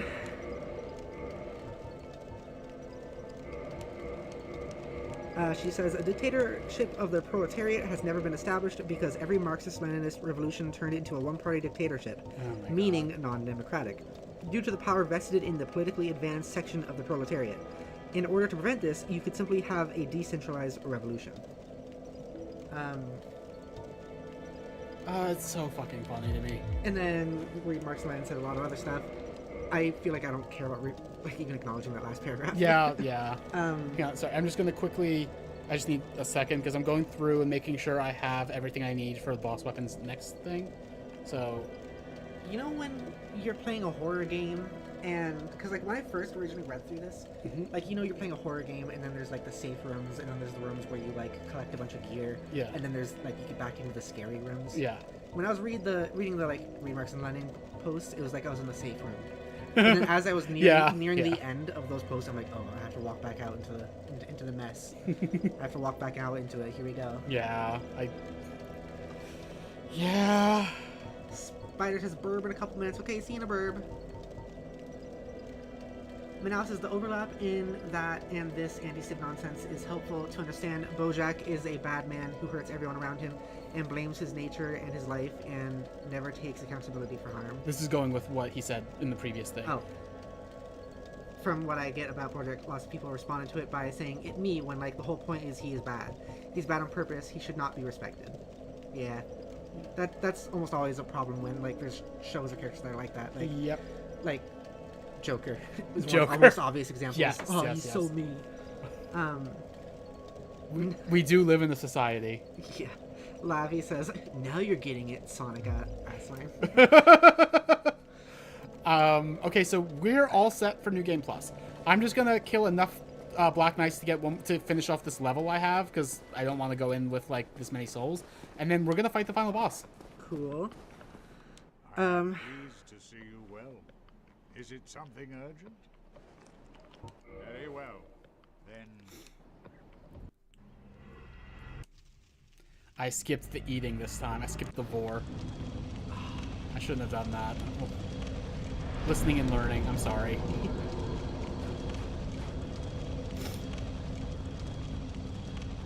Trying to get to the next part.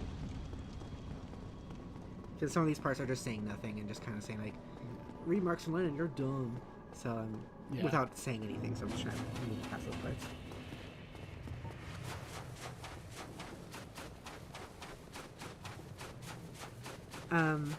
So Remarks Lenin said, I disagree with your assertion that industrial labor must necessarily be monotonous.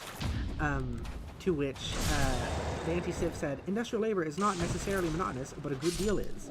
Even if not on the factory floor, having to sit in front of a cash register and help customers for 8 hours a day is certainly a monotonous task, contrasted with the primitive labor, which is varied from building to tool creation to hunting. So, like, that's where we get into the thing from earlier. Like, once again, assuming that industrial work and labor is just capitalism. Yeah. Like, and also, like, acting like, okay, sure, it's the pre-industrial work is, like... more varied, sure, but you have to do all of it, and it's extremely, like, a lot of it, even if it is, like, you technically can move between tasks, a lot of it does take a very long time and is extremely monotonous. And also... farming sucks. And also, like depends on each other. Yeah, it depends on each other, yeah. If even possible, you'll have negative free time. Yeah. You will have no time to do anything besides hunting and building house and farming. That is going to be your life. You're going to be miserable. Is my point. It's not the cozy Minecraft Stardew Valley thing you think it is. And like Lavi says, I mean, it would sort of mean having multiple jobs without pay, right? Like, yeah, it would. Yeah. And once again, until it's done, like the house part, you're not going to have a house. Until the food is done, you're not going to have food. Yeah. You can't just call out sick one day. Yeah. Without risking your life. And like, to be clear, because Lavi here's new, we hate capitalism. We are communists, Jodi and I. It's just like, there are people who hate capitalism, but also misdiagnose where the issues are, let's say. And that's kind of what we're talking about now. And also just like the whole thing of assuming that you're going to be working 8 hours a day, 5 days a week, as if like capitalism isn't having us do that. Yeah. In a way that's unnecessary already. Yeah. And as if like, in an anti-civ society, you wouldn't have to work way more than that. Yeah. Because like, remember, people fought for 8 hours. This is assuming, like, this person assuming that you want to build a house and that you're going to enjoy farming and hunting and all that stuff. Yeah. And then if you're disabled, you'll be able to find someone who can do it for you. And no. Yeah. She doesn't even think of that. Yeah, you're right. She later on says some stuff where she doesn't even think of that. Yeah. So. All right, I'm gonna do the run-up to the boss now. So something that Reed Marks and Lennon said was, I don't think people should be free to act on amoral and antisocial desires. It's obvious you disagree on this front, so I don't know what more there is to say here. And antisocial, I think some people might confuse that in this context as meaning like, oh, I'm like very bad in social situations. No, not like that. The antisocial here means as like, in actively working against the collective. Yeah, as in like murdering someone. Yes, or yes. assaulting someone. Like, that's what this means here. So in response to Reed Marks Lennon saying, hi Spider, welcome back. In response to Reed Marks Lennon saying, I don't think people should be assaulted or murdered, the anti-civ says, what you can say is, why do you believe this? Don't avoid the question. Explain why you believe individual desires should be ignored and suppressed for the needs of the collective, society, and industrial. Why do I believe murder is another thing that we generally want to happen? Yeah. Like, why do you want to keep people from murdering? Like, if they want to murder, let them murder. Yeah, that's their individual desire. Yeah. What about the individual desire of the person getting murdered? Well, they might makes right, so. Like, oh, well, I mean, I'm being coerced into not murdering people. Good God. This is literally my comfort murder. Excuse you. God damn, you're fucking right. Shit. Hi, Yuji. Welcome to the stream. I've been saying goddamn a lot. You have been saying goddamn a lot. It's not usually one of my phrases. Goddamn. Goddamn. You saying it like that is reminding me of Dr. Doom Jazz. Oh, so God. It is a little bit your thing, I guess. Saying it that way is my thing. Saying it normally, not really. Yeah. For anyone who wants to know what we're talking about with that, go watch our Paradise Killer series. Yeah. Oh, I can just time that roll.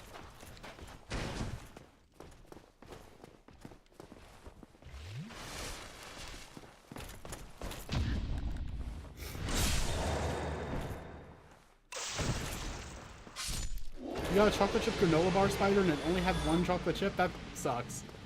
But, you know, it was the individual desire of whoever made that one chocolate chip bar to only put one chip in, so you can't really complain. Oh, shit. It's so contradictory. Yeah. In any case, the anti-civ says, dialectical materialism is stupid. Okay.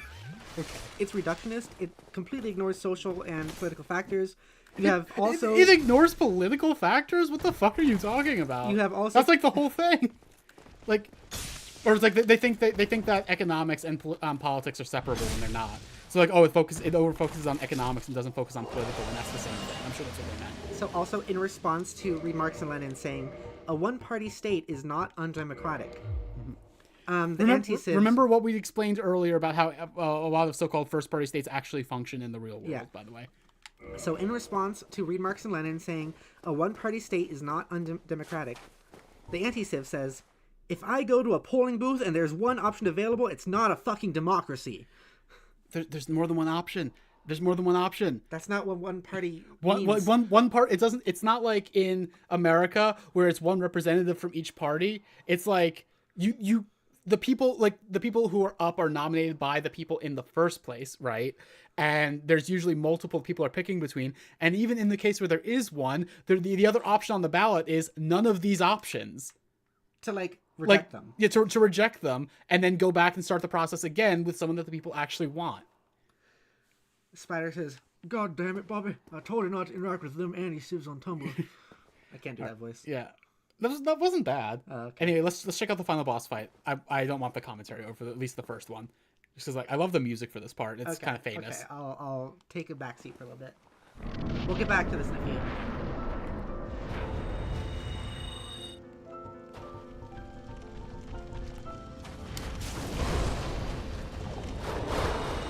Look at how much damage I just did to him.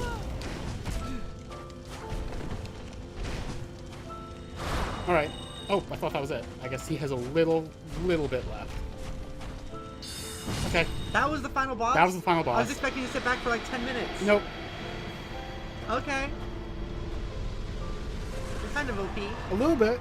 But even if I wasn't OP, he's known for not being the most difficult final boss in the world. Okay. Which is kind of thematic.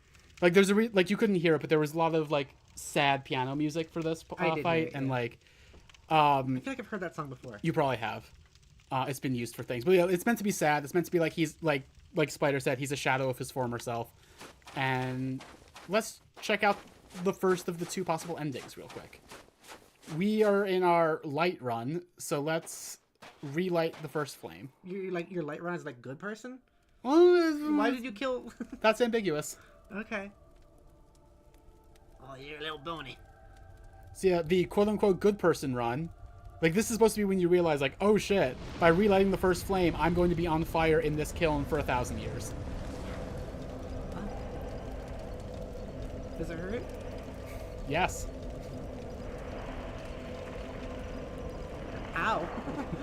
Yeah. So, in the New Game Plus run, we're going to learn a lot more about why the quote-unquote good ending is a little bit of a bait and switch. Why they kind of tricked you a little bit with it. The game's actually doing something more clever than it first seems. And I really appreciate Dark Souls 1 for it. We're going to talk more about it as we go. So yeah, the good ending is burning alive for 1,000 years. Oh. Sarlacc pit. Yeah. Of flames. I'm going to let the credits roll, I guess. And it'll roll, as soon as the credits roll, it will roll us into New Game Plus immediately. We'll be right in the Undead Asylum, right as we started. Oh, sorry, Jay Hill. It was not a long fight. It was literally 30 seconds. Yeah. Should I get back to this, or do you want me to wait? Let's get back to it. Okay. Yeah. Also, that was an achievement for getting that ending, so let's mark that one off.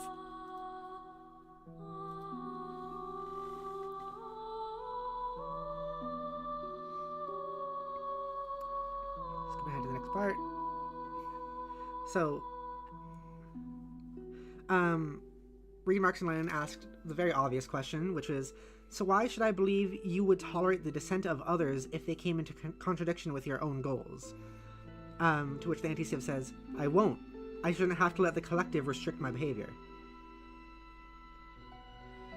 Which, once you're at this point, it's how do you not just end up in a system you're it is literally just a might makes right kind of system. It's the person who has the most ability to fight physically, to physically fight other people, is going to be the one who actually gets to live.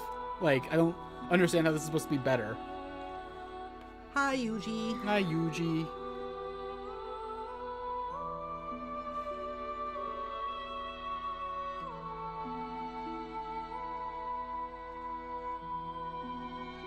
So,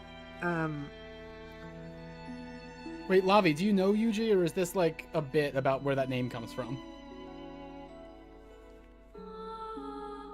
I feel like that's just... I feel like you're trying to talk about, yeah, oh, the JJK name. That's right. I forgot. Okay.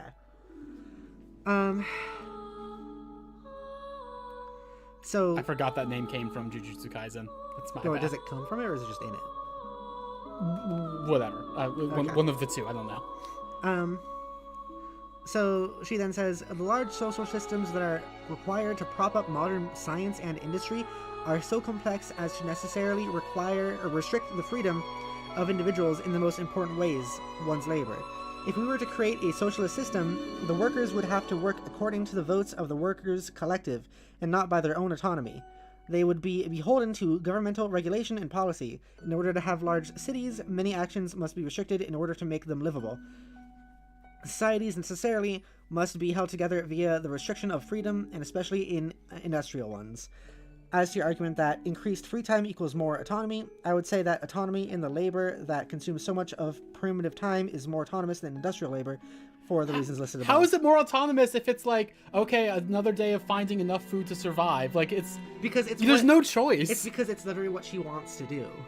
It's what she wants to do. But once again... She can go do it!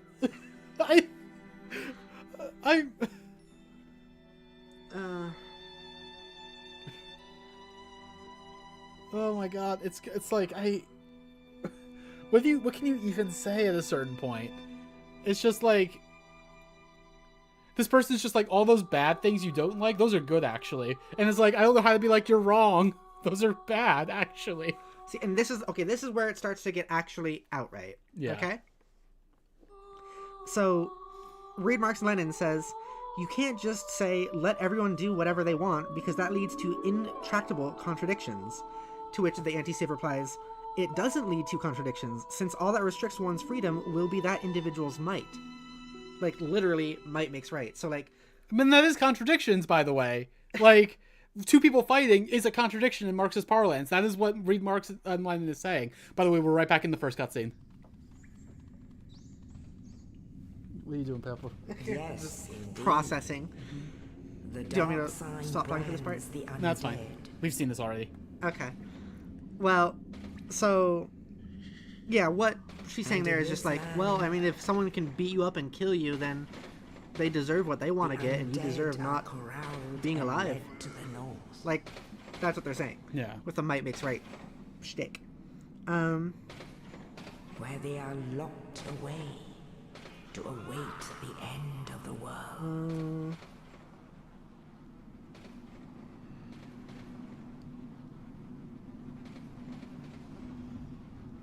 This is your fate. This initial cutscene hits differently when I'm wearing a pretty dress.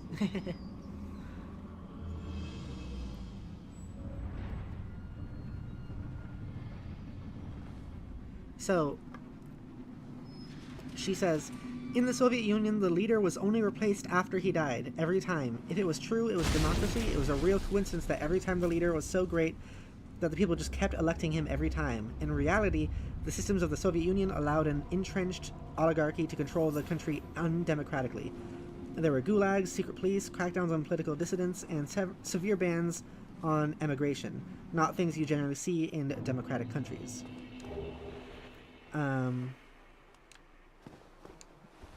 Anything you want to say about that one? 'Cause that one I don't think I have to explain about like what she was saying. it's just misunderstandings of like what the Soviet system was like, and I don't feel like going into that right now. That's fair. Like J-Hill, what people say about the endings of this game is that one possible ending is like, if you, the player, give up, that's your character going hollow, and that's an ending. Huh. Yeah. Also, Manal says, not things you generally see in democratic countries. Yeah, that is a good point to point out. Also, we're about to refight the tutorial boss, the Asylum Demon. If you kill it in this initial confrontation without running away, which is a lot easier in New Game Plus, you actually do get a weapon from it that you don't get otherwise. So if you run away from it in the first time like you did, do you just never see it again? Yeah. Well, no, you come back later once you find weapons and you come back and kill it again. So okay. you remember when you jumped down from that window up there? Yeah. Hello. Oh, it's just one of these guys. Yeah. Anyway, bye. Oh my god. Okay. Anyway. But yeah, the demon's great hammer. That's how you get it. So how everything is like really diegetic. Here we are. Is you doing New Game Plus also something or? No. Okay. So I should explain New Game Plus. So now enemies all do more damage and have more HP. They also drop a lot more souls. and also like the increase in their health is kind of negligible. Like, this is a victory run. Like, it is not, it is technically on paper harder, but it's not actually harder. Okay. Now, like, eventually, like, that does stack in, like, additional New Game Plus runs. Like, New Game Plus 2 is harder than New Game Plus, and so on. But, like, that is... So, like, it does stack, and eventually it does become quite hard, but that's just... It takes a while for it to actually... Like, New Game Plus will never not be a victory run in this game, That's basically. a big sword to put through someone's butt. It sure is. Okay, so we are actually getting near the end of this conversation, luckily. Okay. So Reed Marks and Lennon says, I called egoism misanthropic because it is based on the notion that dependence on other people limits and degrades the individual. To which... Oh, hang on, let's listen to him. We did listen to him at the beginning, but this is important for recontextualizing things. I'm done for, I'm afraid. I'll die soon, then lose my sanity. I wish to ask something of you. You and I, we're both undead. Hear me out, will you? Regrettably, I have failed in my mission, but perhaps you can keep the torch lit. I am re-listening to this for a reason. Thou who art undead art chosen, and thine exodus from the undead asylum maketh pilgrimage to the land of ancient lords. When thou ringeth the bell of awakening, the fate of the undead thou shalt know. Well, now you know, and I can die with hope in my heart. Oh, one more thing. Here, take this. All right, so that was important. That was something we knew from the beginning. He gave us that speech about like, oh yeah, go to Lordran, and then the fate of the undead you shall know. We are going to learn more about this in the New Game Plus run because I'm going to do things a little out of order. But like, basically, part of like, with the way the good ending is you burning for 1,000 years, this was a trick. This was like a thing that was seeded by Gwyn's like power structure to be like, hey, we need to find people who are willing to throw themselves into the fire. Spread this rumor about the fate of the undead being like something that they can find in Lordran. So we're going to learn more about that. Now I must bid farewell. I would hate to harm you after death. So go now, and thank you. All right. He gave us the key we need to get out of the asylum, so let's get out of the asylum. Poor kid indeed, Zach. Poor kid. Okay, am I good to continue? Yes. Okay. So, the anti-civ says, I want to do X. I'm dependent on person A for Y. Person A will withhold Y for if I do X. I can't do X. Dependence allows for coercion. That's not a difficult misanthropic idea. That is pretty misanthropic, actually. It's also just kind of assuming that everyone's not going to do anything for each other without, like, trading or deals of that sort. Yeah, and, like, his alternative, or her alternative, is, like, so it's better if when I want something from someone, I just take it. That's less oppressive. Like, oh, come on. It feels so obvious. It's like, do I even need to say this? Yeah. And so, in response to something said earlier, Reed Marks and Lennon says, how would your individual cottage artisans produce insulin? To which, the anti-civ says, I'm obviously aware that we'd have to give up modern medicine for this. I just think it's worth it. I'm not an idiot. I know you can't make insulin by yourself. I'm not an idiot. I'm just evil. Yeah. To the land like, we'll have to give up a lot of lords. things. So this just includes the medicine that keeps a lot of people alive. Including you. Including me. Like, this person... This is why I have a lot of trouble, especially with anti-civs, is because they want me to die, are okay with me dying. Yeah. Or even just, like, straight up hope for me to die to gain their supposed fantasy, which is no actual fantasy, as you can obviously tell. So, anti-civs and... yeah, they want disabled people to be dead. Yeah.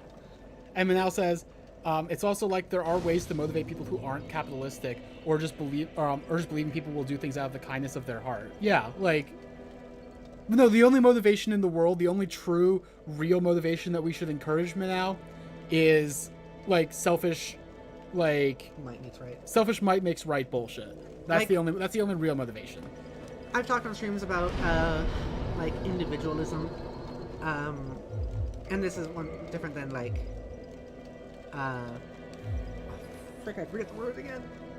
Then individual. What's the other one? The other word, individual. Collective. No. Oh. The other word that is. Oh, individuality. Yeah, it's not Yes. individuality. That's different. Individualism is like depending on only yourself, and it's something that like capitalism pushes a lot.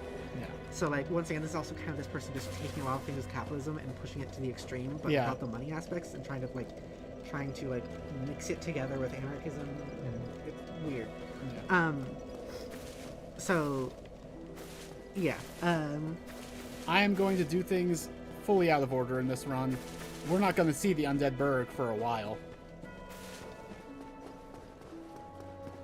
I just want to show when you know where you're going and you have the master key and you can sequence break a little bit, like, it's kind of crazy the amount of shit that you can just skip.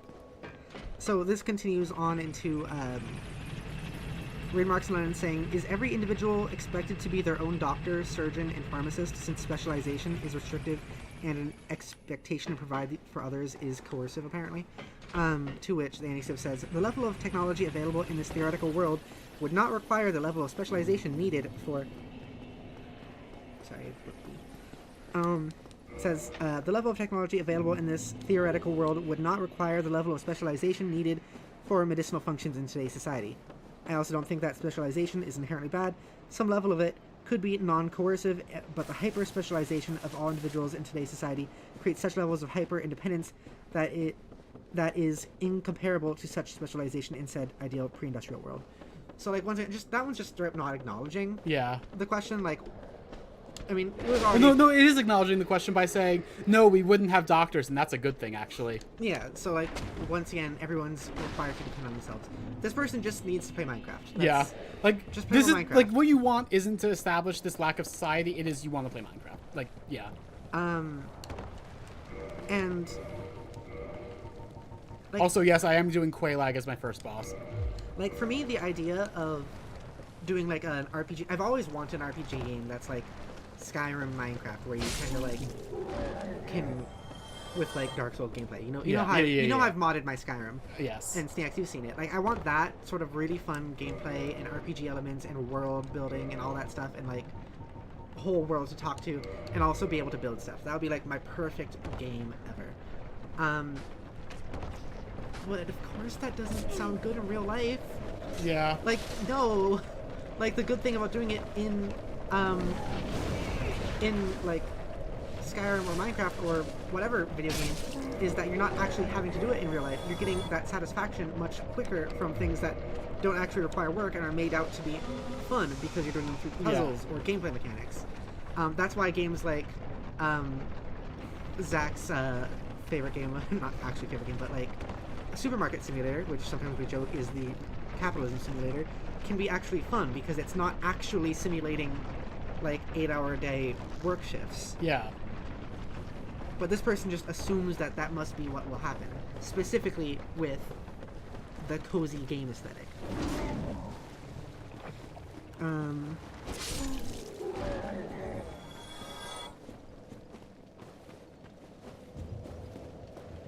Okay, you know what? I was gonna rest at this bonfire. I'm not gonna rest at this bonfire because I'm gonna be Quelaag in one attempt, and then I'm gonna be able to homeward bone out of Blighttown just for the swag. Jodi, I don't think you saw.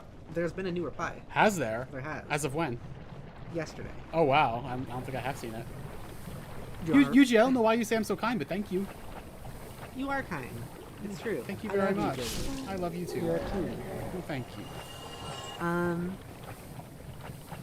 If Quelaag beats me on this first attempt, by the way, everyone has permission to like make fun of me. Lavi says, does anyone know if this person, by any chance, takes data medication order function in a more desired way? I don't think that matters. Like, I take medication to better, quote-unquote, function in a more desired way. Also, this bug is still on me. I don't know if you're saying, like, that maybe is... you could be either saying, does that cause... Is there, like... there's two ways I can take what you're saying, Lavi, and that's either, oh, her mental health is the reason she's like this, or that, like, hey, or you're going to make a point of, like, hey, if you take any of that medication, that's not going to be there anymore. Those are, I don't know which point you're going to make. One of those is okay, one of them's kind of messed up. So I'm just going to say that. I interpreted it as, like, the latter, about the medication not being there. Okay, yeah. I just wanted to clarify that. There was a couple of things there. Yay, my wife! Oh, she's doing the explosion. When she hugs the spider head, that means she's doing that explosion. We didn't see that in the first attempt, in the first new game run. Oh, her teeth move. Why do her teeth move? Oh my wife. Oh, she's doing it again. That attack kills you when you don't know how to recognize the tell. It really sucks. Why do her teeth move? Oh, they do move a lot. No, my wife!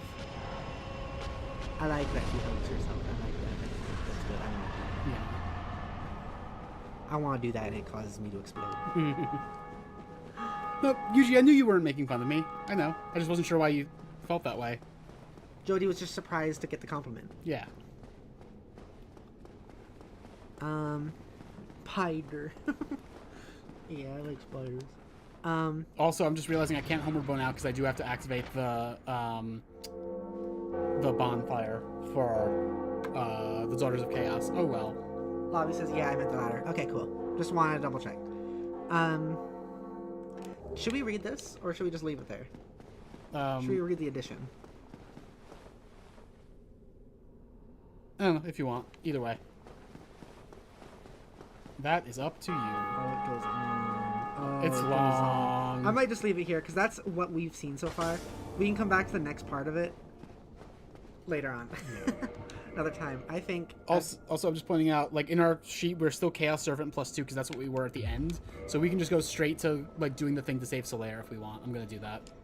So, I think that provided a big context on this conversation. Yeah. I've read... Apparently there's more, but this is how much Jodi and I have seen so far. Yeah.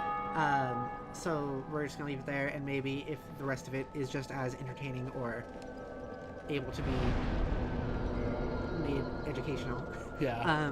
We can come back to it. But for now, we'll just leave it there. Jodi's going to continue streaming, but I'm going to head back. Okay. Thanks for having me for a little bit. You're welcome. Thank you for being here. Yeah. I'm curious how long this conversation was. I'm curious was too. A couple hours. Probably was a couple hours, yeah. I got a lot done in that time. I think I came by at around the 2 hour mark, so like that sounds an hour about right. 45 minutes. Yeah. Okay. Thanks for having me. You're welcome. Enjoy the rest of your stream. Will do. It's nice seeing you, everybody. Well, look out for the schedule and what else is going to be happening this week. Bye-bye. Bye-bye. Okay.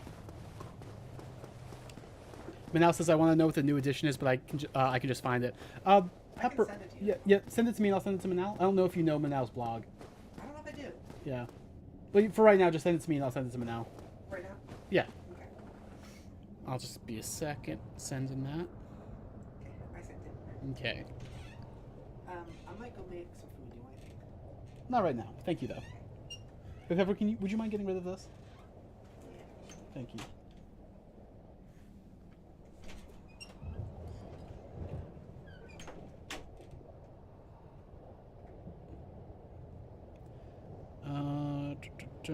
Sorry, folks.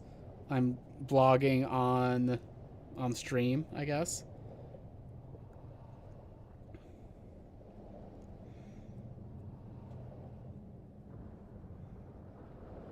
Oh my god, this is fucking long.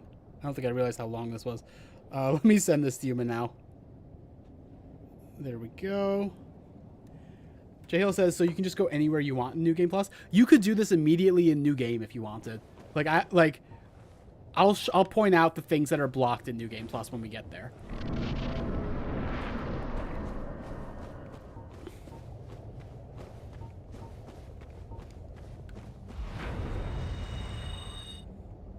Or not the things that are blocked in New Game Plus, but just like the things that are always blocked. Like things between New Game and New Game Plus, it's the same in that way. I'm gonna do Ceaseless Discharge pretty quick. Did I rest at the bonfire at the Daughters of Chaos? I think I did. If I didn't, this run back is gonna suck.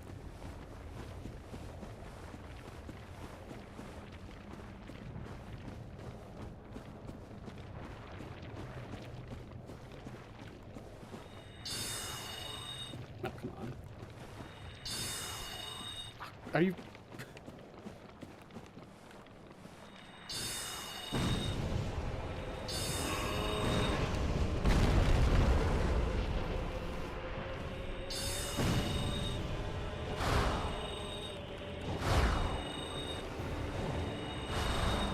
That's ceaseless discharge. So yeah, first two bosses, Quailag and ceaseless discharge. Not typically how this goes. Anyway, we killed ceaseless discharge, the lava goes down, and we can continue. I am gonna rest at the bonfire here in the Demon Ruins just to be safe. Because I'm not sure if I did before. Or at the Daughters of Chaos.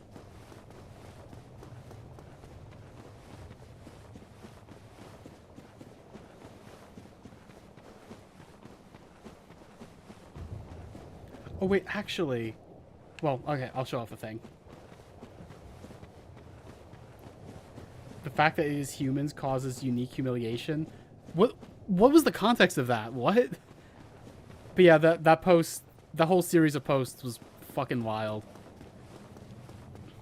And like, I think there's a later edition where she outright says like, "Oh yeah, if I was diabetic, I would just die. I know that." And it's like,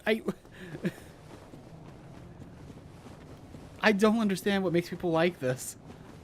Most strains of reactionary thought, I can at least kind of understand on some level. If this was my set of material incentives, I could understand why someone would be like this. But like, for this, it's just like, I just want to be miserable, and I want everyone else to be miserable.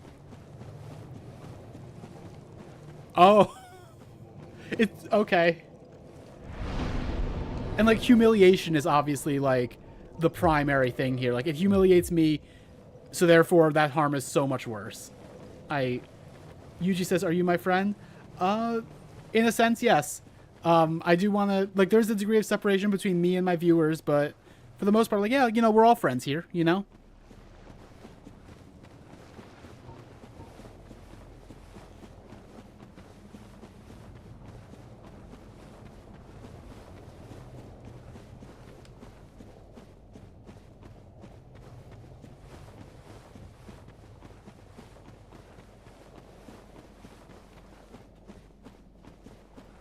It's like, it's better for all these people to starve to death because they didn't find enough food when they were scavenging in their anti-civ, anti-society, than it is to have more people live with some degree of social obligation. That is wild. I don't even know what to say to that. I mean, I do know because we've been saying it, but like, I don't... Come on. She uses the example of being pushed compared to just falling, but like, you're dead in either case. What the fuck are you talking about?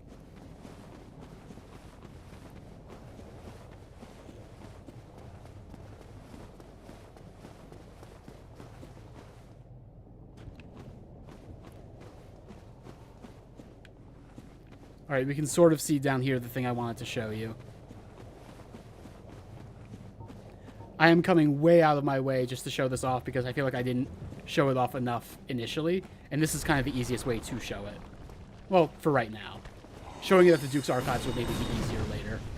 Oh, I thought that would kill them.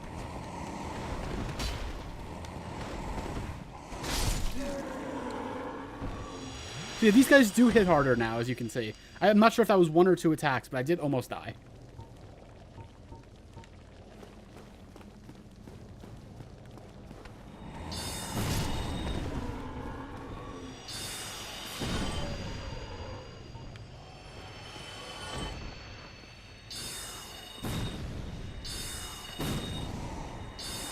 Oh shit. Okay, I did die.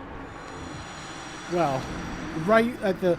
I just had to kill that one and that was going to show the thing I wanted. Oh well.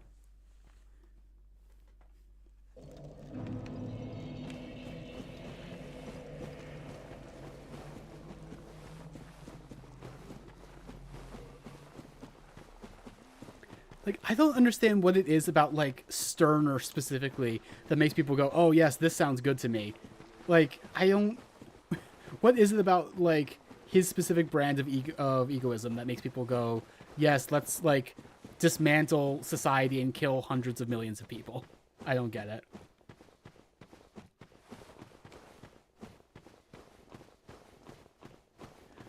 A lot of her thoughts are coming from ideas that don't make her conclusions make sense. Yeah, it's... Yeah. You might have specific ideas of what you mean by that, like, that you were going to point out from, like, the later part of the post. But, like, just in general, it's like... It's a fundamentally different moral calculus that I fundamentally do not understand. And it's like... like it's not just like Sterner or whatever that leads to these like thought processes. It's also like just you have to weight things in a very particular way.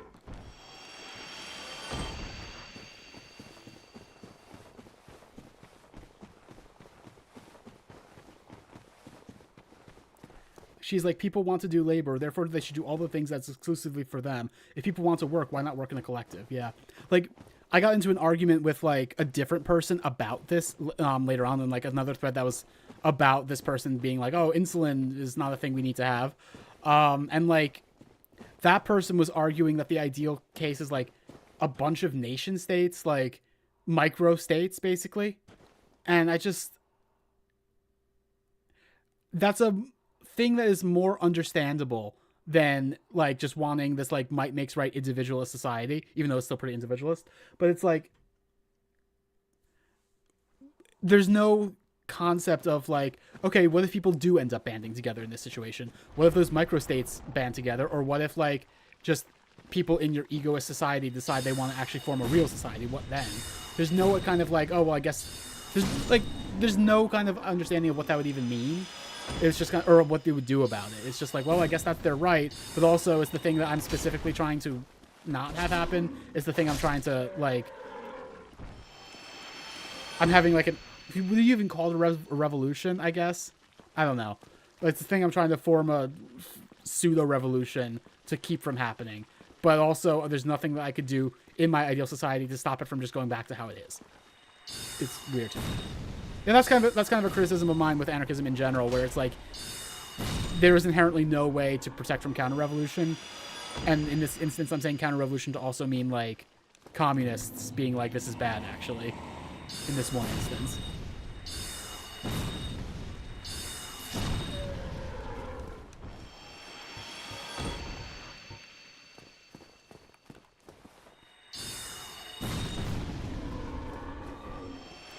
How does she think anti-civ protects people from abuse? In what way?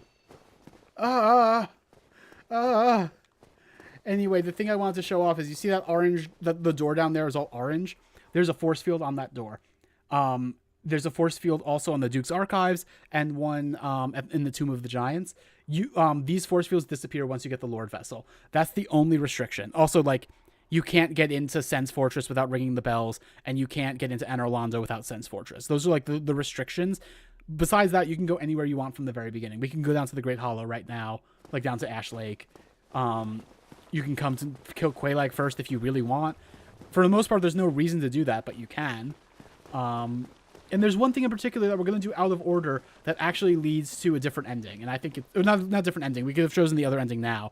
But it leads to kind of the other half of the narrative that is very, very easy to miss from this game. We might get to that tonight, even. Maybe not. It's getting kind of late. But it's only been 4 hours of this stream. I wish I started earlier. Maybe I'll start earlier tomorrow if I do stream tomorrow. Which I probably am streaming tomorrow, folks, by the way. Probably starting at 5. 5 Eastern.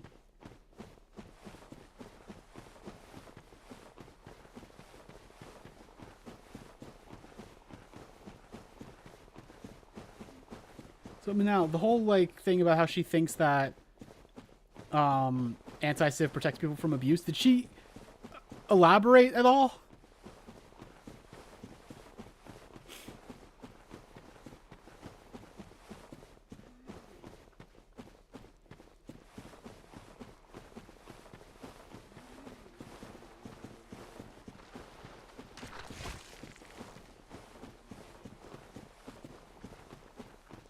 Yeah, I think I saw a little bit of that part. The eugenics of, like, oh, it's civilization that's causing causing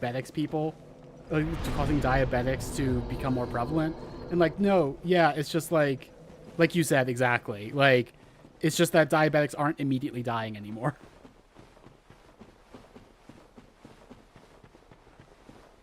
She does not elaborate? Okay. I don't know what I was expecting. Or I guess I do know what I was expecting. I was expecting basically that. Yeah, people do not realize that diabetics would just die. It was also like, I remember when years ago now, when the formula shortage happened, and there were people who were being like, oh, well, what happened before baby formula? And it was like, children died. That's what happened. Like, People don't realize how many things. The answer is just like, that is what happened. People died.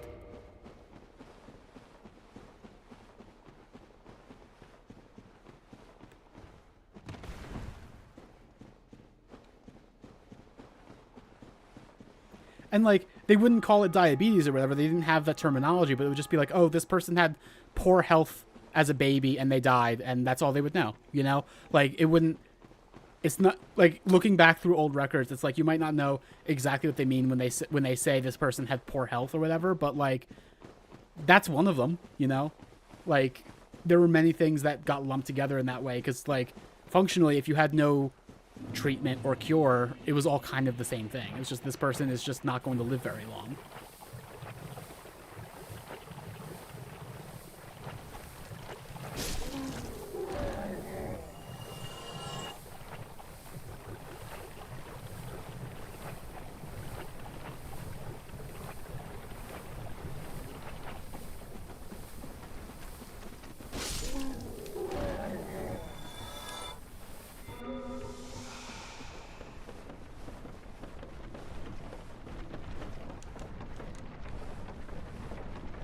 Oh, J Hill, for my explanation earlier about things that gate you in the early game, I forgot to mention that the master key also helps ungate a lot of things. But since that is an option you can start with, I count that as not being gated in the same way. And also, like, the gate I used to get into the Valley of Defilement, not Valley of Defilement, God, that's Demon Souls, the Valley of Drakes from New Londo, there's another way around. You can do that without even the master key. Which is actually, like, we're going to go around that way again right now because we're going to Darkroot Garden.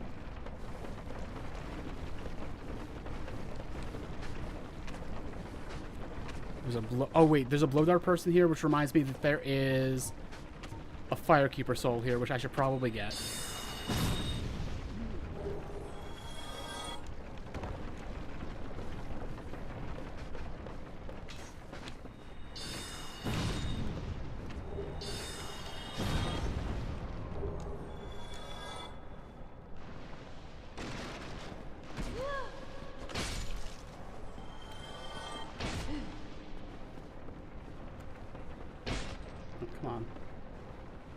I hate the mosquitoes in Blighttown. They're really annoying. And they spawn infinitely. I forget if I mentioned that earlier.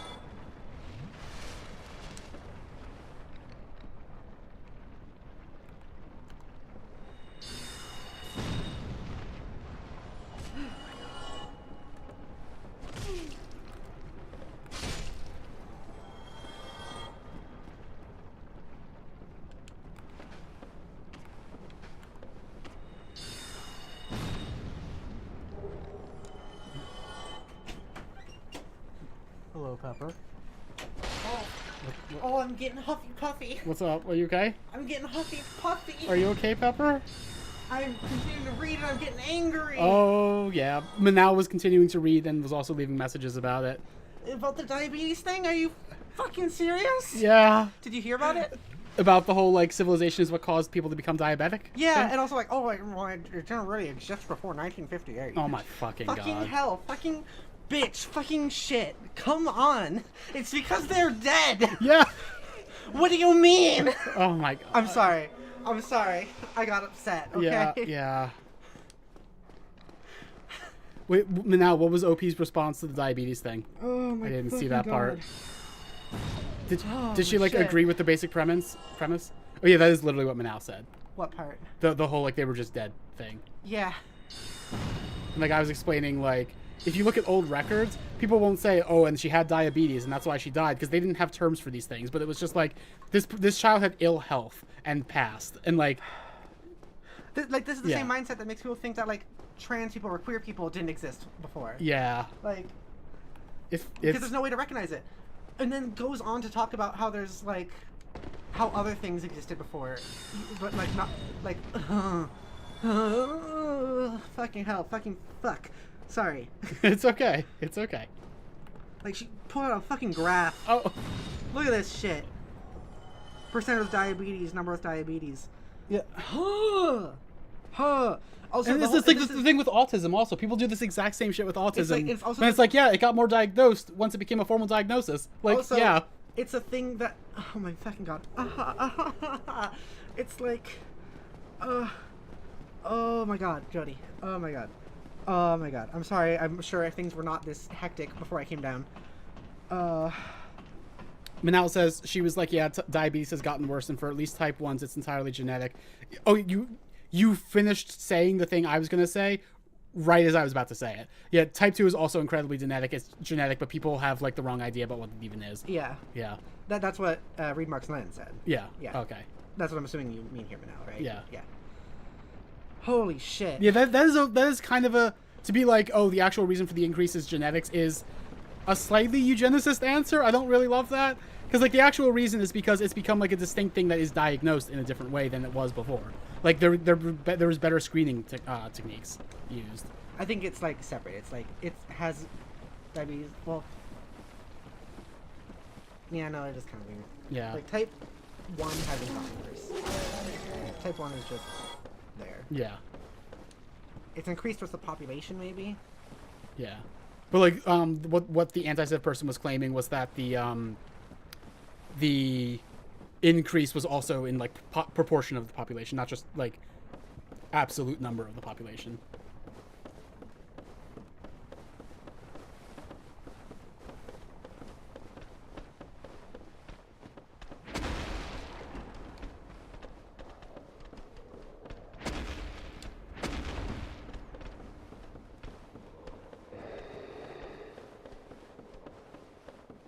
Also, did Manal bring up the whole thing about how this person talks about death? I don't think so. She says people dying is a net positive. What do you, does she elaborate on that? Yes. Okay.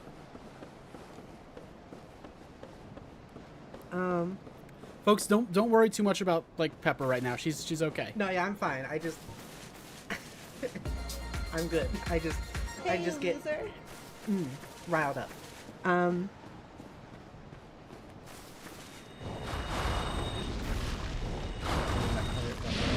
don't even know why I'm bothering to kill the undead dragon here, but whatever.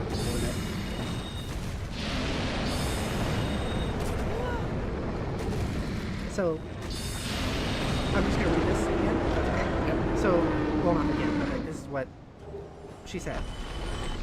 I'd say that in an industrialized society, a failure to satisfy the need described above leads to mental suffering. The need being, like, the need to do some sort of labor in life. Leads to mental suffering, while in quasi-primitive society, it leads to death. Which is what we're talking about. Yeah. Like, we're like, yeah, it leads to death.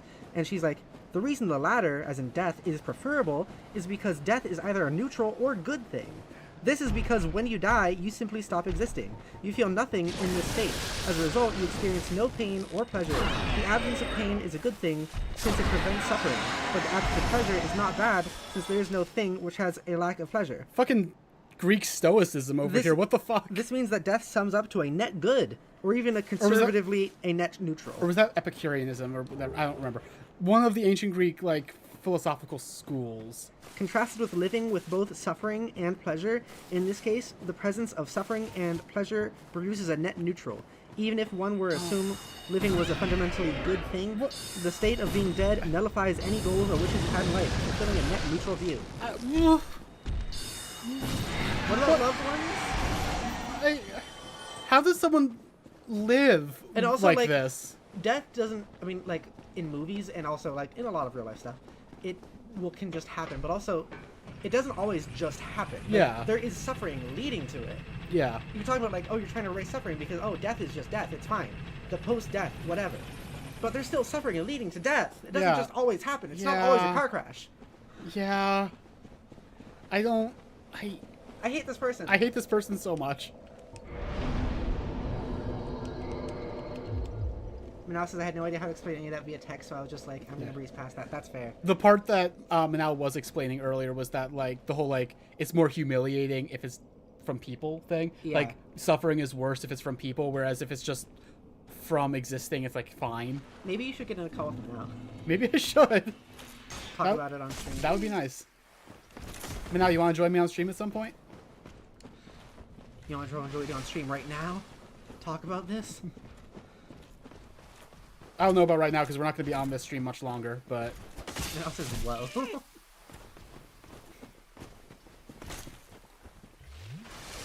I thought, Manao, are you in my server?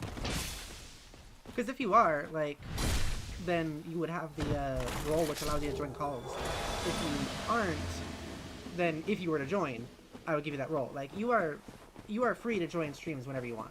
Like, calls, when it's open call streams. There's a server. Yeah, I have a Discord server. It's in the description of the stream. Yeah. I totally forgot that we could do that for some reason. Yeah, whenever some of my streams are open calls, as in people who are friends of mine specifically, not random people. People who are friends of mine are able to join. And like this is Jodi's stream, so I can't really say for this one, but it looks like you're open to it. I would be, yeah. You are allowed to do that. Yeah, I would give you that role to allow you to join those calls whenever you want. Usually it's like the Minecraft streams and stuff. I don't mean to subtly invite you, but yeah. The server, by the way, and this is also true for all snacks. The server is in the description. Yeah, except for like that one right there. What? I'm looking at you in the chat right here. Yeah. Look at you. That's not available to you. Yeah. You know who you are. You know who you are. I'm not talking to anybody. We should be clear about that. Yeah. I like rule 5. I don't remember what it is. Was it like don't be a dick or something? Might have been. You just says me. No, it's not you. You're also welcome. Yeah.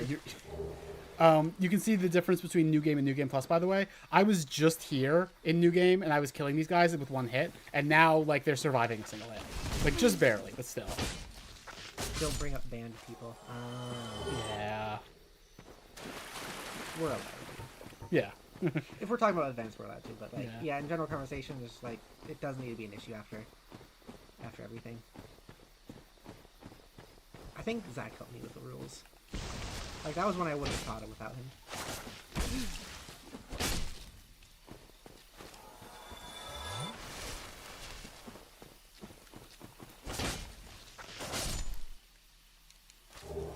Yeah, I hate this person, though. Yeah, me too.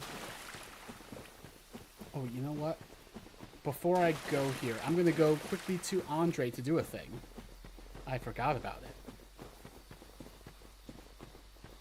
Oh, Zach gave the role to Manal. Thank you, Zach. I was about to say, like, how do you already have it?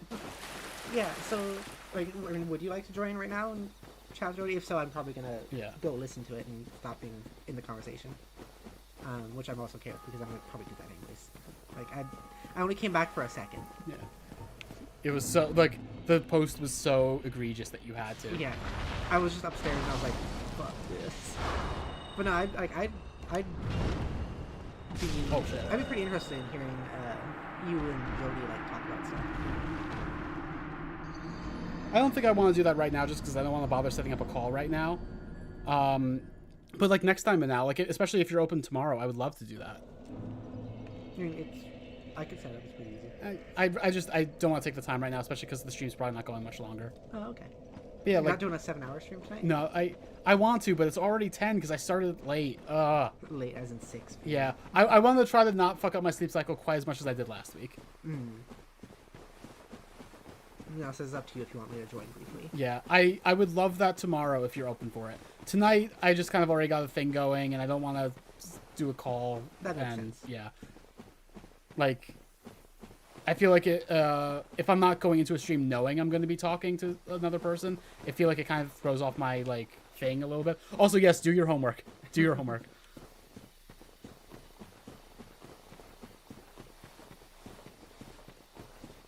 I can join tomorrow. I would love that. Yeah. And like, that's not an obligation to be here the whole time, by the way. Yeah. But like, you know, for whatever amount of time you want to be here, I would love to have you tomorrow. That's kind of and like going forward. That's kind of the thing with my like all the streams I do that are like open door policy, where it's like you can join and leave whenever you want with those calls. For you can make up your own rules for your streams. But for the most part, I'm going to say that. Unless it's like, specifically like, we are doing like a lesbians love together where we're talking about and playing a game together or something like that. That would be different. Yeah. So like, Manal, you should be able to see 2 voice calls. One is Stream Nest and one is Spiderweb. Spiderweb is like, just for like people who I know personally, like not really the audience, but people I know personally to like call and stuff. Well, Stream Nest is the one where it's like, if you see people that call, it means there's a stream going on also. feel free to join, but it's just so you're aware that it means you'll be joining a callback. Zach says, don't do homework, be too cool for school. I can't in good conscience recommend that, unfortunately. Anyway, I'm coming here to... You lose a third of your grade if it's even a minute late? Oh, that sucks. When's it due? I fucking hate college and grad school. I hate... Like, that's such a bad way to do things. Yeah. And, like, it's done that way for no fucking reason. I hate it. It's to build discipline.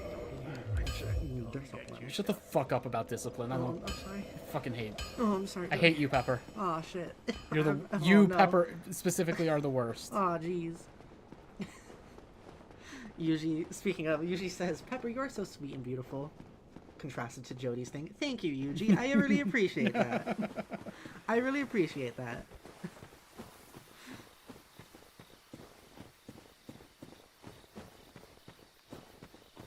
And then Nonbean says you aren't. I'm not sweet and beautiful? Nonbean, what the fuck? So anyway, I bought the Crest of Artorias from Andre just now. There are a few bosses, like the bosses that drop souls, that we need to kill twice. So we need to go kill the Moonlight Butterfly. We're going to need to kill Sif 3 times, actually, because Sif makes 3 boss weapons. That's half of the reason that we need to go into New Game Plus 2 at all. So I'm going to go kill the Moonlight Butterfly and Sif. I know people hate when I kill Sif, but I'm going to have to do it. Another time after this as well. So,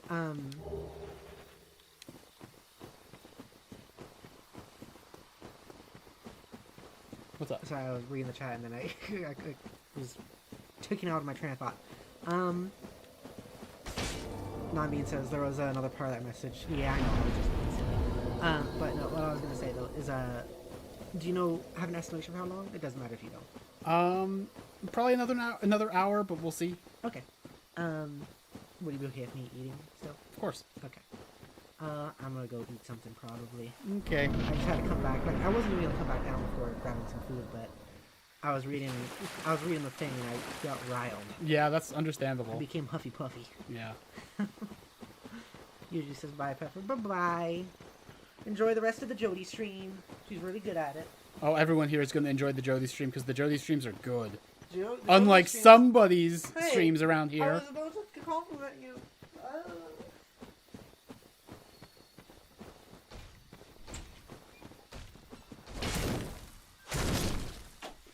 See, like, these guys have, like, double the health that they had in New Game. It's still not enough to make them formidable at this point, but they have more. And like I said before, that's kind of the New Game Plus, like, paradigm. It is a revenge tour. That is explicitly what is happening here. Oh, thank you, Nonbean.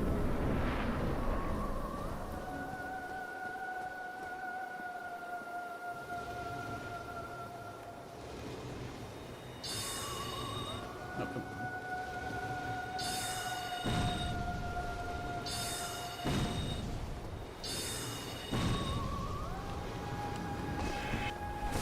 I always forget about that attack. Kind of threatening, actually. This one, you gotta make sure to dodge correctly. Towards it, and, like, as late as you can while still dodging. That's how you don't get hit. Yeah, I love the music for this fight. I think it's also... the music for the Gwendolyn fight. I'm not positive about that. Usually, I'm sorry if it sounded like I was being mean to Pepper, but like that's how we talk to each other sometimes. It is like we're joking with each other. It's fine. I promise you. I promise you, Pepper's not actually upset. Why butterfly have lasers? Well, that butterfly was made by Seath.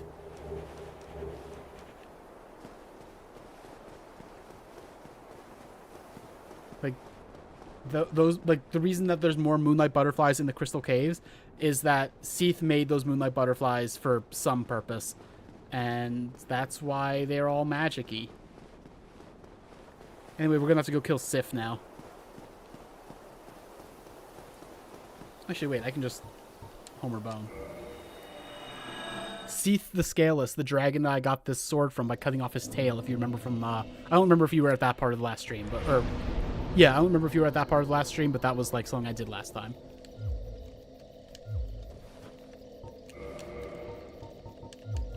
I never kindled this bonfire. It should be fine.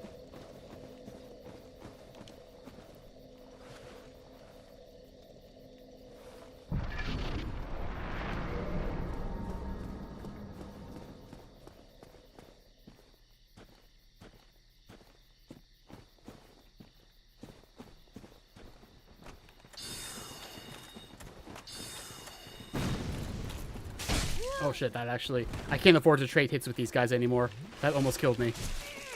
The mage, I don't know why he's using his sword, his dagger, but he's not doing that much at least.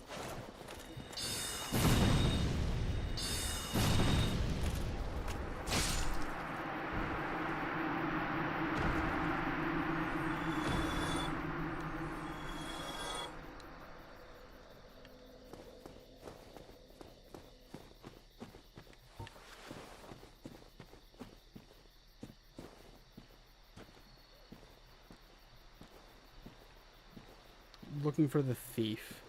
The thief is wearing a fog ring, so they're kind of hard to see. There they are.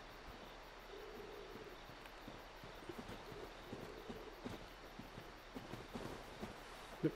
You just... Okay. Thanks for that, I guess. Oh, I forgot that this is like the not useful strong attack. Oh well. Still got the kill. Just at the expense of a lot of weapon durability.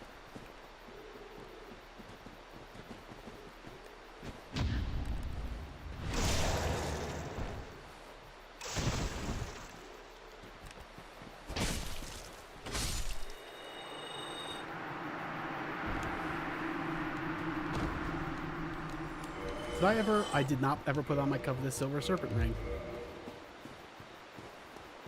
There we go. I'm gonna get even more souls now. So for games after Dark Souls 1, by the way, I want to get people's opinions. I've been thinking about just going straight to Dark Souls 2, and I've been thinking about doing Dragon Age Origins. That would be a very long series, and I probably wouldn't do it all uninterrupted. But I've been really in the mood to play that again.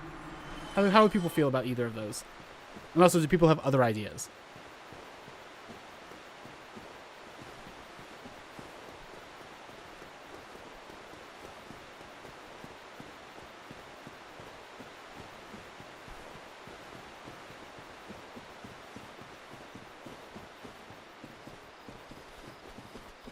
Oh, J-Ho loves Dragon Age. That's cool.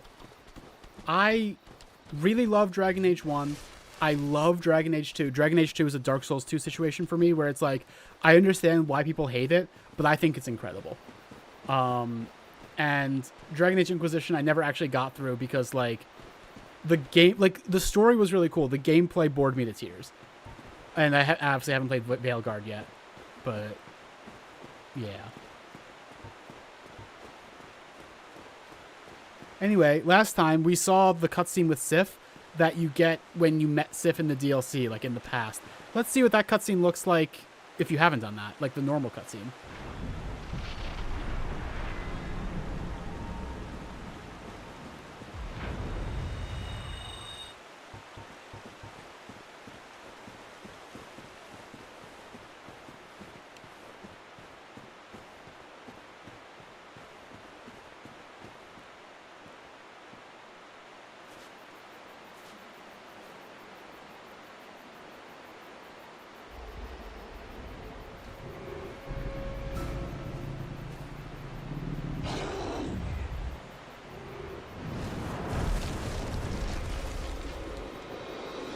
It just skips the part where Sif recognizes you, basically.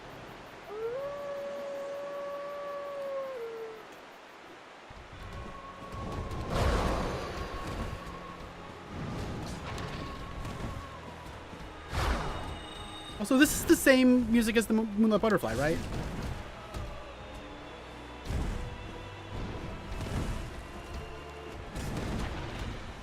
Shit, I did not plan that out well.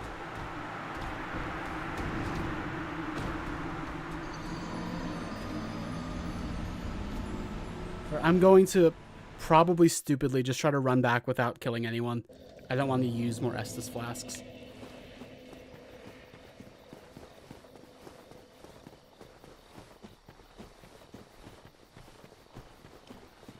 And I want those souls back. But also, souls are no longer a huge concern because, like, you get so many souls in New Game Plus. They drop so many.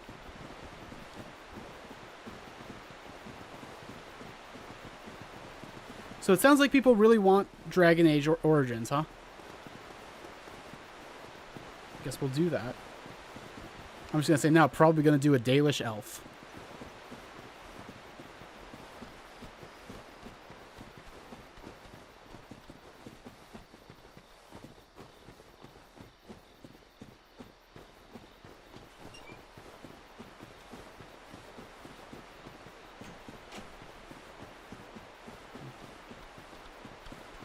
What you got there, Pepper?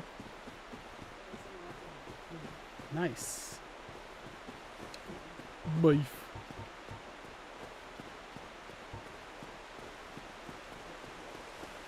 Dark Souls. Yeah. Yeah, I know. And hot also. Hot and sexy. Uh-oh. Uh-oh. Uh-oh. I should not have tried to open with Pursuers. Even though it did a lot. Oh, okay. I lost those 70,000 souls. Now, I'm sorry you don't want to do your homework. When's it due? Just, like, remember that for grad school, it doesn't have to be great. It just has to get done. You know? Like, submitting a not great assignment is better than not submitting anything. Just an annotated bibliography? Yeah, those are mindless and boring, and also, like, the kind of thing that don't, like, I feel like you should be able to kind of push through even though it's annoying. And, like, I'm sorry, I don't want to be like, do your homework, but, like, do your homework. Do I have to end this stream so you'll do your homework? Just, like, just do it and don't focus on being good. Just focus on, like, getting it out.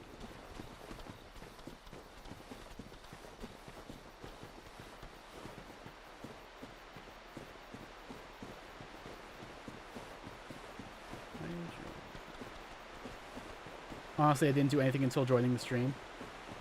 As in, like, you're doing it, you've done it while watching the stream, but you haven't done anything before that?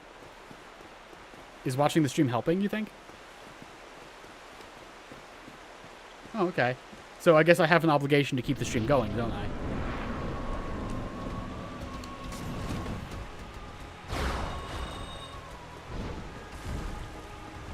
I just want to be a good girlfriend, you see.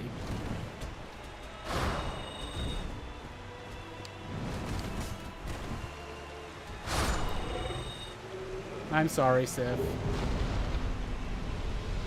Anyway. No, I don't need to. I'm okay. Anyway, this is for Jay Hill, but also for everybody. The music reminds you of Persona? That's interesting. But yeah, like, you notice that Sif still drops the Covenant of Artorias, and when I was explaining where those orange walls are, I very specifically did not say that there was one in New Londo. We can kill the 4 kings right now. And if we do kill the 4 kings before getting the Lord Vessel, we get some different stuff than we would otherwise. We get some deep lore.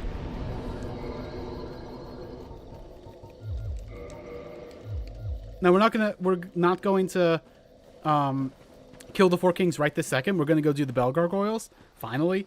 But, ooh, excuse me. But that is a thing we're going to do early because we want that extra juicy lore. And also there's an achievement involved in it.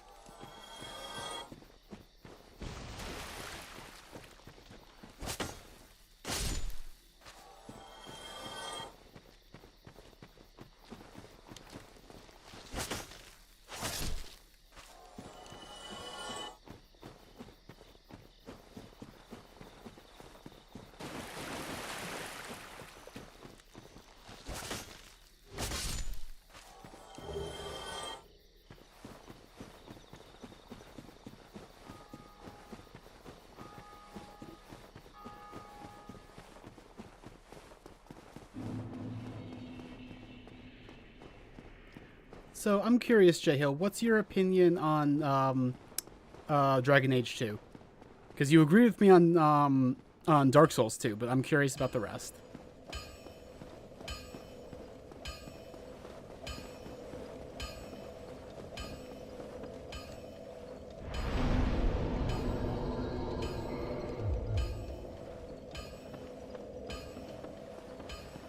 So you might be getting a sense, by the way, New Game Plus is going much faster than New Game. Like, if I was willing to go like a longer stream than I think I want to do tonight, if I was willing to make this like a 9-10 hour stream, I could probably finish like my New Game Plus run tonight. But like as it is, I'm feeling like we're going to have one more stream after this for Dark Souls 1. That's going to be the rest of New Game Plus and then all of New Game Plus 2. Oh, Manal says, to be honest, I know very little about Dragon Age, so I am intrigued. It might be fun to share one of my favorite games with you since we seem to have very little overlap. That's a good idea. And also, we could turn that into like a lesbians love kind of stream, like the kind Pepper and I do together. You and I could stream it together, like, I guess if you're showing me one of your games, it could be me playing, or in the future, you could play one of my games. Like, that's usually how we do that. Yeah, that would be cool. Yeah, we should do that. That would be a lot of fun. Oh, there's a Vagrant. 1 second. I will explain those again for anyone who wasn't in the previous streams when the Vagrants showed up.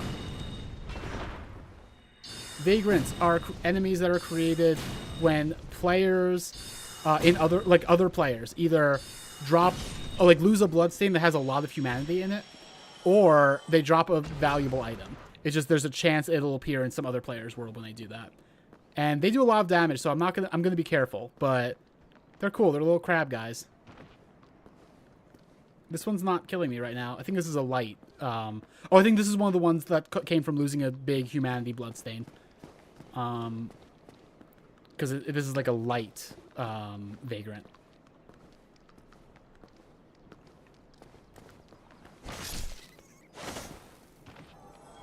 Hit 1 humanity. Alright, I'll take it.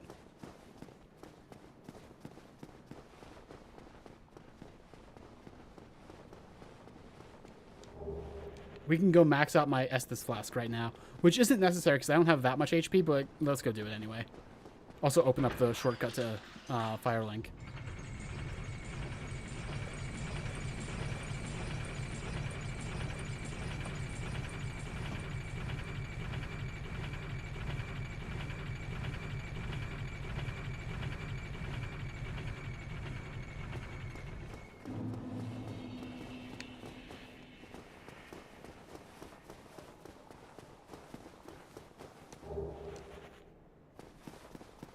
So yeah, we are going to go do the Bell Gargoyles. I don't think we're going to see Undead Berg at all in this run.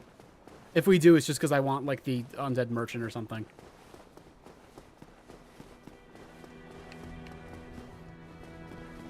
Is the bonfire out? What? Oh shit. Lautrec killed the Firekeeper because I did things out of order. I didn't know that would happen. Uh-oh. Uh-oh. I didn't know that would happen. I don't have the Firelink bonfire right now. Anyway, I guess I'm going to show off what happens if you let Lautrec kill the Firekeeper. Whoops. So yeah, we can't use the Firelink Shrine bonfire anymore. Until we go and do that. We can get her soul back and revive her in Anor Londo.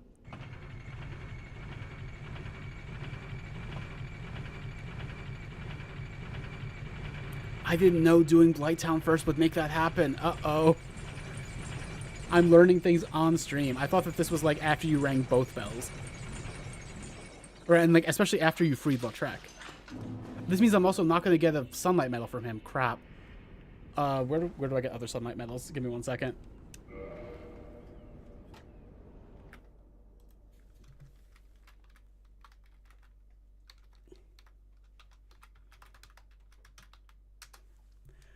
This is not good. I was planning around getting that sunlight medal from him.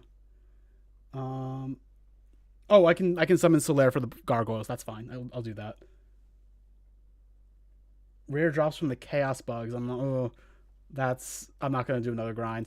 I'll just end up summoning Solaire again.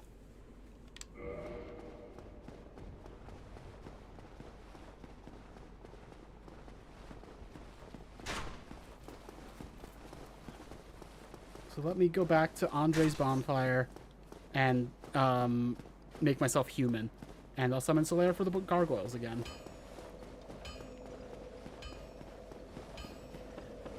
Because, like, right now I have 6 sunlight medals, we're going to get 3 in a chest in Orlando, and we need 10 total. So we need 1 extra that I had routed for, but I didn't account for what would happen if we did this out of order.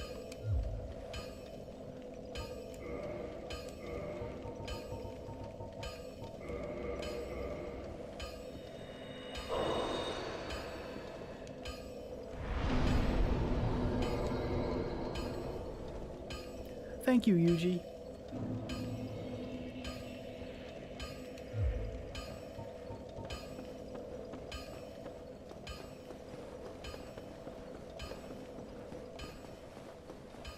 So as a reminder, the way the gargoyles work is you start with 1 gargoyle, and once you bring it down to half HP, a second gargoyle spawns, and that one's already at half HP.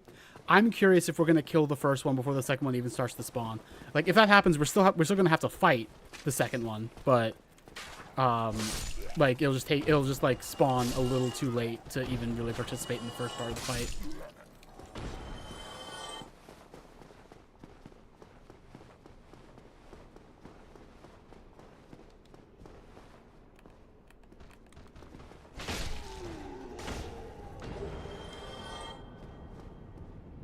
You kind of like Dragon Age 2 more than 1. I don't agree, but I totally see it. I like Dragon Age 2 a lot. I don't agree, but I think that's a very respectable opinion.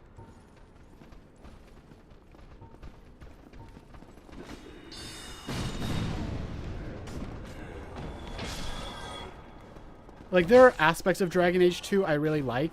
I think Dragon Age 1's kind of better as a whole product.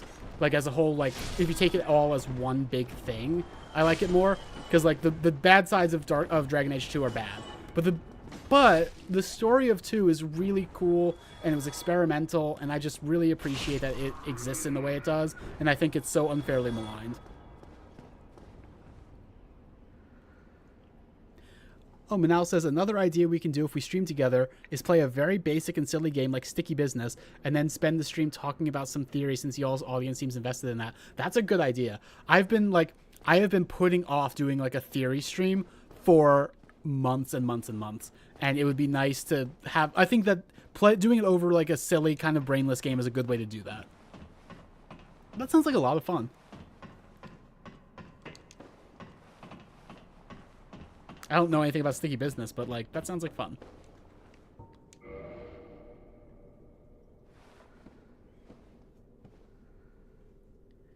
Oh, for 1, you feel like you need the post-game DLC to complete it, which you don't need to do for 2. I don't know. Legacy in 2 is really, really like vital, I think. But you're absolutely right about Awakening. Awakening is also necessary for 1. I would not stream a series of Dragon Age 1 without also doing Awakening. It's mandatory. So keep in mind, because I've summoned Solaire, these bosses are going to have more HP than they normally would have. Let's see how quickly they go down despite that. Not even just the pregame for Inquisition. Like, I feel like it's really vital for understanding, like, a lot of the themes of 2. It's a sticker-making game where you pretend to have a sticker business, but you can let your audience request stickers. That's interesting. I'm definitely open for that.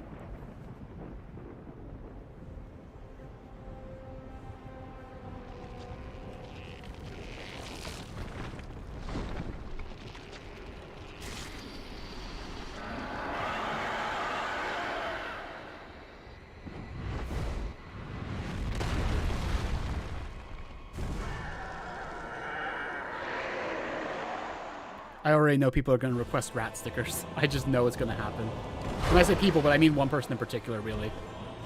Anyway, Belgoroil 1's dead before the second one spawns. There's the second one.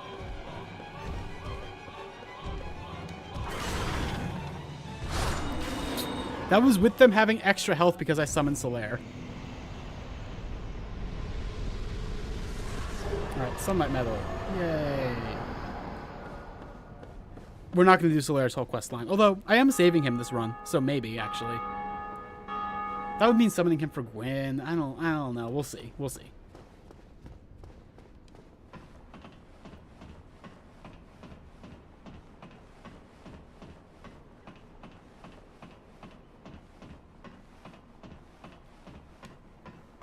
Thank you, Yuji.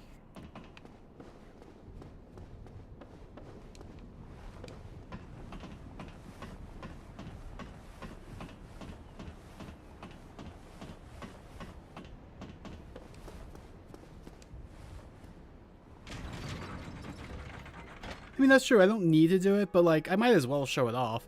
Like, the thing is, there's not even that much I haven't already shown. It, like... Excuse me. The main difference between what I've shown and what would happen is that we'd be able to summon him for Gwyn. And then, like, according to developers, if you summon him for Gwyn successfully, he ends up linking the fire in his own world. Which is kind of a bad ending in its own way for his questline.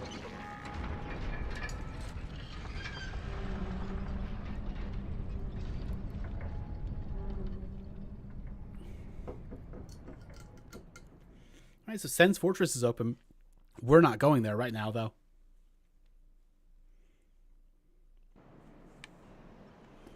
We are going back to Firelink, and we're going to go kill the Four Kings. Oh, the run for the Four Kings is going to suck so bad. Because we don't have the Firelink bonfire now. I should have planned that part out better. But I didn't know that Lautrec's questline would happen that way if I did Bladetown first.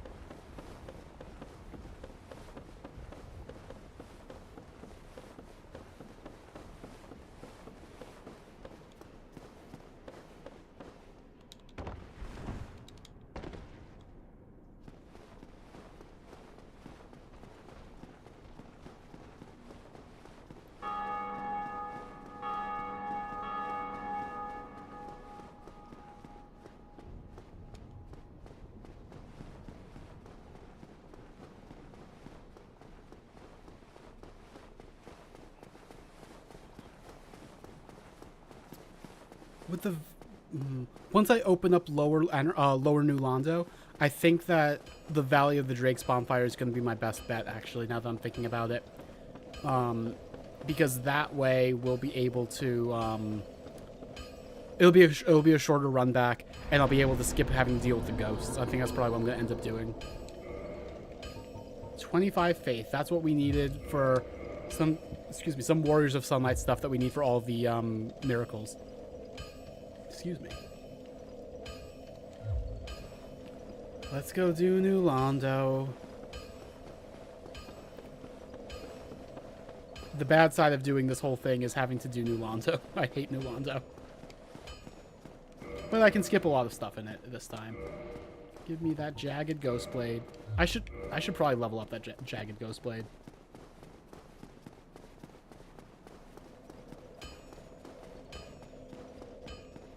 No, he didn't believe he was wrong. He found his son, you know? In the ending where you don't save him, he's found his son. He was happy.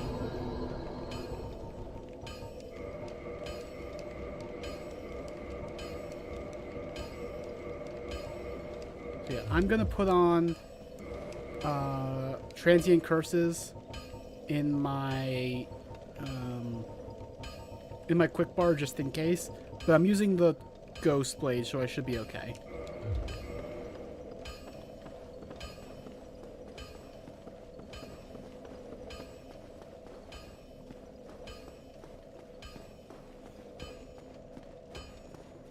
You thought destroying the illusion played into his questline? I mean, it's like he believes he's wrong, and then he goes fight Gwyn, and he finds his own son, which is to say, the fire. Get my own channel? What do you mean by that, Yuji?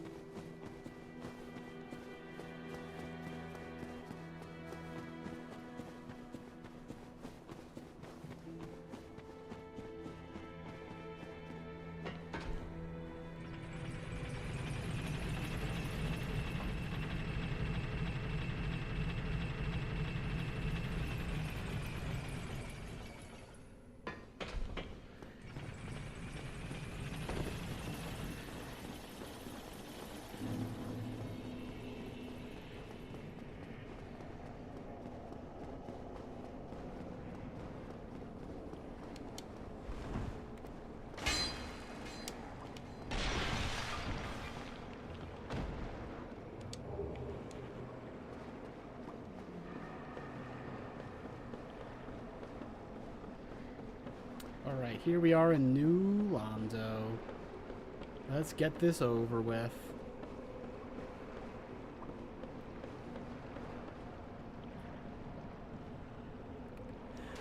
Funny thing about Shutter Island, with my partner before, Pepper, that was our first date. We went to the theaters to see Shutter Island. I don't actually remember the movie very well, honestly. I was not focused on the movie. But in hindsight, from what I do remember of it, yeah, it would not surprise me if the politics weren't very good in that movie.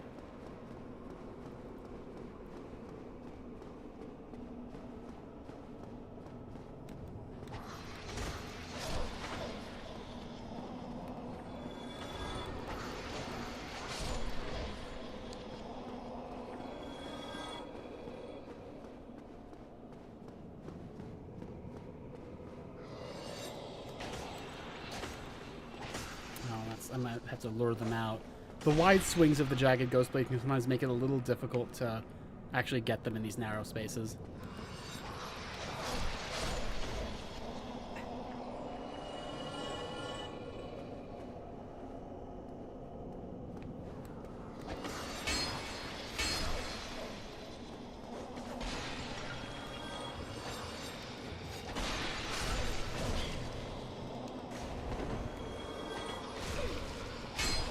Oh, shit. I should probably do this the right way. I should use a transient curse and... yeah. But yeah, god-awful politics, also kind of reflective of what what it was like back then. Asylums were not a good thing. But yeah.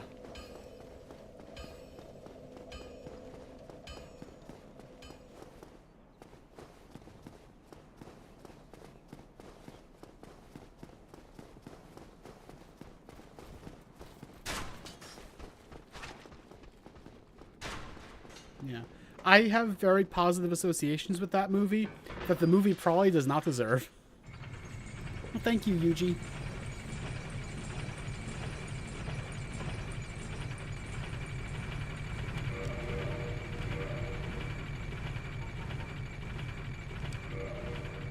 I think I am gonna not use the Jagged Ghostblade for right now. That's good for the run back, but for right now, I'm gonna have to kill so many ghosts. It's probably a good idea to have, like, my magic to use.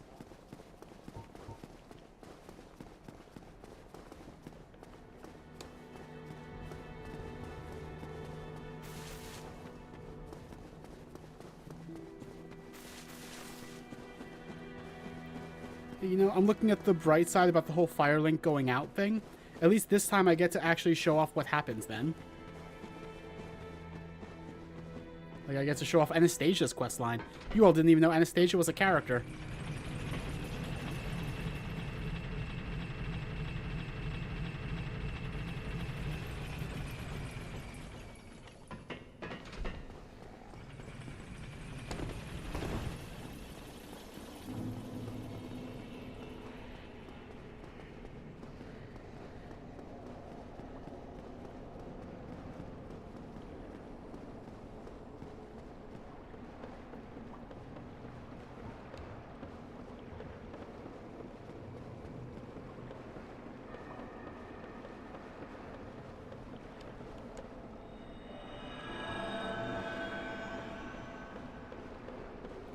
Oh, you're talking about selling? Well, not flesh. They're stone faces, but I see what you're saying.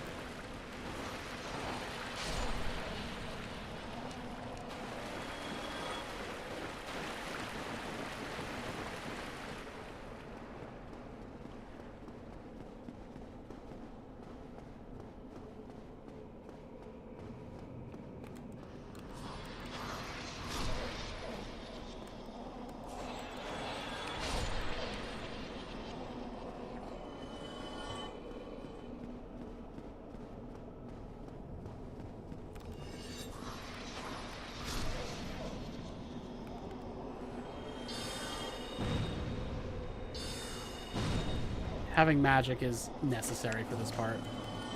So that's why I'm using transient curses. Okay. Okay. Now if there's none behind me, it should be easier.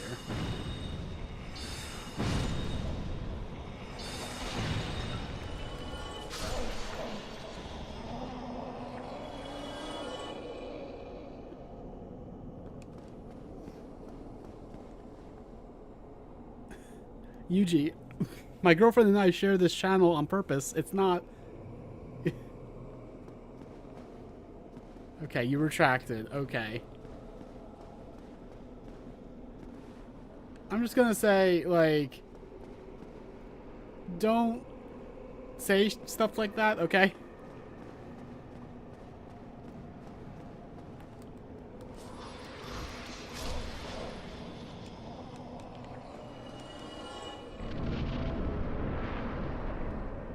Like, you don't know what my and Pepper's situation is, okay?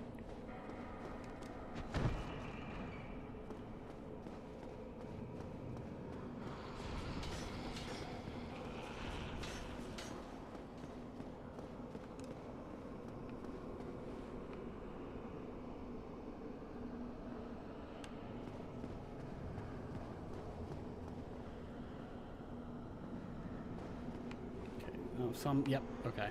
I was gonna say some should start spawning from down there. Usually we are sharing a channel. Like, that's what we're like. This isn't like a bad thing for us. This is what we chose to do. Okay.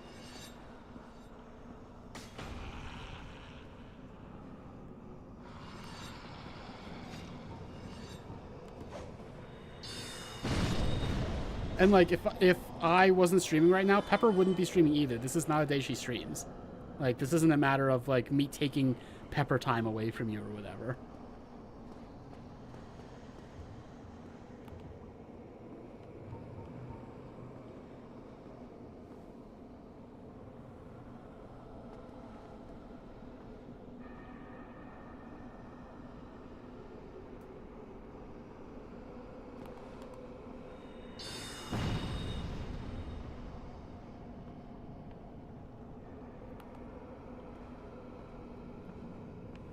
I'm worried about these ghosts that do not want to come up here.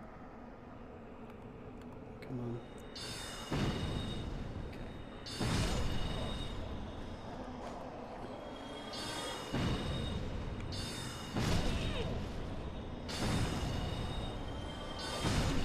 That almost got me.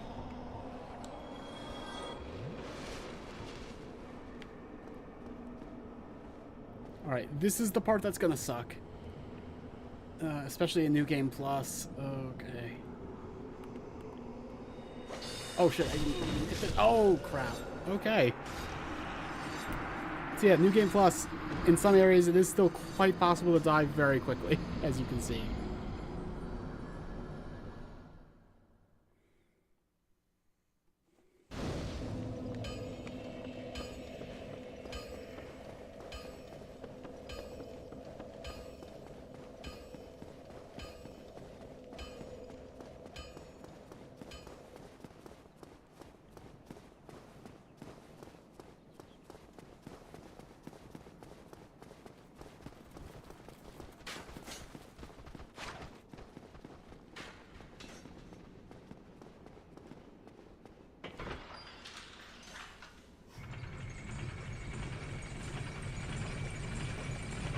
New Londo this early in the game, even in New Game Plus, is definitely a difficulty spike.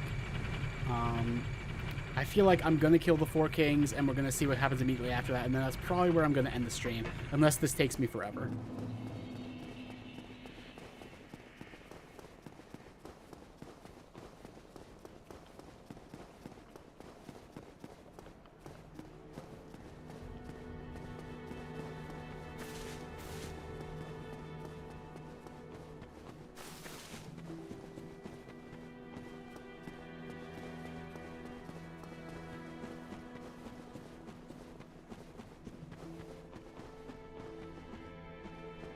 Hello, Blue Rabbit's Alternative. Welcome to the stream. I don't think I've seen you before, have I? We are currently playing Dark Souls 1. My name is Jodi. I share this channel with my girlfriend Pepper. And welcome. Hope you enjoy.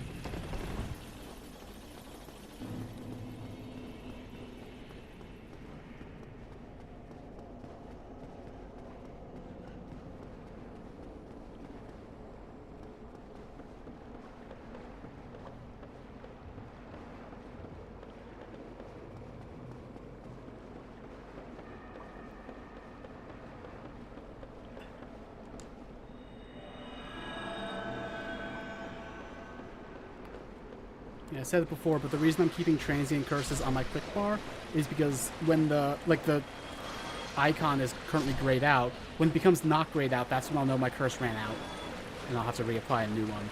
So having it on your quick bar is a good way to know that, because there's no obvious like visual effect on your character. Like there is an effect, but it's hard to see.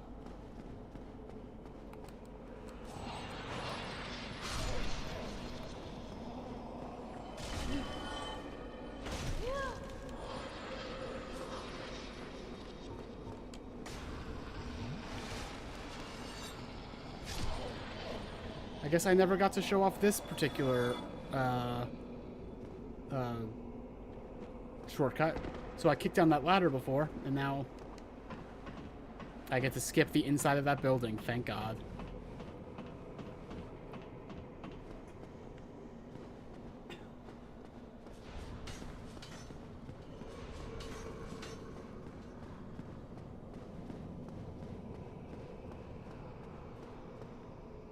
Okay, let's watch out for those ones that are going to spawn down there. There they are.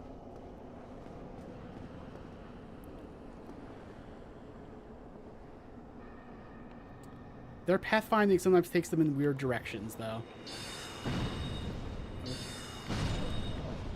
Ooh, I gotta be careful not to step off the edge here.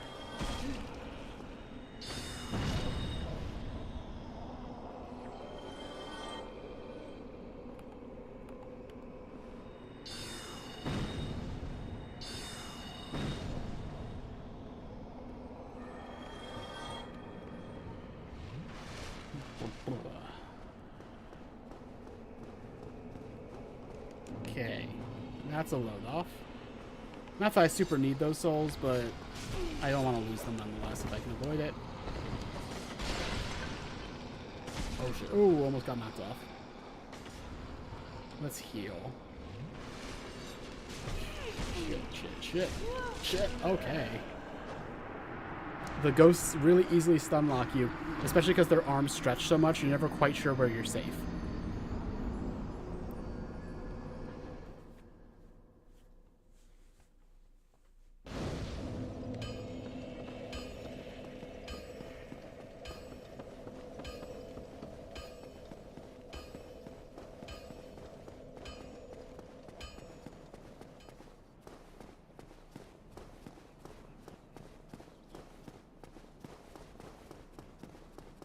It's okay, Yuji.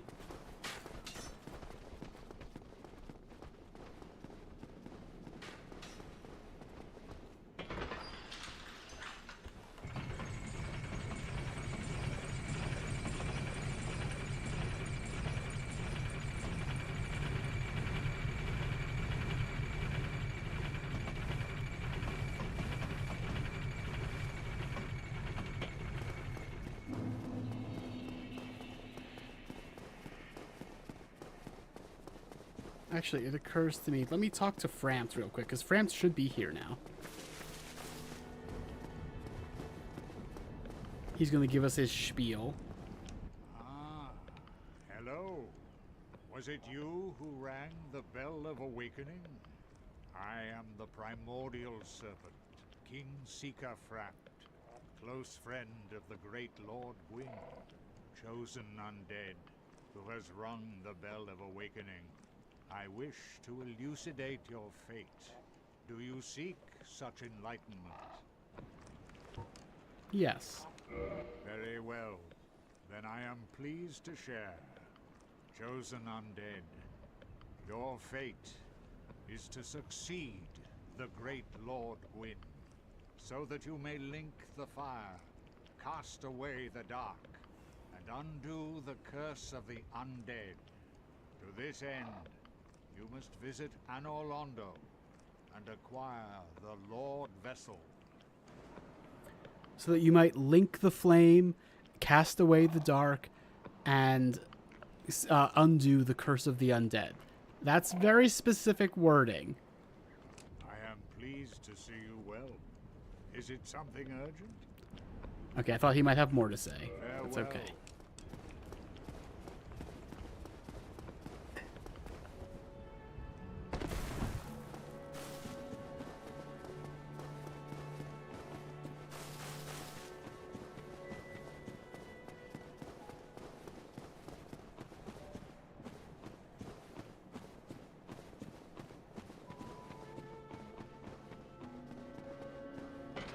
Alright. Third time's the charm? Is this the third time? I think it is. That one building is a bastard. Did they not go back up?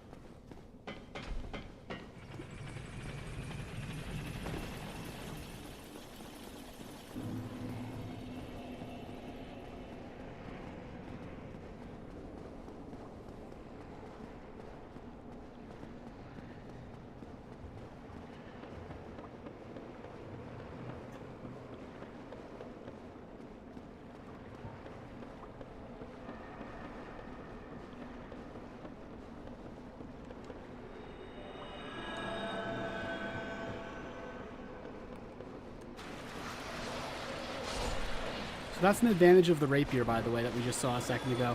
The running attack hits twice. It's really strong, actually. It's something I don't take advantage of enough.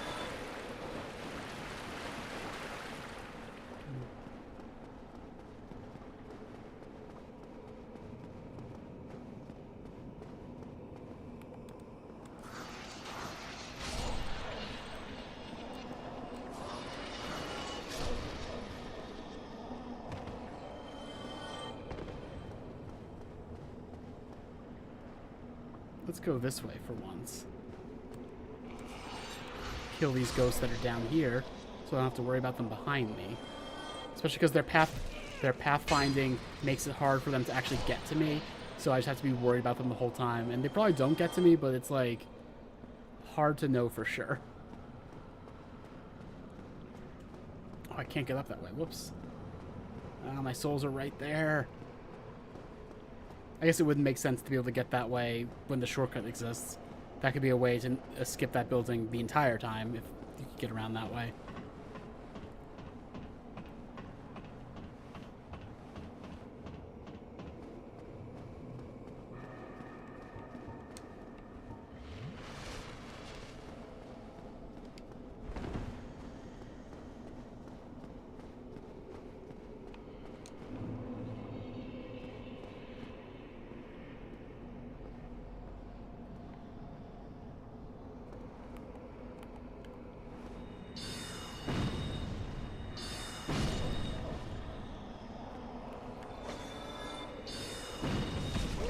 They're gonna hit me from the side there.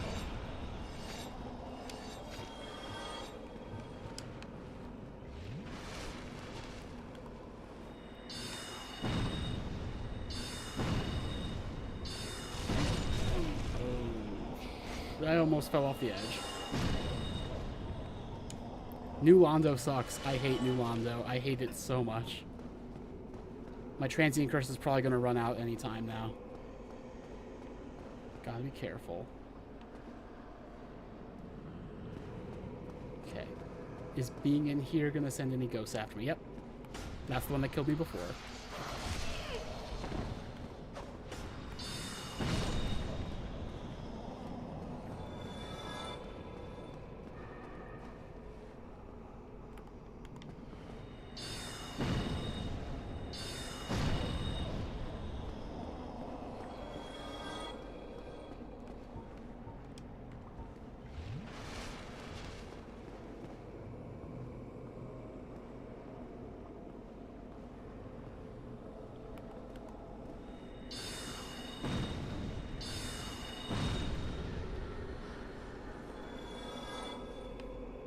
Okay, we're getting there.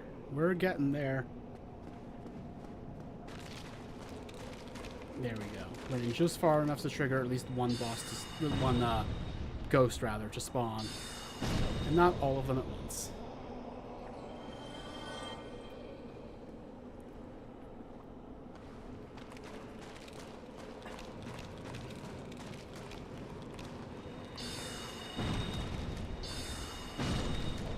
Running out of spell uses.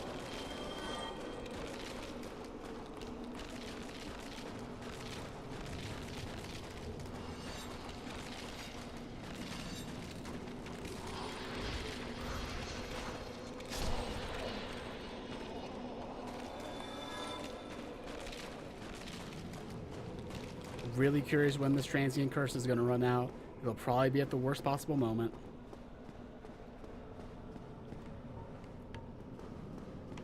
There's a ghost right there.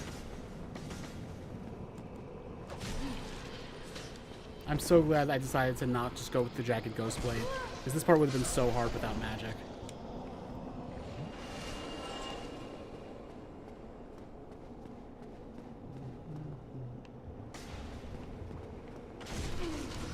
Uh-oh, why did I roll that way? Shit. No, no, I'm dead.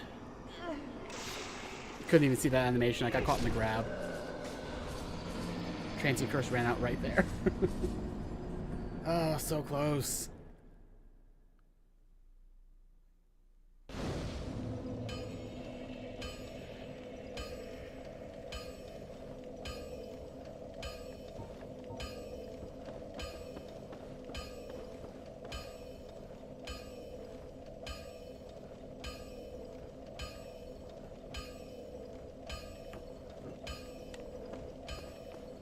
Sorry. I just so badly want to get New Londo done. And I hate that the thing I want to show off here is locked behind doing New Londo at this specific time. Let me try this all with the Moonlight Greatsword.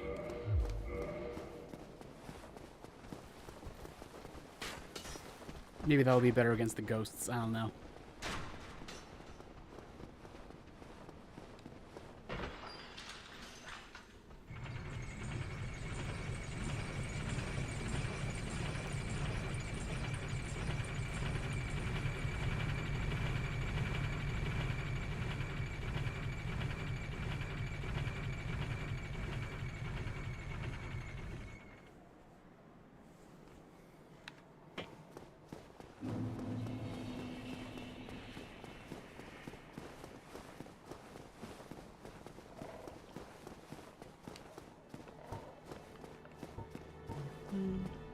So this is going to be a little bit of a repetitive run back and repetitive grind. How's everyone doing? Everyone who's still in chat. Sound off.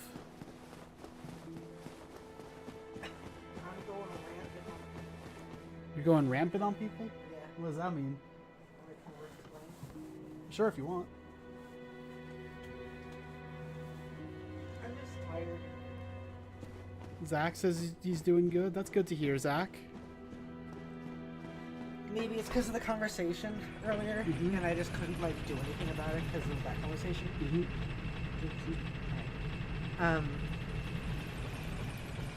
But there's like a dumb post.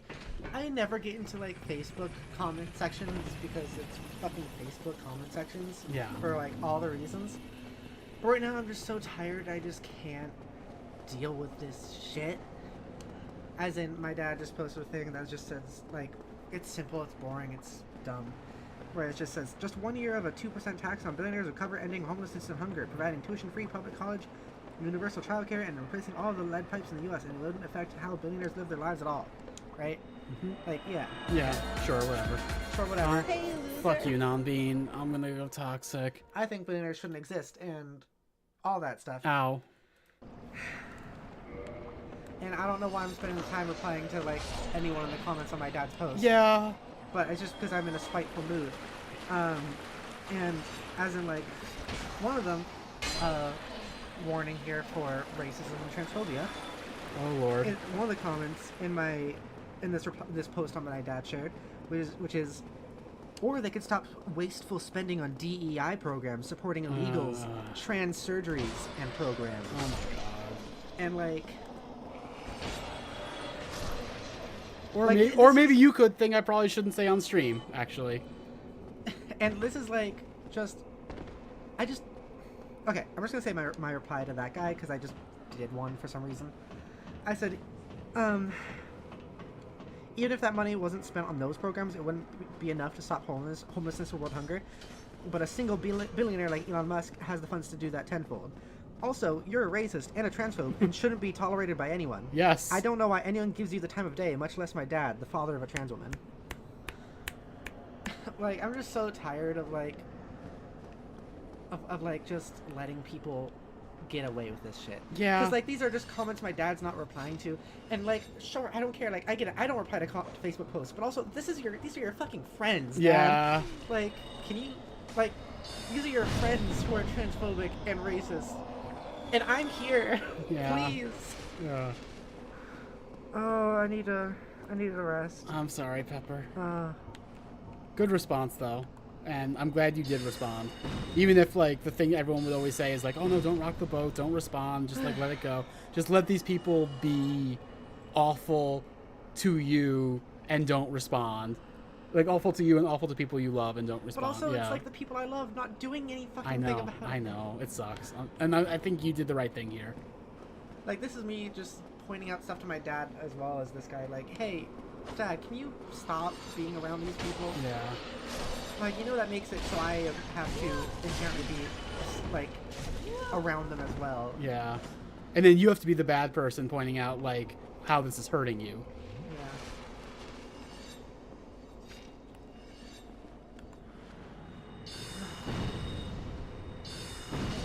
Also, I just saw this like a couple minutes ago. I don't know if there was anything that came out of it, but like, I like sharing my channel with Jodi. Yeah. Did anything come out of it? No, Yuji apologized. Okay. Yeah. Which I appreciate, Yuji. Thank you. Yeah. Like, if Jodi wasn't streaming today and tomorrow, I wouldn't either. There'd just be no content on the channel. Like, I'm not streaming any more or less because Jodi's streaming. Yeah. And even if she was, I kind of resent the implication, but you apologized, so it's okay. It's whatever. JL says again, never heard you that kind of upset before, Pepper, just now, or maybe. I don't know, I'm just so tired of this. I'm so tired of people being... Oh shit. 1 second. Sorry. Yeah. I'm just so tired of transphobia and racism and all this fucking shit just being around me, and then the people that supposedly love and care about me not saying a fucking word about it. Yeah. Like, I can't... And then I point out to them and they're like, well, you know, it's just, you know, whatever. I can't do it. I just can't. I'm sorry, honey. Previously, while reading the anti-Sid person, yeah, that one was funnier. This one's just sad, I think. This one is actually, I'm kind of just depressed about. I'm sorry. Yeah, it's... Like, I genuinely... I try not to talk about this stuff on stream with personal people I know in my life, but, like, I just don't get why people that are close to me, like my dad, just accept these people into their lives. Yeah. Like, I just don't get it.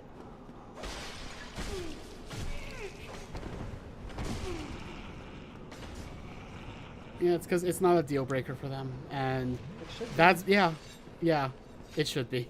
It 100% should be. And even if it isn't, can you at least call them out on it? No, because that's uncomfortable. I wish I could be comfortable. Yeah, I know.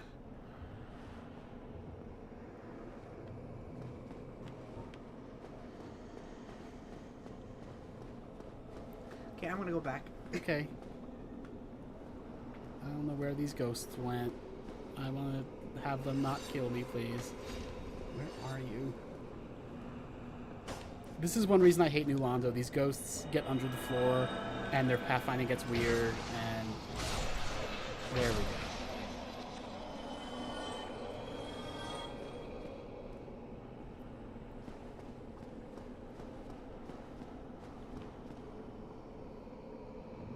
The true boss battle is the ghosts? Yeah.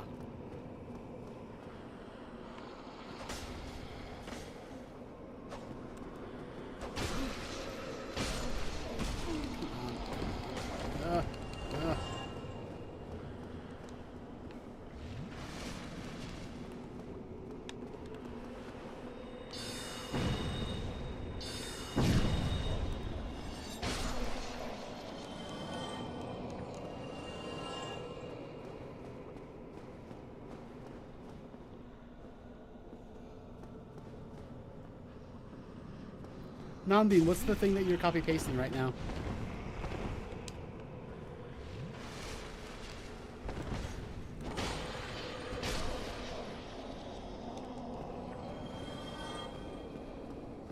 Okay, got my souls. Oh. Let's not get trapped in that corner again. Come on. You just get hit by nothing. I hate these ghosts. Ugh.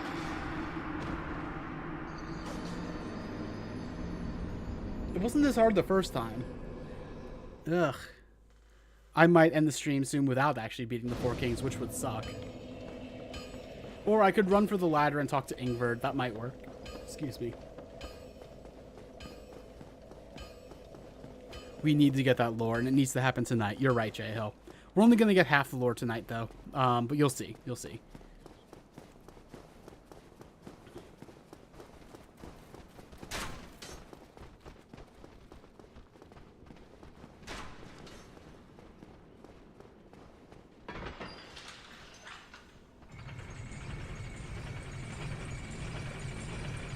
Well, I'm not saying that we should skip it. I'm saying that I might end the stream. Have an easier time of this when I come back. But, yeah, I want to try at least 1 or 2 more times. I am getting kind of tired, though. And this fucking run back with the Firelink bonfire being gone is, ugh. So irritating. What's good, Yuji?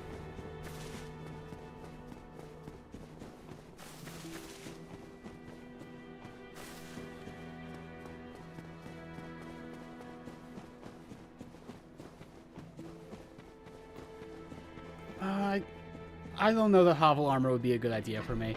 Besides, I'm wearing my pretty dress.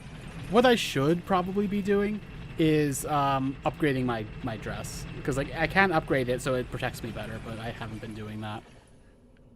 Yuji, I get the feeling you might be a few minutes behind stream. Because Pepper is gone. Pepper has been gone for a few minutes. I think you might not be live.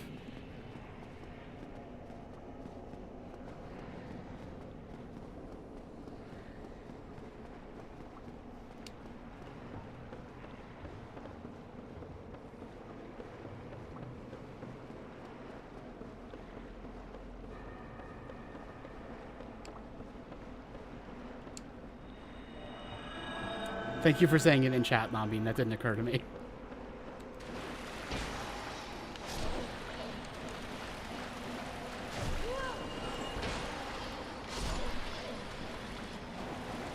I'm gonna need some more transient curses. Luckily, I didn't pick up this one over here.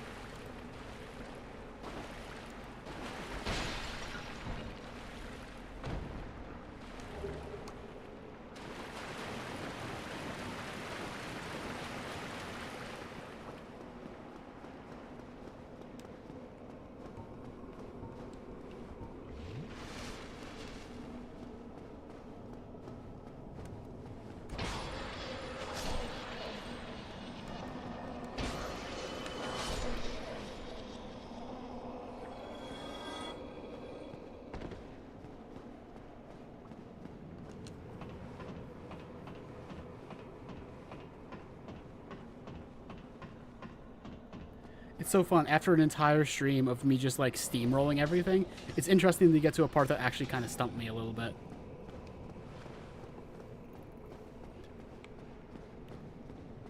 Alright. Let's get those ghosts out here. Oh, but if I go over here, they go back away. Then are the ones coming through here? Okay, they have me. Alright. I have to just get myself into the mindset of if I lose those 100,000 souls, that doesn't matter. I don't need them. I'm at the point in my game where I'm as leveled as I need to be. I don't need those souls. Oh, more transient soul. Oh, another jagged ghost blade. Never mind. Actually, would have preferred more transient souls this time.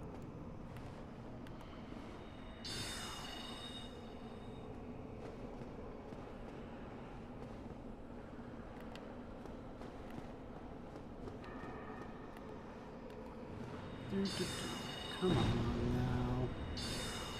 The way that they just fly away from you is so annoying. And I don't even think that they're trying to fly away, per se.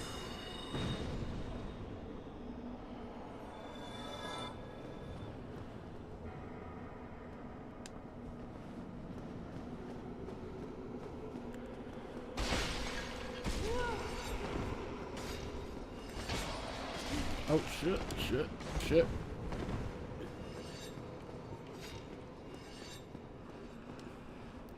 think I know part of what I have to do differently this time. You haven't really missed anything, Zach.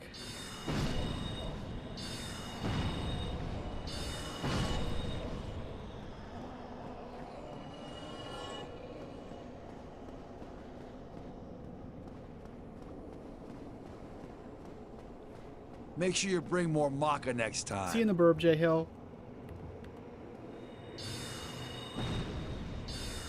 Okay, I think this time I have to do what I did the first time. I have to get the ghosts out of that central room, because when I go in the hallways, they all come out of that central room and I don't see them and I get hit.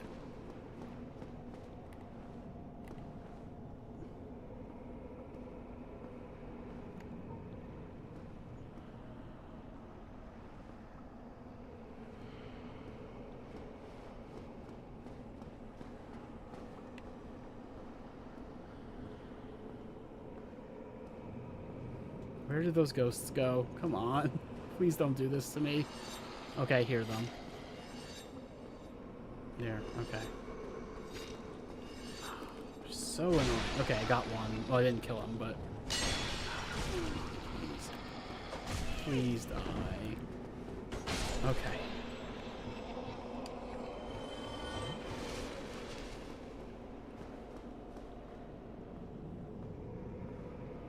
You can hear them with your eyes? I kind of think I know what you mean.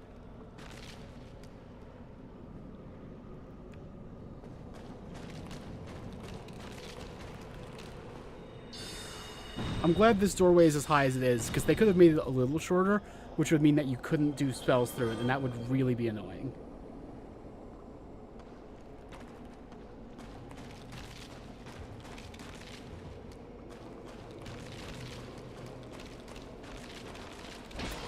It sucks that these ghosts are so bad, because this is such a cool idea and a cool area, but god, they suck to fight.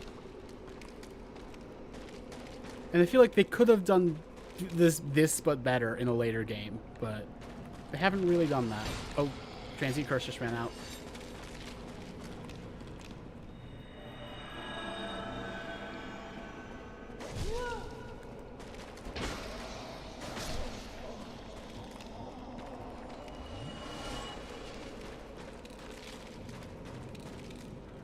Okay, I could just climb the ladder right now and risk getting hit on the ladder, which, like, I go around and I do all of the hallways there to keep that from happening, because I can get rid of the ghosts that would be hitting me on the ladder.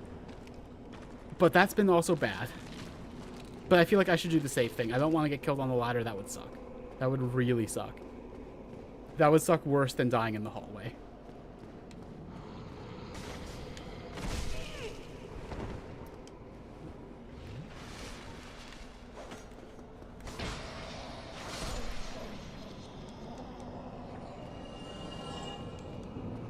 I got my souls, so that's nice. I don't need them, but it's nice to have them. There. He's syncing up from the... There we go.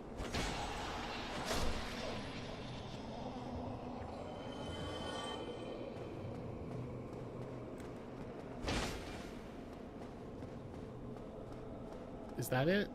I'm not sure if that's it. Well, let's go see. Let's go see Ingward. So, here we are. J Hill's back. Welcome back, J Hill. I might be done with the ghosts for now.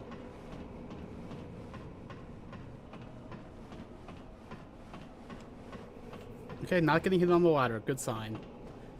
Let's go talk to Ingward. See what's up.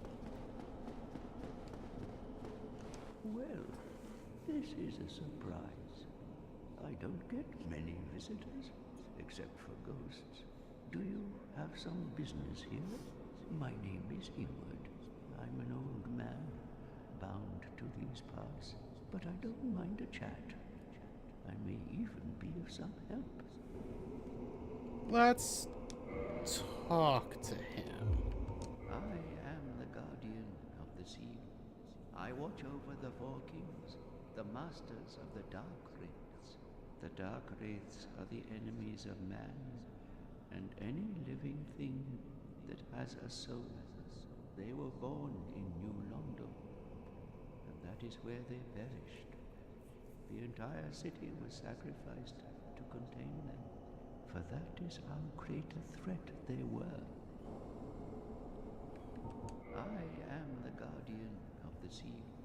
I watch over Okay. the So, in New Game, he was like, "Oh, you have the Lord Vessel. Okay, let me give you the key to the seal."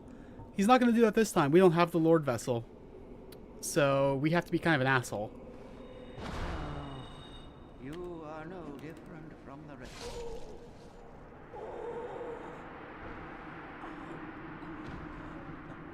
This is kind of our asshole run, after all. Give me my countrymen.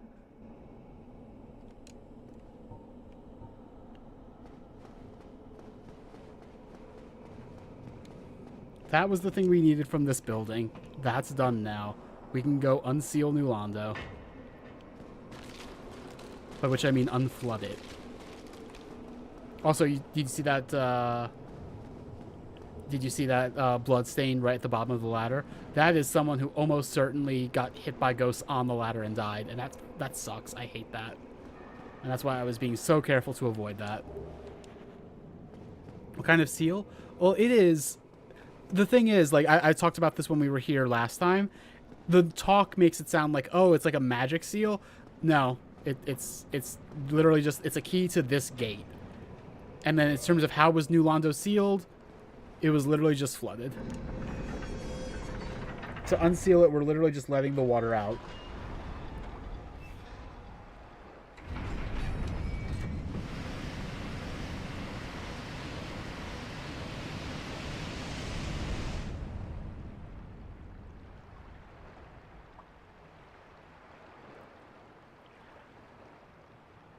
Yuji, I think you're still behind on the stream a little bit. I think... Hang on, let me pull up timestamps.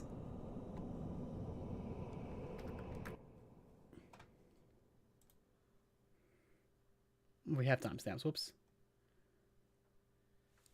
You are about 10 minutes behind, Yuji. Because I think that was just you responding to me saying, what do you mean by good? And that was 10 minutes ago.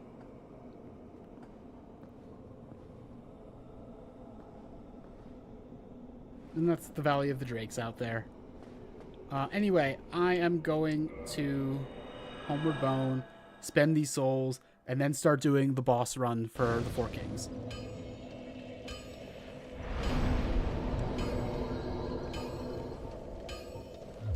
I'm leveling on my int a little bit because I'm still not quite at the cap. And also I have nothing else to really do with the souls at this point.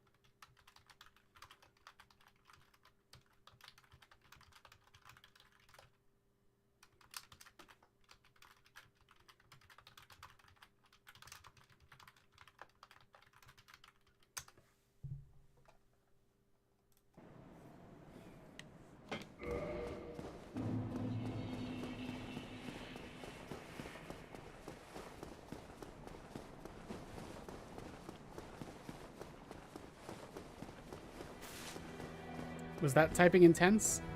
I don't know. I have been told I'm a fast typist, but...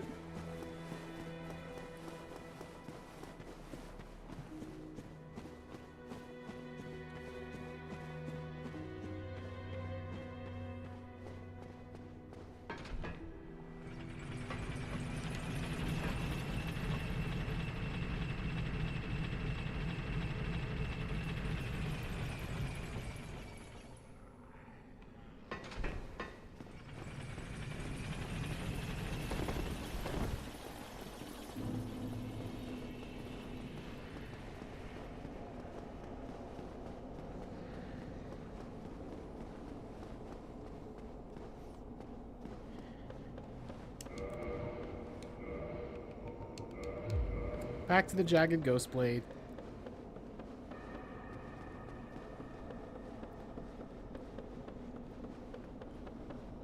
Let's hope I can still out-damage the Four Kings enough for this.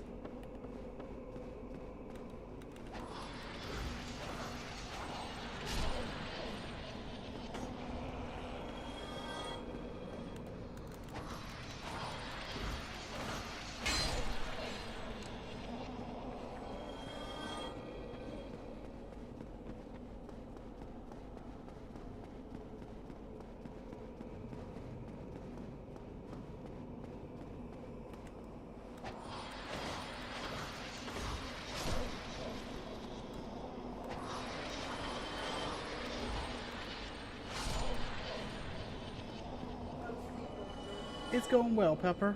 How's not stream going, Pepper? I want to try this boss a couple times and then I'll end the stream. That's the current plan. I know. Just letting you know because it is a little bit later than I said I would end stream. Okay. I'm having a much more chill time this time around. I'm glad. It's because you got stuff to actually do this time.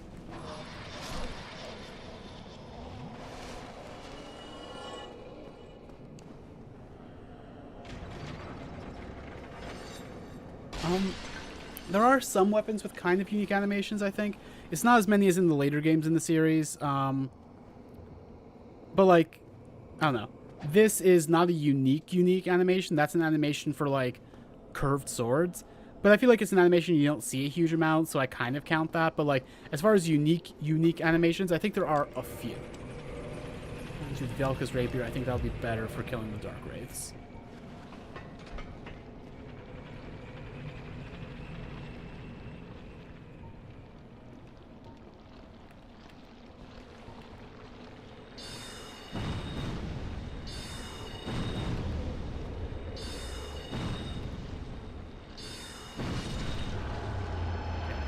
So basically, I'm going to do enough of a run to kill those two enemies, that one and the other one just like it. Then I'm going to Homeward Bone. Then I'm going to do the run again to actually get the boss. Because I'm going to have to use up my good spells in order to kill those two things. Come on.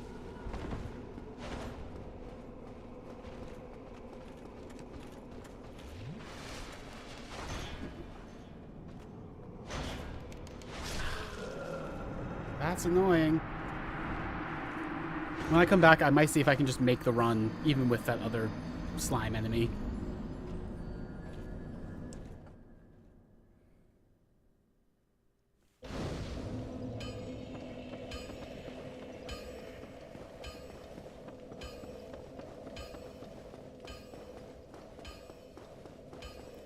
I think some of the boss weapons have, like, fully unique animations, and some of the tail cut weapons. But for the most part, I think those are mostly shared.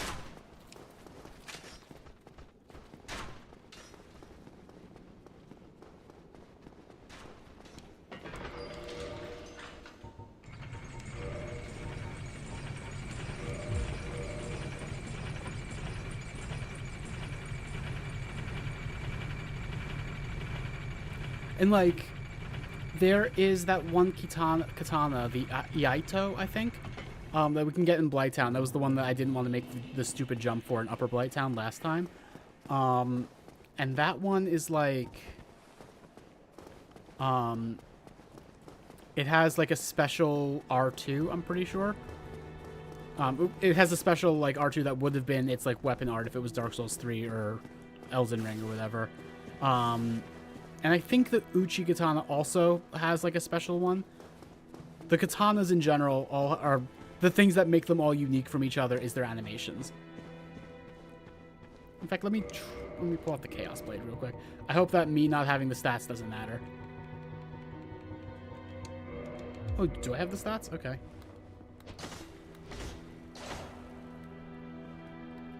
Okay, not even fully unique. That was the Iaito's animation. That's the Iaito's R2.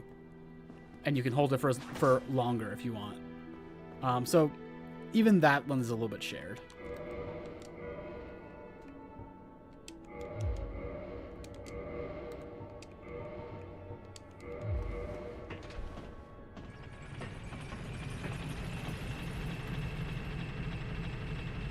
And I think it's the Uchi Katana that's R2 is like a quick draw kind of thing. I think. There's also the washing pole. I think that one might also share the Iaito animation, but its whole thing is that it's really long. It's like Sephiroth's katana. I mean, that's an exaggeration. Sephiroth's katana is really fucking long. But, you know, it's a very long katana is the point.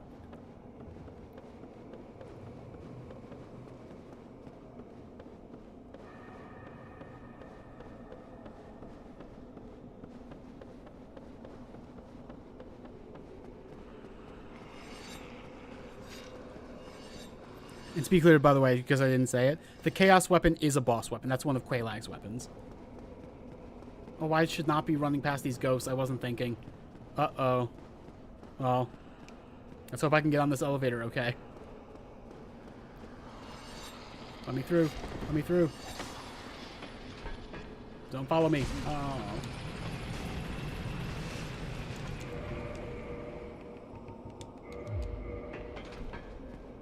Alright. I'm just gonna run for it. Screw it. I'm not even picking up my bloodstain. Let's see if this works. Oh. That's unfortunate.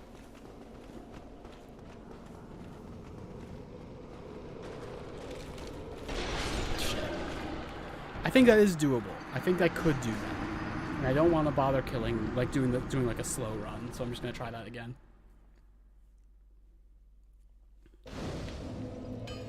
But it's an even longer run back because I don't have the Firelink bonfire.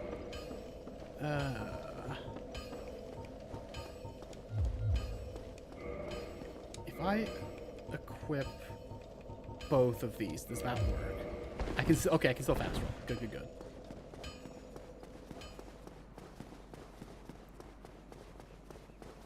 Usually, you know what? What do you? I'm sorry. What do you mean? Are you still behind and you're not getting not behind? If you don't know, Yuji, you can press the live button at the top of the the bar, like the progress bar, and that'll bring you back up to like right around where we are. Or reload the page.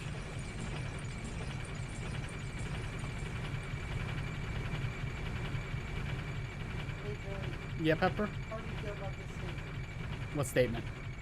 Any random transfer is braver than competitive. Yep, that's true. And not just because the U.S. Marines aren't brave at all. I'm not sure how much of that got picked up by the mic, but yes. Thank you, J Hill.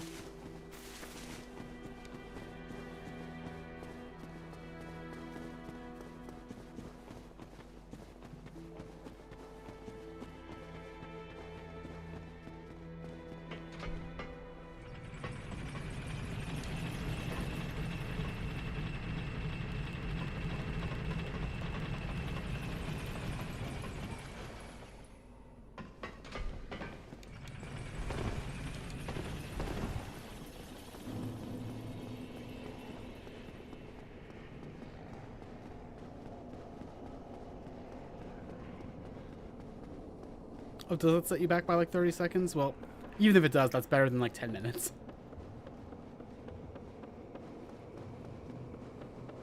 Oh. I just saw someone's health bar. Did like a ghost up there get hurt? That was weird.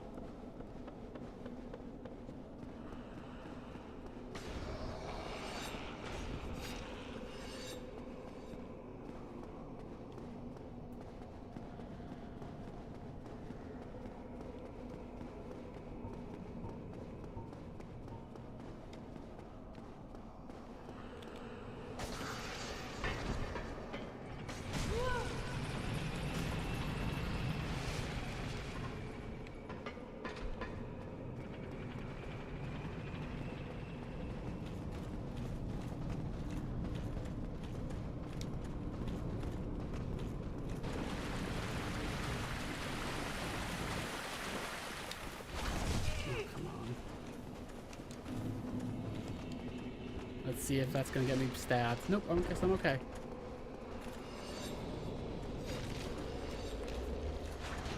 Alright, I'm gonna actually make the boss run this time.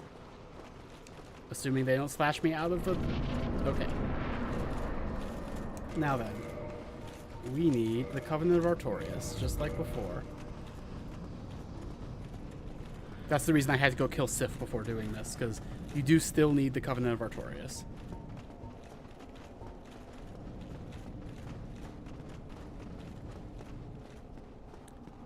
Now, I have Velka's rapier equipped. I don't even think that matters. I'm not going to be melee attacking at all. Okay. Let's go. Let's get that lore first attempt, huh? Also, I guess I landed right where the bonfire is going to be.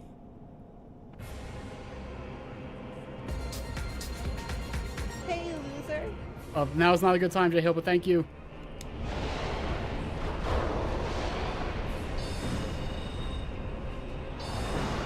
I got lucky that one missed. Oh, this is going to be way harder. I already used up 3 crystal soul spears. Good thing I still have a bunch of regular soul spears, but... Oh, I also have dark bead. I should be fine. In fact, let me use dark bead now. Ah, oh, damn it.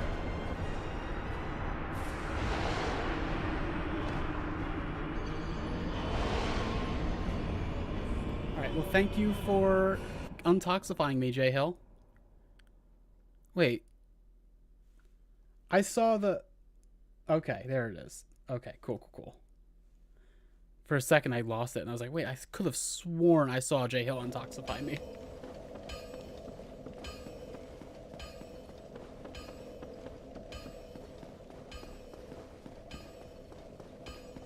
Alright, so 4 kings are going to be doable. It is going to be harder than the first time.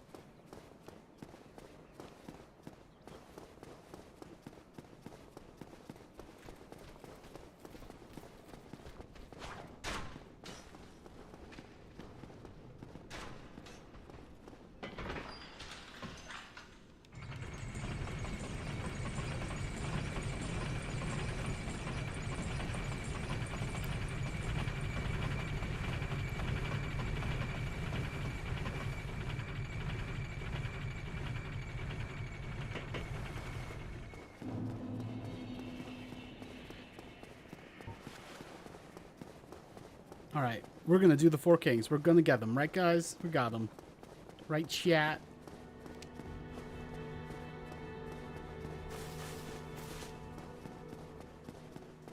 This part is taking significantly longer than expected. Other things that happened in this stream happened way quicker than I thought they would, but this is taking a while.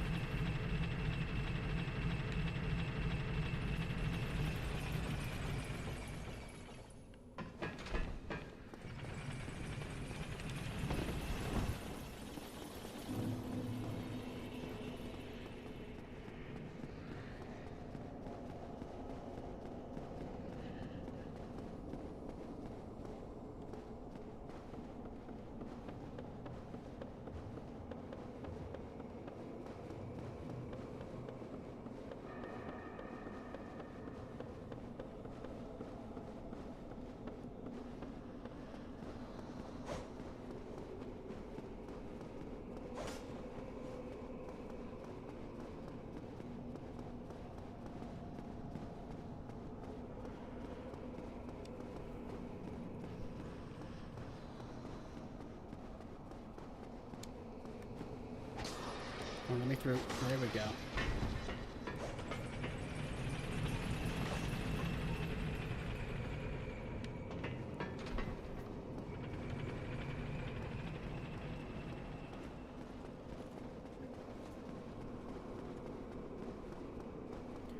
You know, it's funny. New Lothar is actually a really small area when you stop and think about it. I used to think this area was so big, but it's really like just 2 buildings and the outdoor areas immediately around them. But also, like, you know, the sunken and not sunken versions of all that.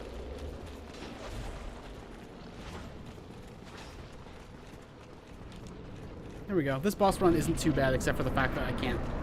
Like, I don't have Fire Link.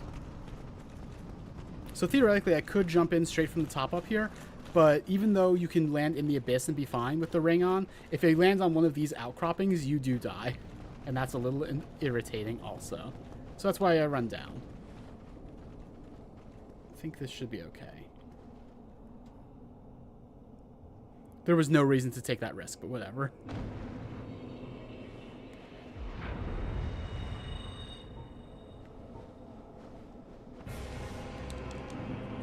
Alright. First king, let's go.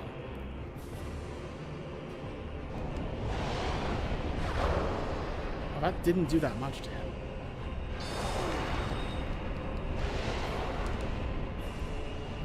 Did that Crystal Soul Spear hit? I didn't see.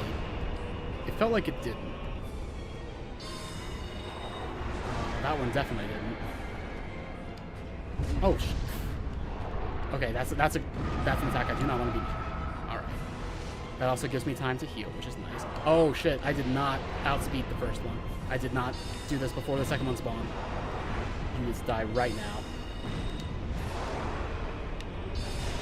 Okay.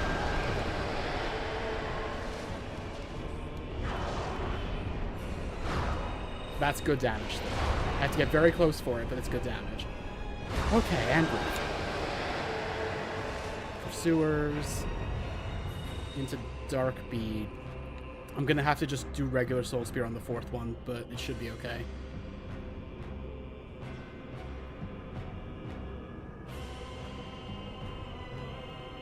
And again, I'm just circling so I can, there we go, like, so I can see the spawn.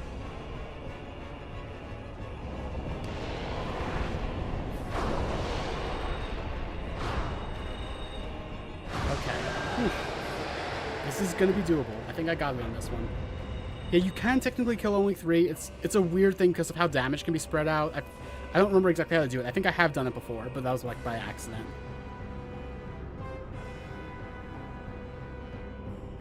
The horns that come in this part of the theme always sound weird to me.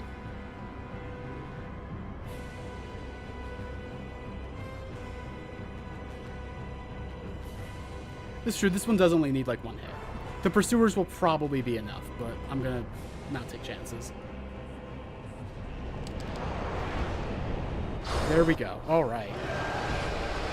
So now I get to show off the cool thing that I also need for achievements.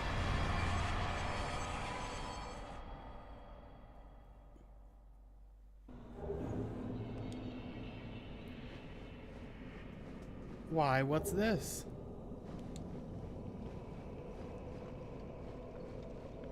So we've met Kingseeker Framt. Now let's meet Darkstalker Kath. Greetings, undead warrior. I am the primordial serpent, Darkstalker Kath. I can guide thee and illuminate the truth. Undead warrior, conqueror of the 4 kings, is this not your wish? To know the truth of men and the undead? You only meet Kath here if you do the 4 kings before Anor Londo. Or specifically before you get the Lord Vessel. Wise choice, undead warrior. Prove you must that the truth becomes you. Seek Anor Londo and claim Gwyn's heirloom, the Lord Vessel. Now, go, undead warrior. Show the world that the truth becomes you. So we're not actually going to get to do anything with this right now. We're going to get the main lore after we come back with the Lord Vessel. If you wish, I shall grant the art of life drain, the legendary power of the Dark Lord. It can preserve your humanity while undead, and cast off the shackles placed upon your brethren. That's an achievement for the Darkwraith Covenant. I am going to need to join this covenant later. I don't want to do it right now because I would have to lose my progress in the Daughters of Chaos Covenant, which I want to keep because I want to do the short version of Izalith. So let's not do this yet. To speak now is premature. It begins with your retrieval of the Lord Vessel. Alright, we'll have to come back. But hey, remember that thing that Chester talked about in the DLC? About how Ulasil brought this on themselves because they were tricked by that toothy serpent? This is probably the one they meant. There are a lot of fan theories that it might have been Framped for various reasons, but it was probably this one. But I also see how people get there. Alright. So we are gonna have to come back later.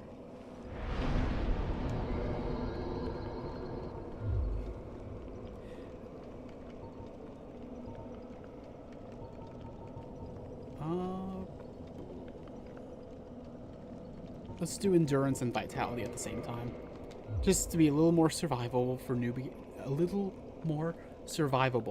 Game Plus. And also, let's go to the Undead Parish. You can only, like, right now, because we don't have the Lord Vessel, we can only warp to like those 3 bonfires.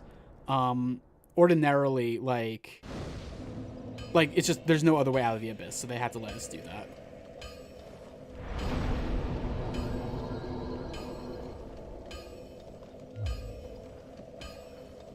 It's funny how the Four Kings were actually a lot easier than New Londo this time. All right. Anyway, I'm just gonna end the stream so I don't accidentally, or I'm gonna end the game. But thank you all for watching. You're all wonderful, beautiful people, and I love you so much. This was a fun stream. If you'd like to support the channel, please consider becoming a member. If you do, you get special benefits such as emotes, badges, shoutouts, and the possibility of joining Pepper in stream or in her Minecraft realm. Our current members are... Hey, loser. Thank you, Nonbean. I'll take a sip.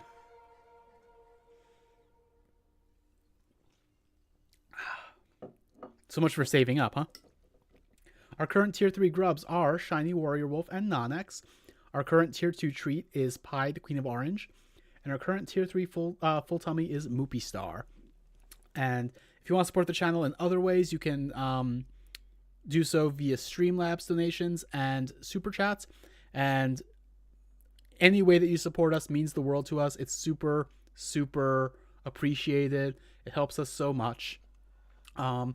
Pepper's Blue Sky and Discord server are in the description.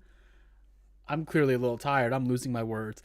Thank you all. I love you all, and I will see you tomorrow at 5. I think that's when I'm going to start stream.